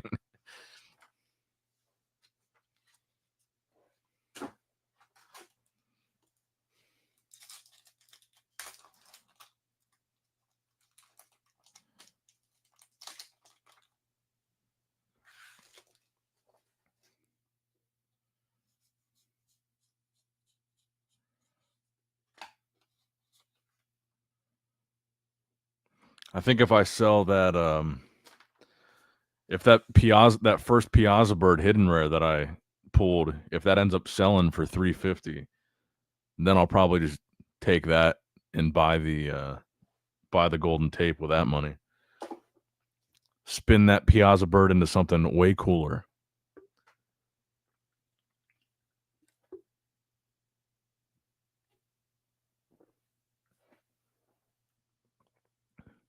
That's a possibility, Stoic. There will soon be a Nick Strength Lolcow 1 of 1. Yeah, why did we should have done that. We'll have to do that if and when we do a set, because if we did a 1 of 1, there'd be no way that I wouldn't just want it myself. It would have to be something that is randomly found in a pack. Because if we did a 1 of 1, I don't know how I wouldn't just want it for me. I'd have to try to pull it myself or buy it from whoever pulls it. If we do that, that's what we'll do. I'll put a bounty on it.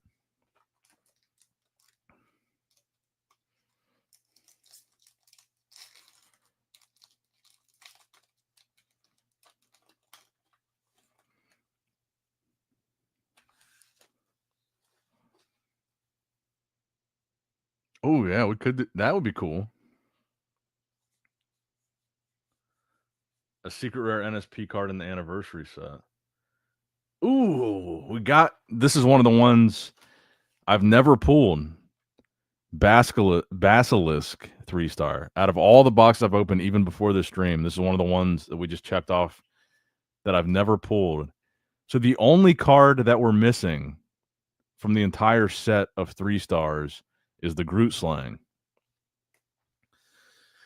But yeah, we should do that. We should do a secret rare. Yeah, we could do the Arnold card in there. Bet.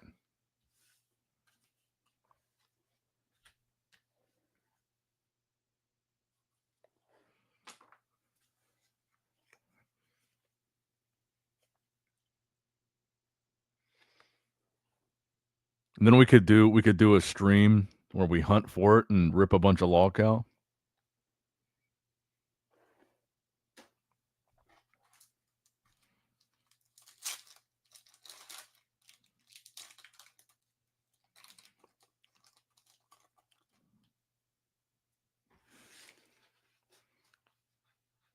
Because I don't have much more to give away. The initial run of promos is running pretty low. I think I may have 20 to 30 raw ungraded promos left.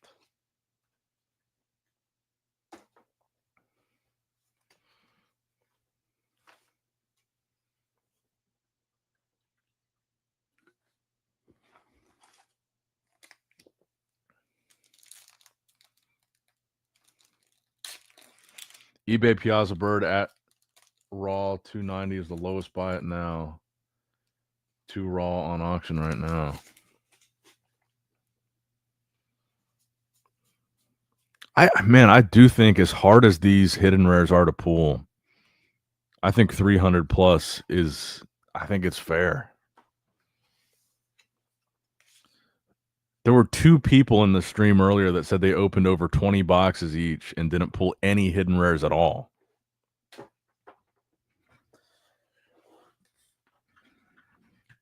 Let alone a specific hidden rare. So if you're specifically looking for the Piazza Bird.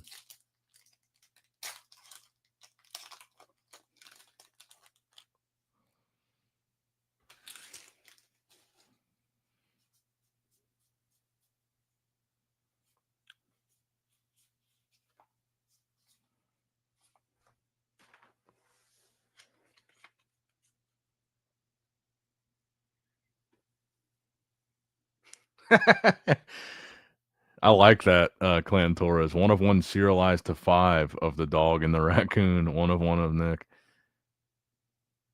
I like that.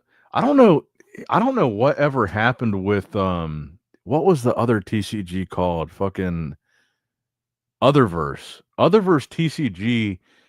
They commissioned the artwork. I saw the art for the card that they were going to put in their second set.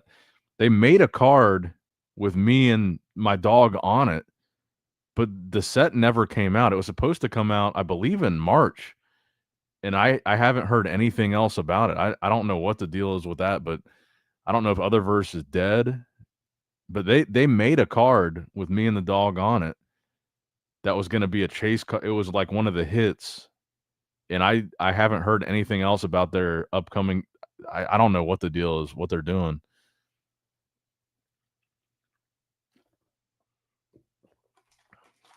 But I know the set didn't come out because I was watching for it.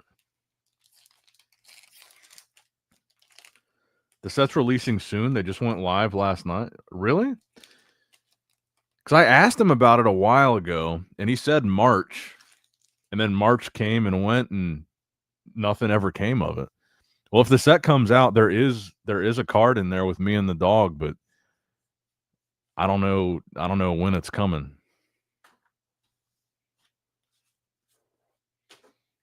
So I think it's been almost a year, maybe over a year now since we had this conversation about him making this card, and yeah, it's been a while.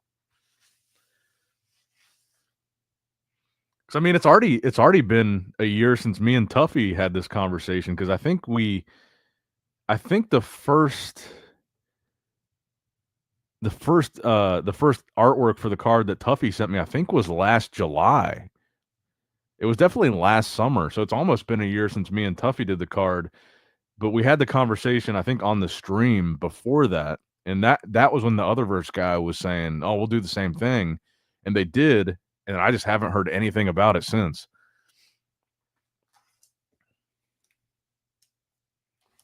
Okay, cool. Let me grab my phone here.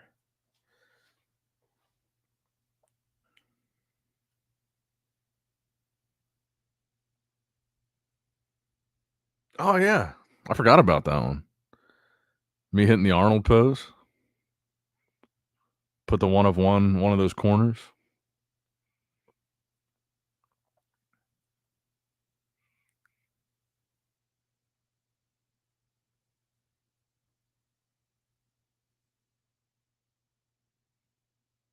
This was the idea that Brian.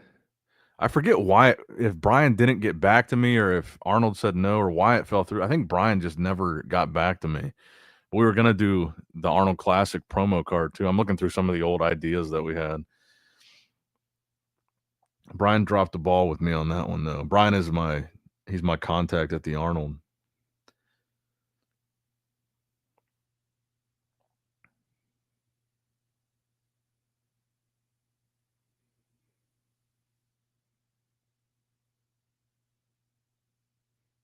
I forgot about this one too. That guy.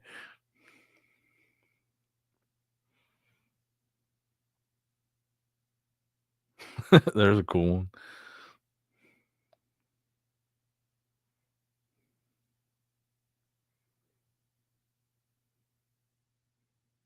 That Tiger King card, that artwork does look sick.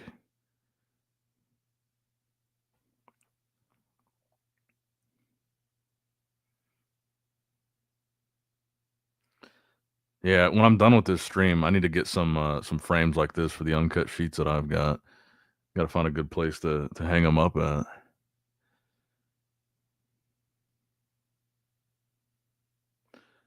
Oh yeah, the Netflix.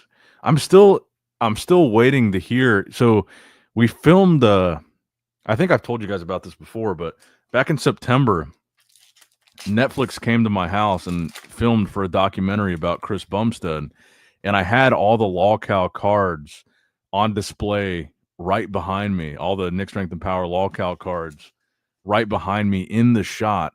And it was supposed to come out on Netflix by the end of 2024, but it got delayed. And I know now that it was initially going to be just one episode, and the latest update that I got was it's now going to be 3. So it's going to be like the Arnold. If you guys have seen the Arnold documentary on Netflix, it's going to be a 3-part docu series. And I saw Chris put out a post saying it's coming soon. So I think it looks like it might come out this summer. So you might see a LawCal card featured on Netflix if they don't crop the shot, because it was right behind me on the desk. So you might see LawCal on Netflix hopefully this year. I don't know why it got pushed back. I think it was because they changed it when in the post production. It was going to be just the one episode, like one documentary, but now it's going to be a 3-part thing. I think released episodically. So I think that was the change that pushed it back.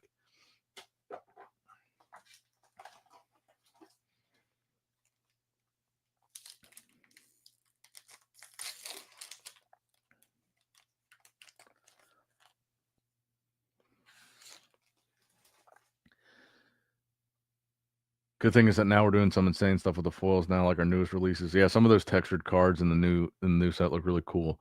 Hey, if they're cool, that's making that card. We'll do it. Don't want to get sued by Arnie. Nah, they wouldn't sue. Oh, nice. Dragon of Okanto Falls. Another one that we haven't pulled tonight.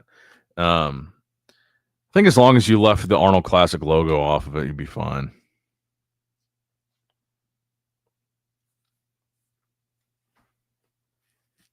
Yeah, it's probably the safer bet is probably just doing the one with my face on it, doing the back pose. That's probably a safer bet.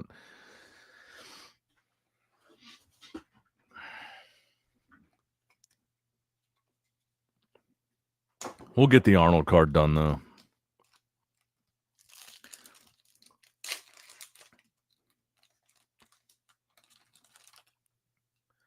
I actually talked to Brian yesterday, and he invited me.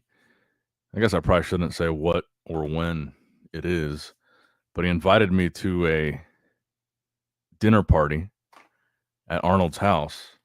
But I guess I shouldn't really say much more than that.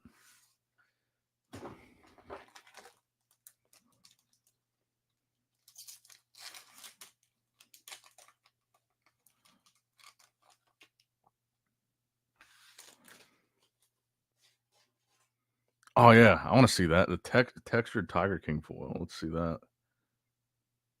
Oh yeah, dude, that looks sick. So the texture, oh, that's sick, man. With the stripes. Do you have a picture of what the signed cards look like? Like, where's the signature going to be?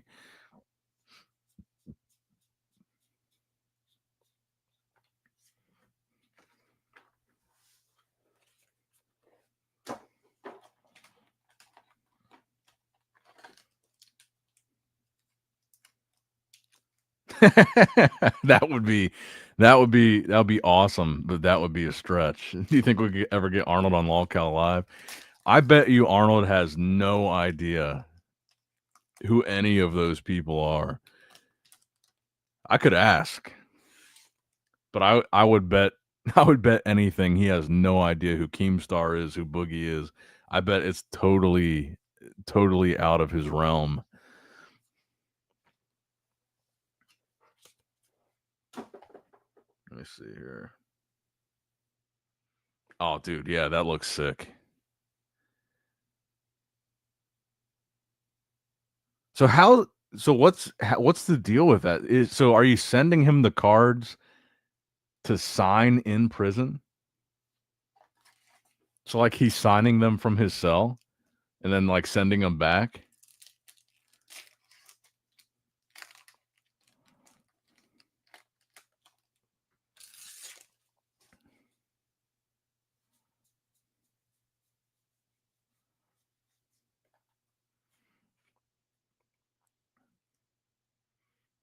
And I know Arnold did do like he did a bunch of random podcasts towards the end of 2024. I know he did like Travis and Jason Kelsey's podcast. He did like a couple like really random ones that weren't really in his wheelhouse. So I mean, maybe. Well, I guess Travis and Jason are pretty famous, I guess.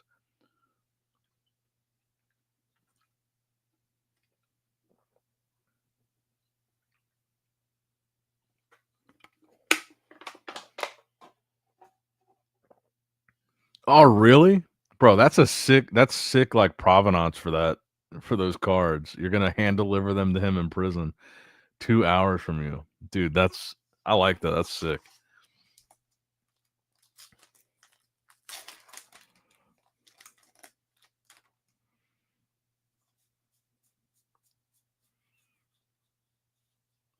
All right, we're down to 2 boxes.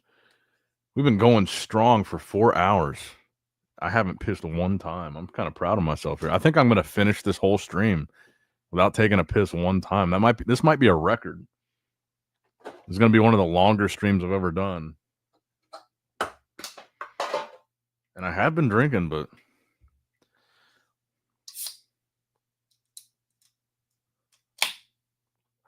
I'm not sure how those dudes would even know how to handle themselves in front of someone like Arnold. He is an intimidating dude for sure.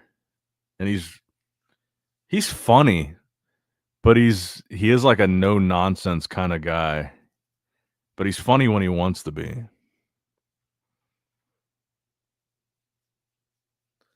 I'll definitely spill the beans when I have it officially confirmed of like what we're doing, what this little dinner party thing is going to be, but it's going to be pretty legendary. So this is the card. So if you pull this card, that's what's going to be redeemable for an autograph. That's sick.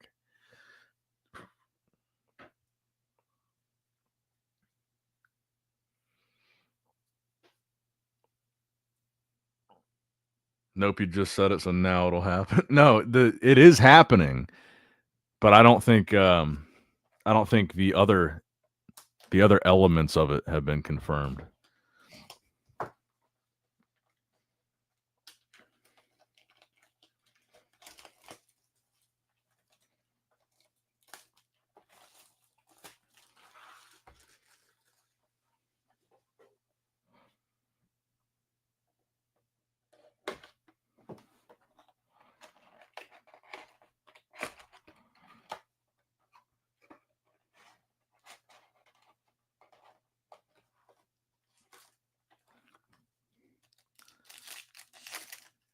And I will say, it's the other thing that's really cool to see. Would you ever go on Log How Live? I would, yeah. I definitely would. I think the other thing that's been really cool to see though is now Arnold's son Patrick is like really having kind of a breakout moment in his own acting career with the White Lotus stuff. Even though even though the stuff that he's kind of the scenes that he's famous for are kind of kind of sus. But he's having like a moment right now. And Patrick, Patrick is a really cool guy. Like 2 years ago, when I went to the Arnold and I was backstage and I was trying to find where Arnold was and like where the set and stuff was backstage, Patrick was actually back there coming down the stairs as I was coming up, and he like showed me around. He watched my videos. He knew the channel. He was like talking to me and he was like showing me where to go and all this stuff. Patrick is a super cool dude, and he's having like his acting career seems to be like surviving on its own now. He's kind of doing really well.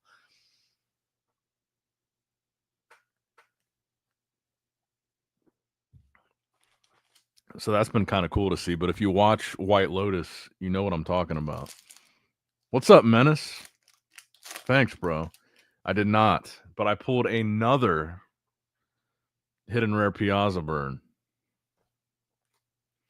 And we pulled just about every I think we've almost pulled every 3-star rare tonight. Bulk up. This is the last card that I have not pulled. That's a 3-star rare, the Groot Slang. So we have now officially pulled every 3-star rare. And we also pulled the cover art, the Sun Wukong 3-star that I hadn't pulled yet. So now I have every single one. I don't think we've pulled every single one yet tonight, but we're pretty close.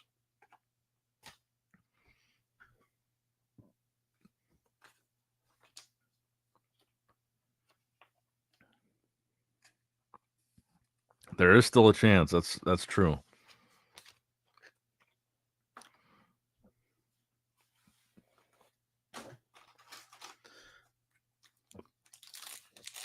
After this box, I will check the list and see what we're missing from tonight. I think we're pretty close to pulling every alt art just from this opening tonight, though.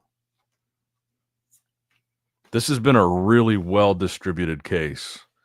I think we've only had 2 duplicates the entire night. Of course, Bakeem has been giving some health advice, so I think.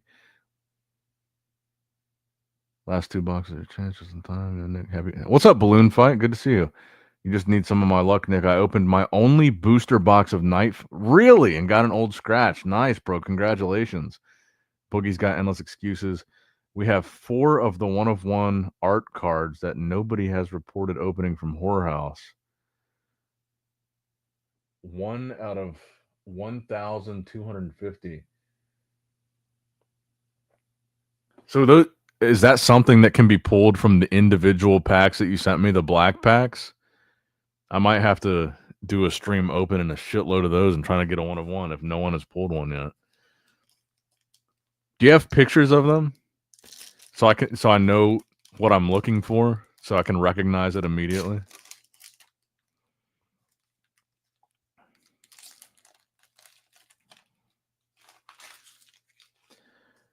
I joined the 1 or 2 of the LolCal Facebook groups because I've been trying to familiarize myself better with which cards are like the big hits.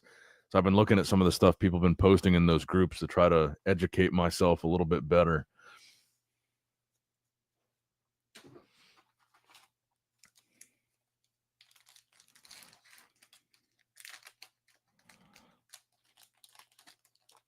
All right, cool. Thank you, bro.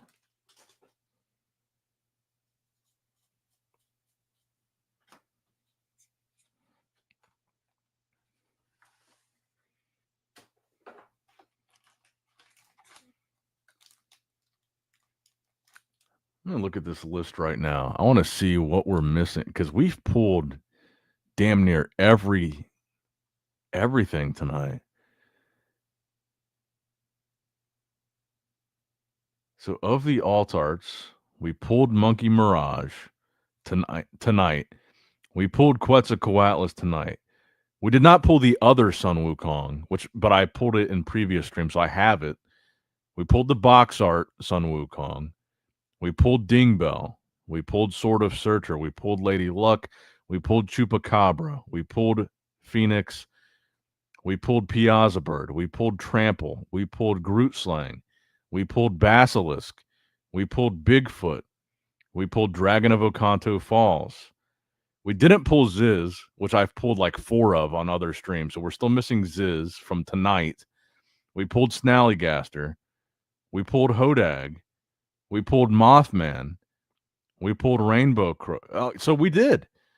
We pulled every card from the 3-star rare alt arts except for the other Sun Wukong and Ziz. So we're only missing 2 cards. So from one case, we have a really good shot at completing the entire set of alt arts out of one case. We pulled everything, and we're only missing Ziz, which I have 4 of right next to me, and the other Sun Wukong. Actually, did I pull a Sun Wukong tonight? Oh shit, I did. I actually did pull a Sun Wukong tonight. So we're only missing Ziz. We've literally pulled every alt art tonight except for Ziz, which in every other opening that I've done, we pulled multiple of. So yeah, that's crazy.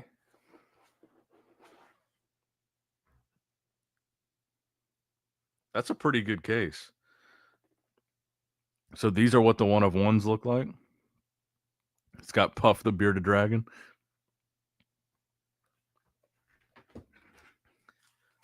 Wow. I have a strong feeling we're going to pull a Ziz from one of these boxes. Yeah, we pulled a hidden rare too. We pulled the hidden rare Piazza Bird. I'm hoping we pull another one because obviously you guys know what I'm chasing, but I don't think I've ever said the words, I hope we pull a Ziz in a new Metazoo opening. Because that was a card I definitely got tired of pulling. That's one of the 8. So there's 8 1-of-1s. We have 4 1-of-1 art cards that nobody has reported opening.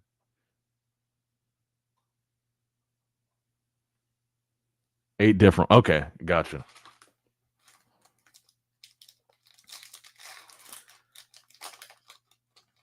So you're saying there's 4 left. Okay, yeah, gotcha.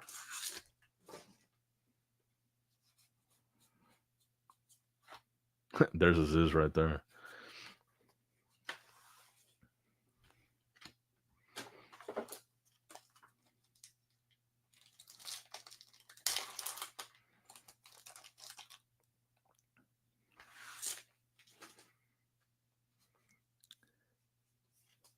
Has anybody sold one? What do you think? What value would you assign to one of these 1-of-1s, Tuffy? Because that's a pretty high. A pretty low pull rate. 1 out of 1,250. Those are pretty hard to pull.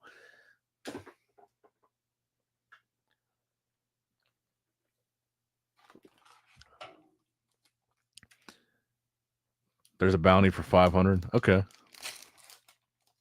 I'm kind of curious, have any of you guys had this experience? If you have opened a case, did you do about the same as far as basically completing the alt art set?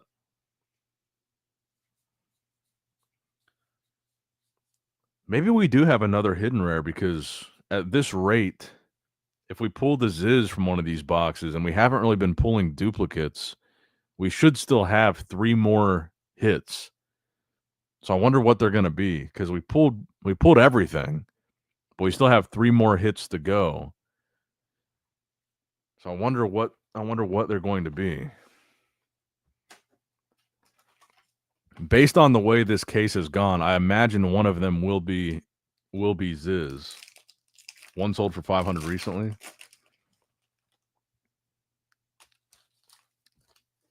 CGC. Grade them with CGC.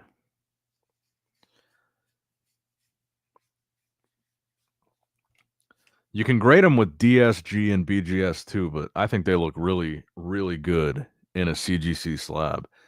I really like the new CGC Pristine 10 slabs. I think they look really, really good.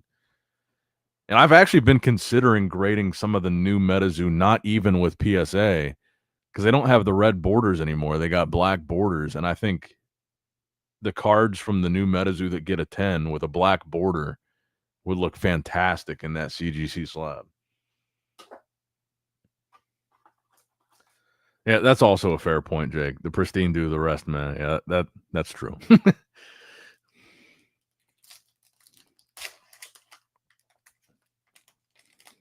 But for me, I don't really keep the rest anyway. I keep the pristines to sell the rest.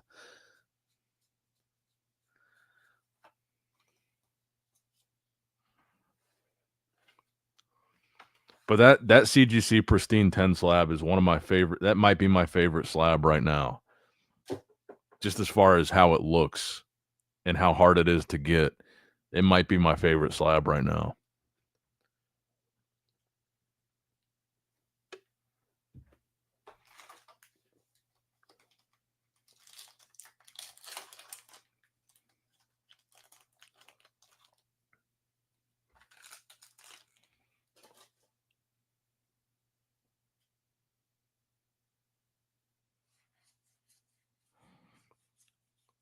I know. I thought so too. They were priced to sell.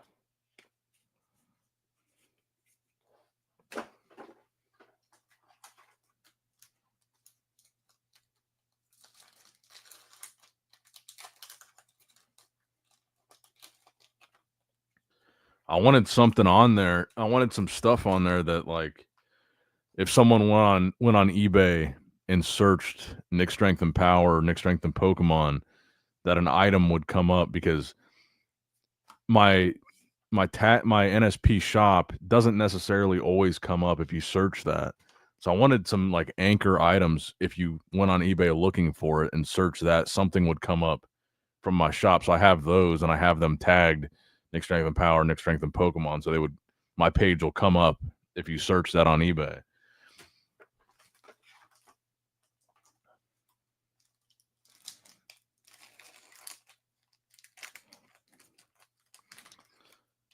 Yeah, I like what you're doing with the new hollows. We should definitely experiment with that. I really like the cracked ice.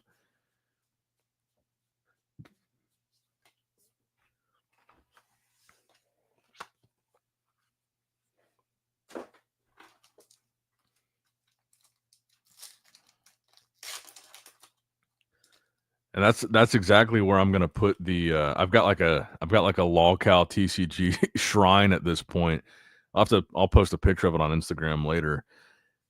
I think I already have posted, but like my display case that I've got all the Metazoo boxes in. On top of it, I've got one of the uncut sheets framed, and then I've got like all the top graded. So like the BGS, the CGC, and even the DSG, like all the 10s, the NSP promos and slabs all propped up on the display case, and that's where I'm going to put the signed LolCal boxes, like with those, with my little LolCal shrine.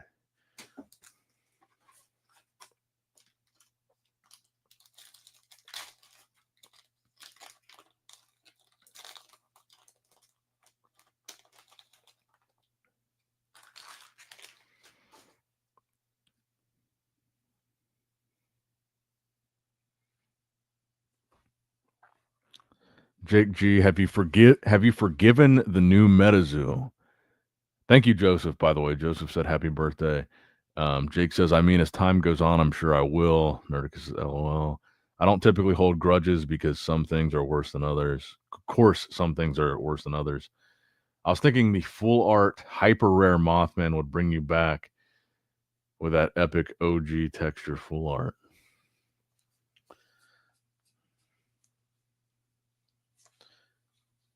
I'm not gonna lie, that's what brought me back. I mean, that's what I'm chasing. Like that's the thing. I feel like that's why so many people are selling all their hits. Like the artwork looks nice, the cards look nice, but at the end of the day, I don't think I would be buying cases of these boxes just to pull these 3-star rares.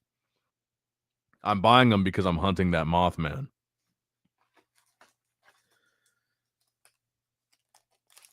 Holy shit, it's 3 a.m. That went by fast. We've been going 4 hours and 15 minutes. That's crazy. I don't know how I haven't had to pee yet.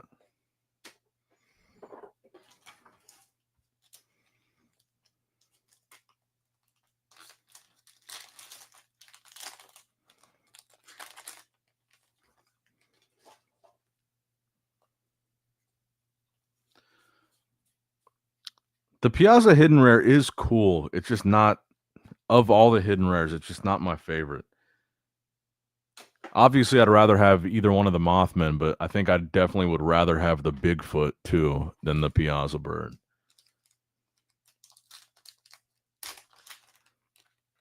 And I know people like the Sun Wukong one, but that, to me, that's my least favorite of the hidden rares. I'm just not a big fan of that one.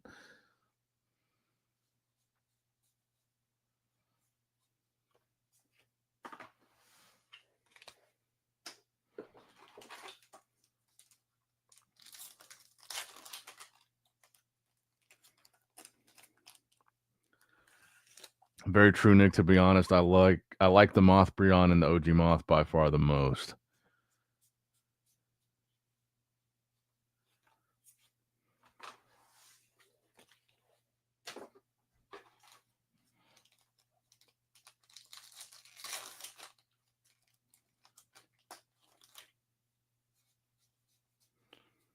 I wonder what the longest stream we've ever done on this channel has been. I know we've definitely hit the 5-hour mark. I don't know that we've hit 6. And I don't think we're gonna hit 6 tonight either, but this definitely feels like we're close to one of the longer ones that we've done. Wouldn't it be funny to have some NSP promos like Sun Nikon? That would, I do like that idea actually. Because this whole cryptid thing is so closely associated with my channel now. Definitely more so than Pokemon. I feel like it would definitely be applicable. I guess this is why people drink Bud Lights, and this is why people buy them in like bulk 48 cans at a time, because you can drink them just endlessly and not get drunk. Like I don't feel anything drinking this. This is why I need those 8% White Claws.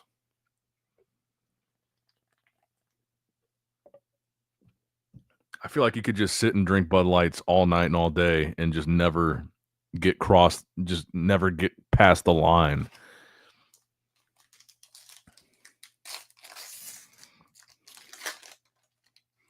I do like the Nick Mothman. I think that would be one where that would look good with like a cracked ice hollow, because the character itself is like so little. There's a lot of room for that hollow around it.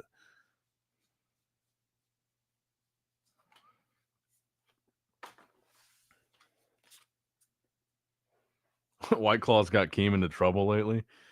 How so? I really miss the podcast that Keem used to do. He used to do a podcast in his bar with just him and his girl, and they would like sit and drink and smoke and just talk shit. It didn't get a lot of viewers, but I used to watch it. I forget what it was called, but I would watch it live all the time. It was really fun to watch. But him and his girl used to just sit down there in his bar, and they would do these live stream little podcasts, and they were very entertaining. 4-hour phone call of him gooning got leaked.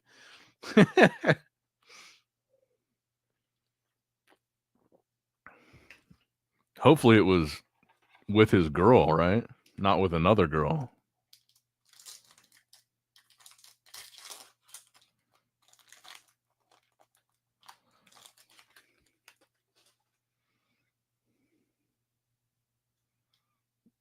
Told a chick you wanted to glaze her face like a donut. She said she needed flood insurance. Oh, bro. This is so well organized. There's a Ziz in this pack. These cases might have been set up to where if you buy a case, you complete the set. We're almost done with the case, and this is the last card we need to complete the set. There's a Ziz in here. Look at this. 100%. There it is. The last card we needed. This is pretty well done. I gotta take my hat off to him for this. There's the entire set of 3 stars right there.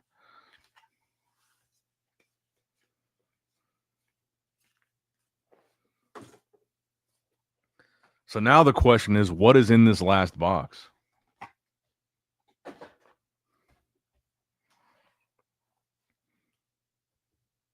They have an open relationship thing? Oh, I didn't know that.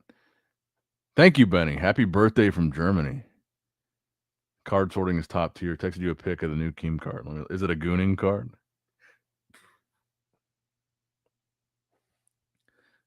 Crispy Keem. I think if any box, and I didn't even, it's interesting because I didn't even open these in order. Like I took them out of the case and just kind of set them here. So it's interesting that we finished the set with the second to last box. So this one remains a mystery. I mean, we've gotten every single 3-star.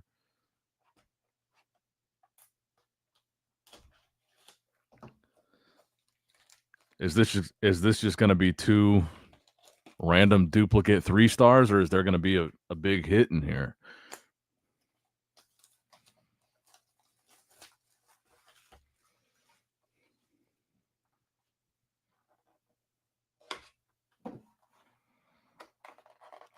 I can't believe it's 3:30 in the morning and we got 46 people still watching. I wonder if maybe we will get something out of this last box.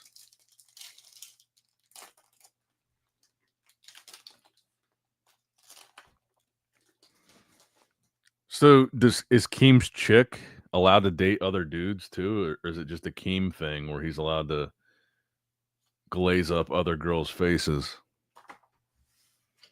It's an interesting relationship. I will say this: I hand packed and sealed all of our boxes. I got a new respect for those sealer machines.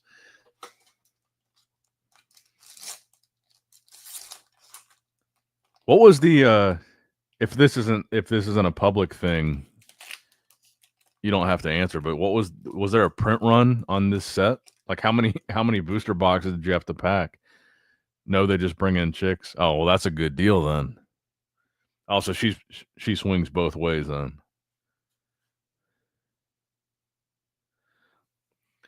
My buddy Grant is in a situation like that. Him and his girl are engaged, but she's bi, and they just bring in other chicks all the time. It's like, dude, hit the jackpot. And they have like a great. It's weird because I don't think I could ever do it. The open relationship thing just seems like super unhealthy and is going to lead to nothing but destruction of the relationship. But for them, they've got like a super healthy, normal, loving relationship. They just fuck chicks together sometimes, and it works great. Like it's like the best relationship he's ever had. It's the longest. It's the best. They live together. They bought a house together. Like I don't know how they pull it off, but it's the best relationship I've ever seen him in. It's definitely not for me. I could never do it. But for some people, apparently it works. It works for them. I mean, he's happy. I mean, of course he's happy, but she is too.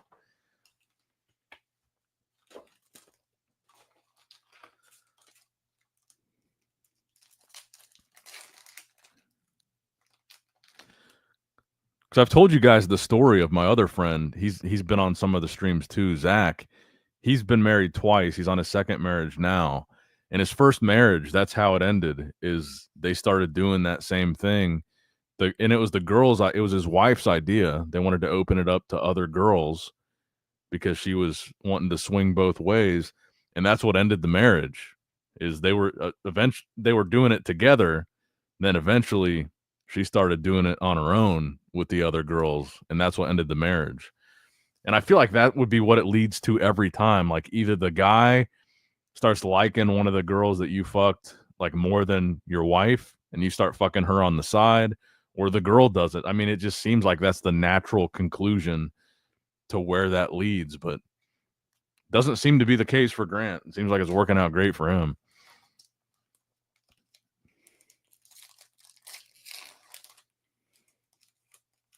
Keem took it on the chin like it.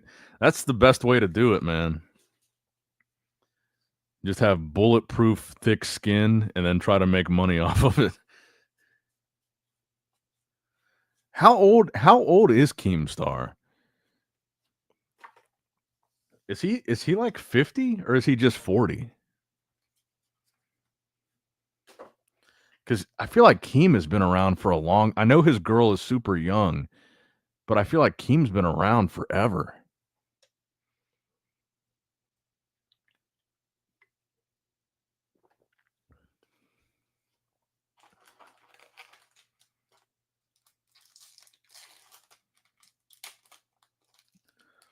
$42.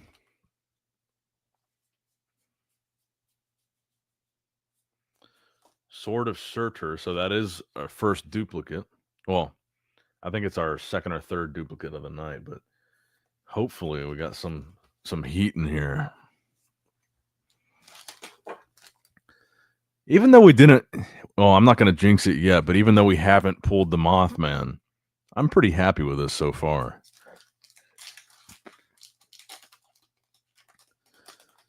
We got a hidden rare. We completed the entire set of 3 stars. I can't really be mad.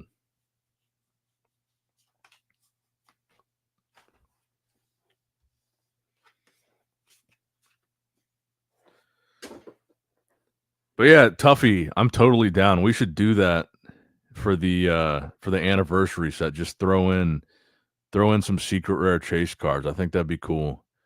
Just do some one-offs.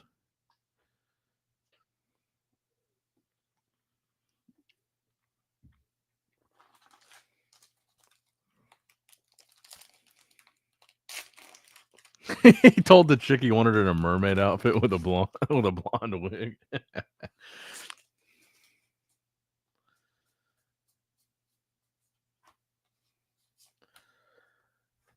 I mean, I'm all for a good gooning session, but I've never said no shit like that.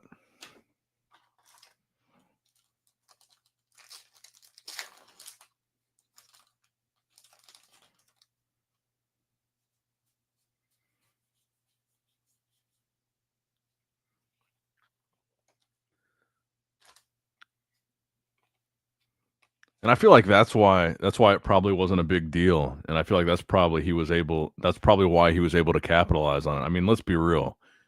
Which guy in this chat has never told a girl he wanted to come on her face? Keem just said it in a funny weird way.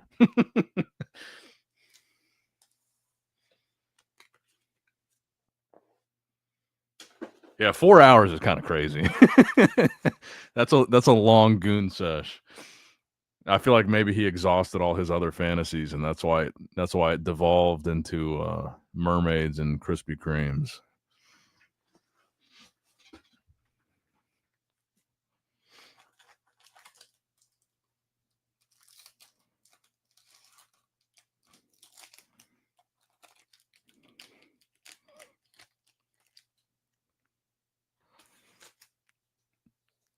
Yeah, 4 hours is kind of wild.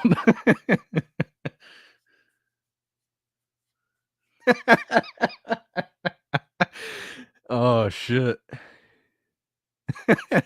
Kane said dude's bed was soaked. That is so relatable. I feel like I've definitely been there.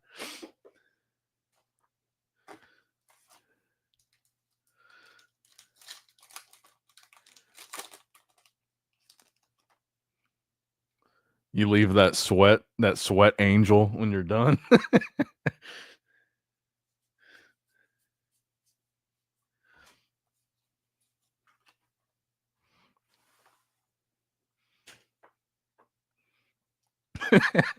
He had the nuclear bomb out.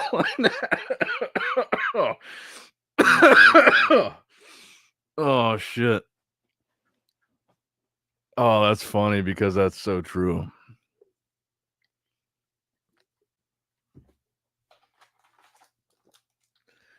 Oh, that was a good laugh. That felt good.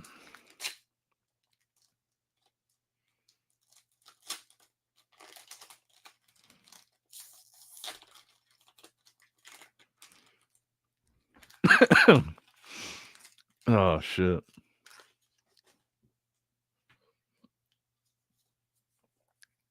The wings thing, then that shortly after, and now it's old news, even though it happened like 3 weeks ago. Yeah, that's the thing, man. That's the thing with the internet now. Is like the news cycle is so quick. It's like within 48 hours, whatever the biggest story in the world was 2 days ago, there's something new that replaces it 2 days later, and everybody forgets about whatever happened 2 days ago. It's like the news cycle is crazy fast now. It's weird.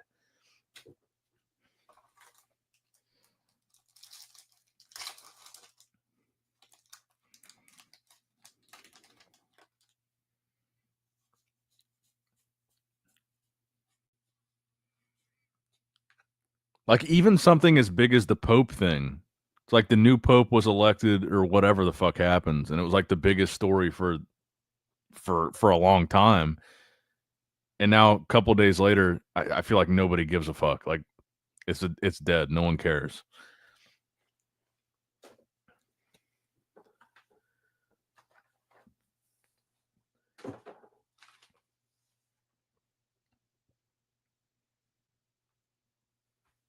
Like now, if anything, the Pope story is just memes on Instagram. It was like the biggest story in the world for a day, and now it's just like an Instagram meme, and no one cares.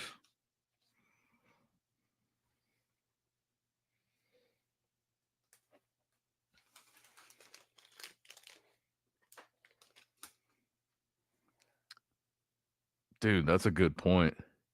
The drones, yeah, that's such a good point. I honestly, until you said that, I forgot about the drone thing, and it was like the biggest story for like a week, and now I totally forgot about it.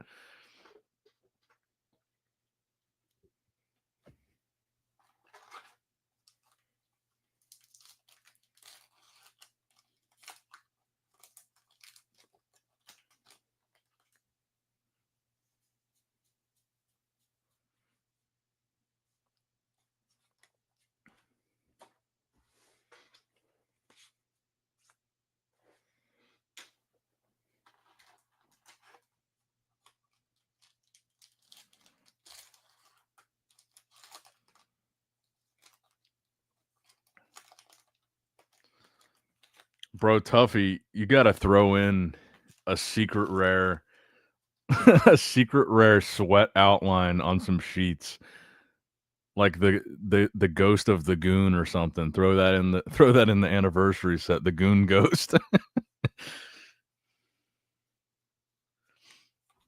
Oh, that would be fucking funny. It's hard to keep up with making the cards. That's why we got to do pre-orders on the pro. That makes sense. Yeah, we got the card made within 48 hours, art wise.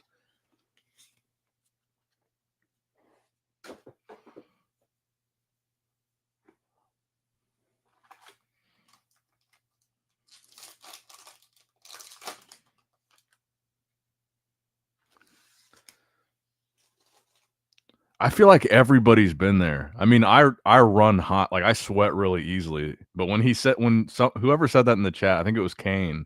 That was such a relatable comment. There's definitely been those times where I got up after and there's just a sweat outline. Just a disgusting puddle of shame.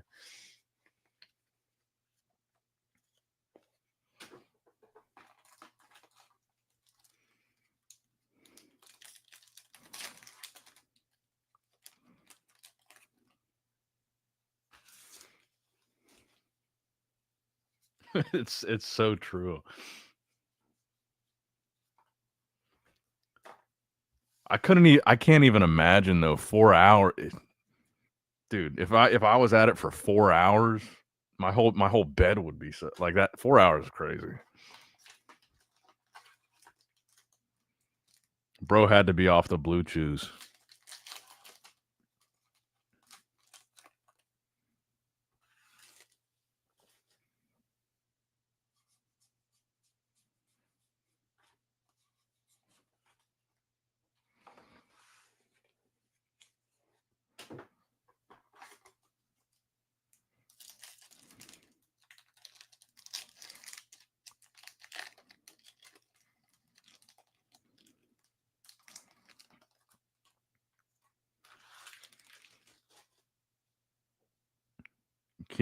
I've never tried stem cells.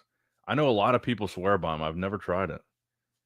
I guess I'm really not old enough to really need them. I've never had any injuries or really anything. Like stem cells really mostly work for like ligament type injuries, and I guess with older age you start to get some of that stuff. But I've never really had anything that needed it.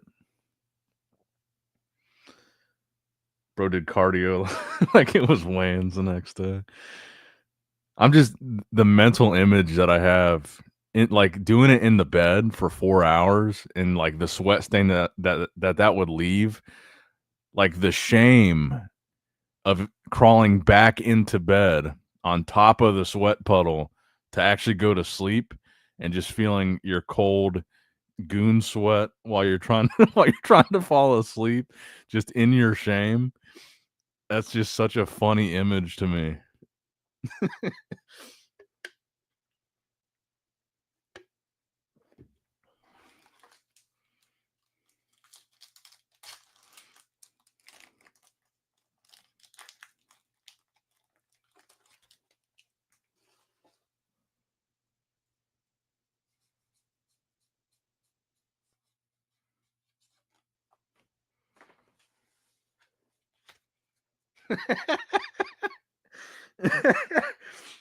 You need separate you need separate beds.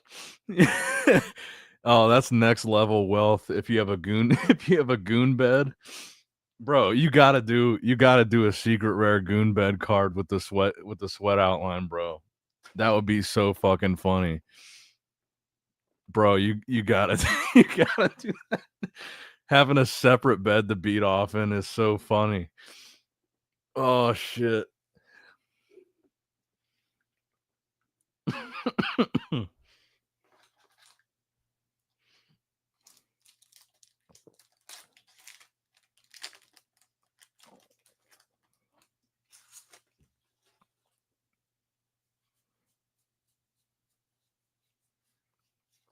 So have we still only pulled one hit from this box? There should still be something in here. That's P. Diddy shame, like the bet on the basketball court.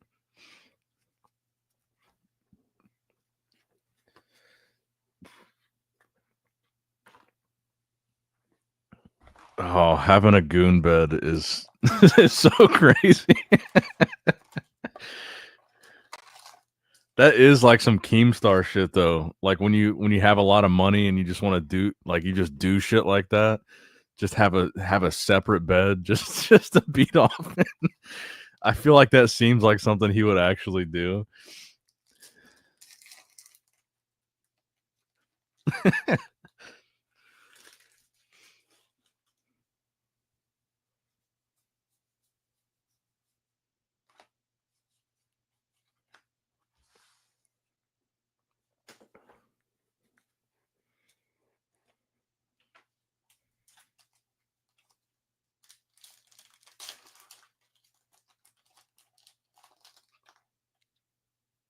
Oh, we do have a hit here. Okay, okay. Do a RIP card like Allen and Ginter with a hidden sweat angel card. A rip card. Oh, that would be funny.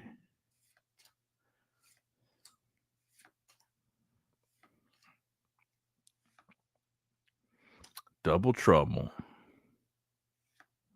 Kentucky Hellhound. Another Bigfoot. Okay. Okay. Last pack magic, guys. It's worth not feeling that shame. Miss me with that bullshit.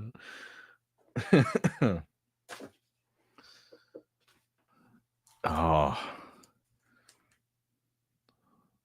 What does the last pack have in store for us, fellas? We went deep tonight. We're almost 5 hours into the stream. It's almost 4 a.m. We're talking about goon beds. If I don't see a secret rare goon sweat angel in that anniversary set, I'll be so upset. Hopkinsville Goblin. Alluru. Emerald Protection Amulet. Dingbell. Pukwudgie. Flaming Spear of Pain. Pukwudgie again. Thermal Column. Face to Face. It's a Metal Man of Alabama. No hit. Damn. All right, well, we still did pretty good. Let's do a hit recap here. I'm going to have to order another case for next weekend. Here's a Nick exclusive for you. Our company, Sons of Acronia, is making a new TMNT TCG. Patreon exclusives until the licensing deal goes through. That's sick, bro.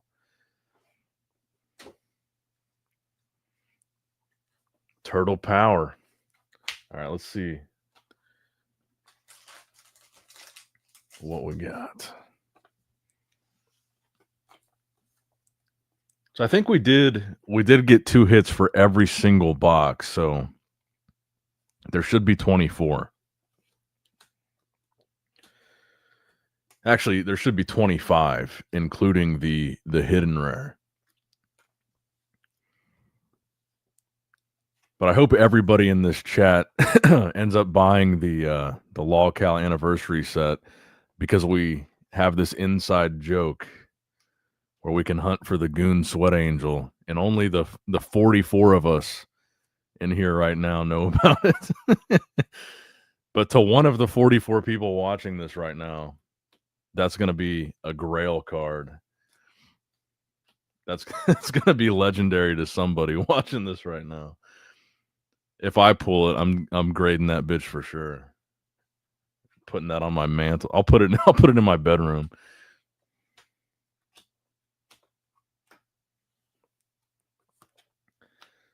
So that's 15 hits there.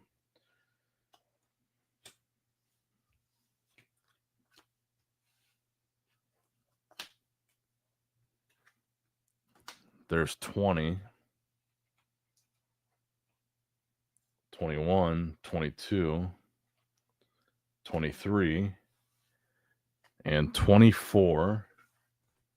Yep, 24 exactly. So 2 hits every single box of the 12, plus the hidden rare Piazza Burn. Honestly, I was disappointed at first, thinking we're not going to pull a Mothman. Honestly, I'm pretty happy with this. We just completed the entire set and got a hidden rare. Not a bad box. Scratch and sniff. All right, guys. I appreciate you guys sticking with me this long. Thanks for all the happy birthdays. I appreciate it. It was cool hanging out with you guys. I hope to do it again soon. Get some rest now, guys. Thank you guys for stopping by. Make sure you hit the like button on your way out, by the way. And hopefully we have a Sweat Angel Goon Ghost secret rare to look forward to. Love you guys. Thanks for stopping by, man.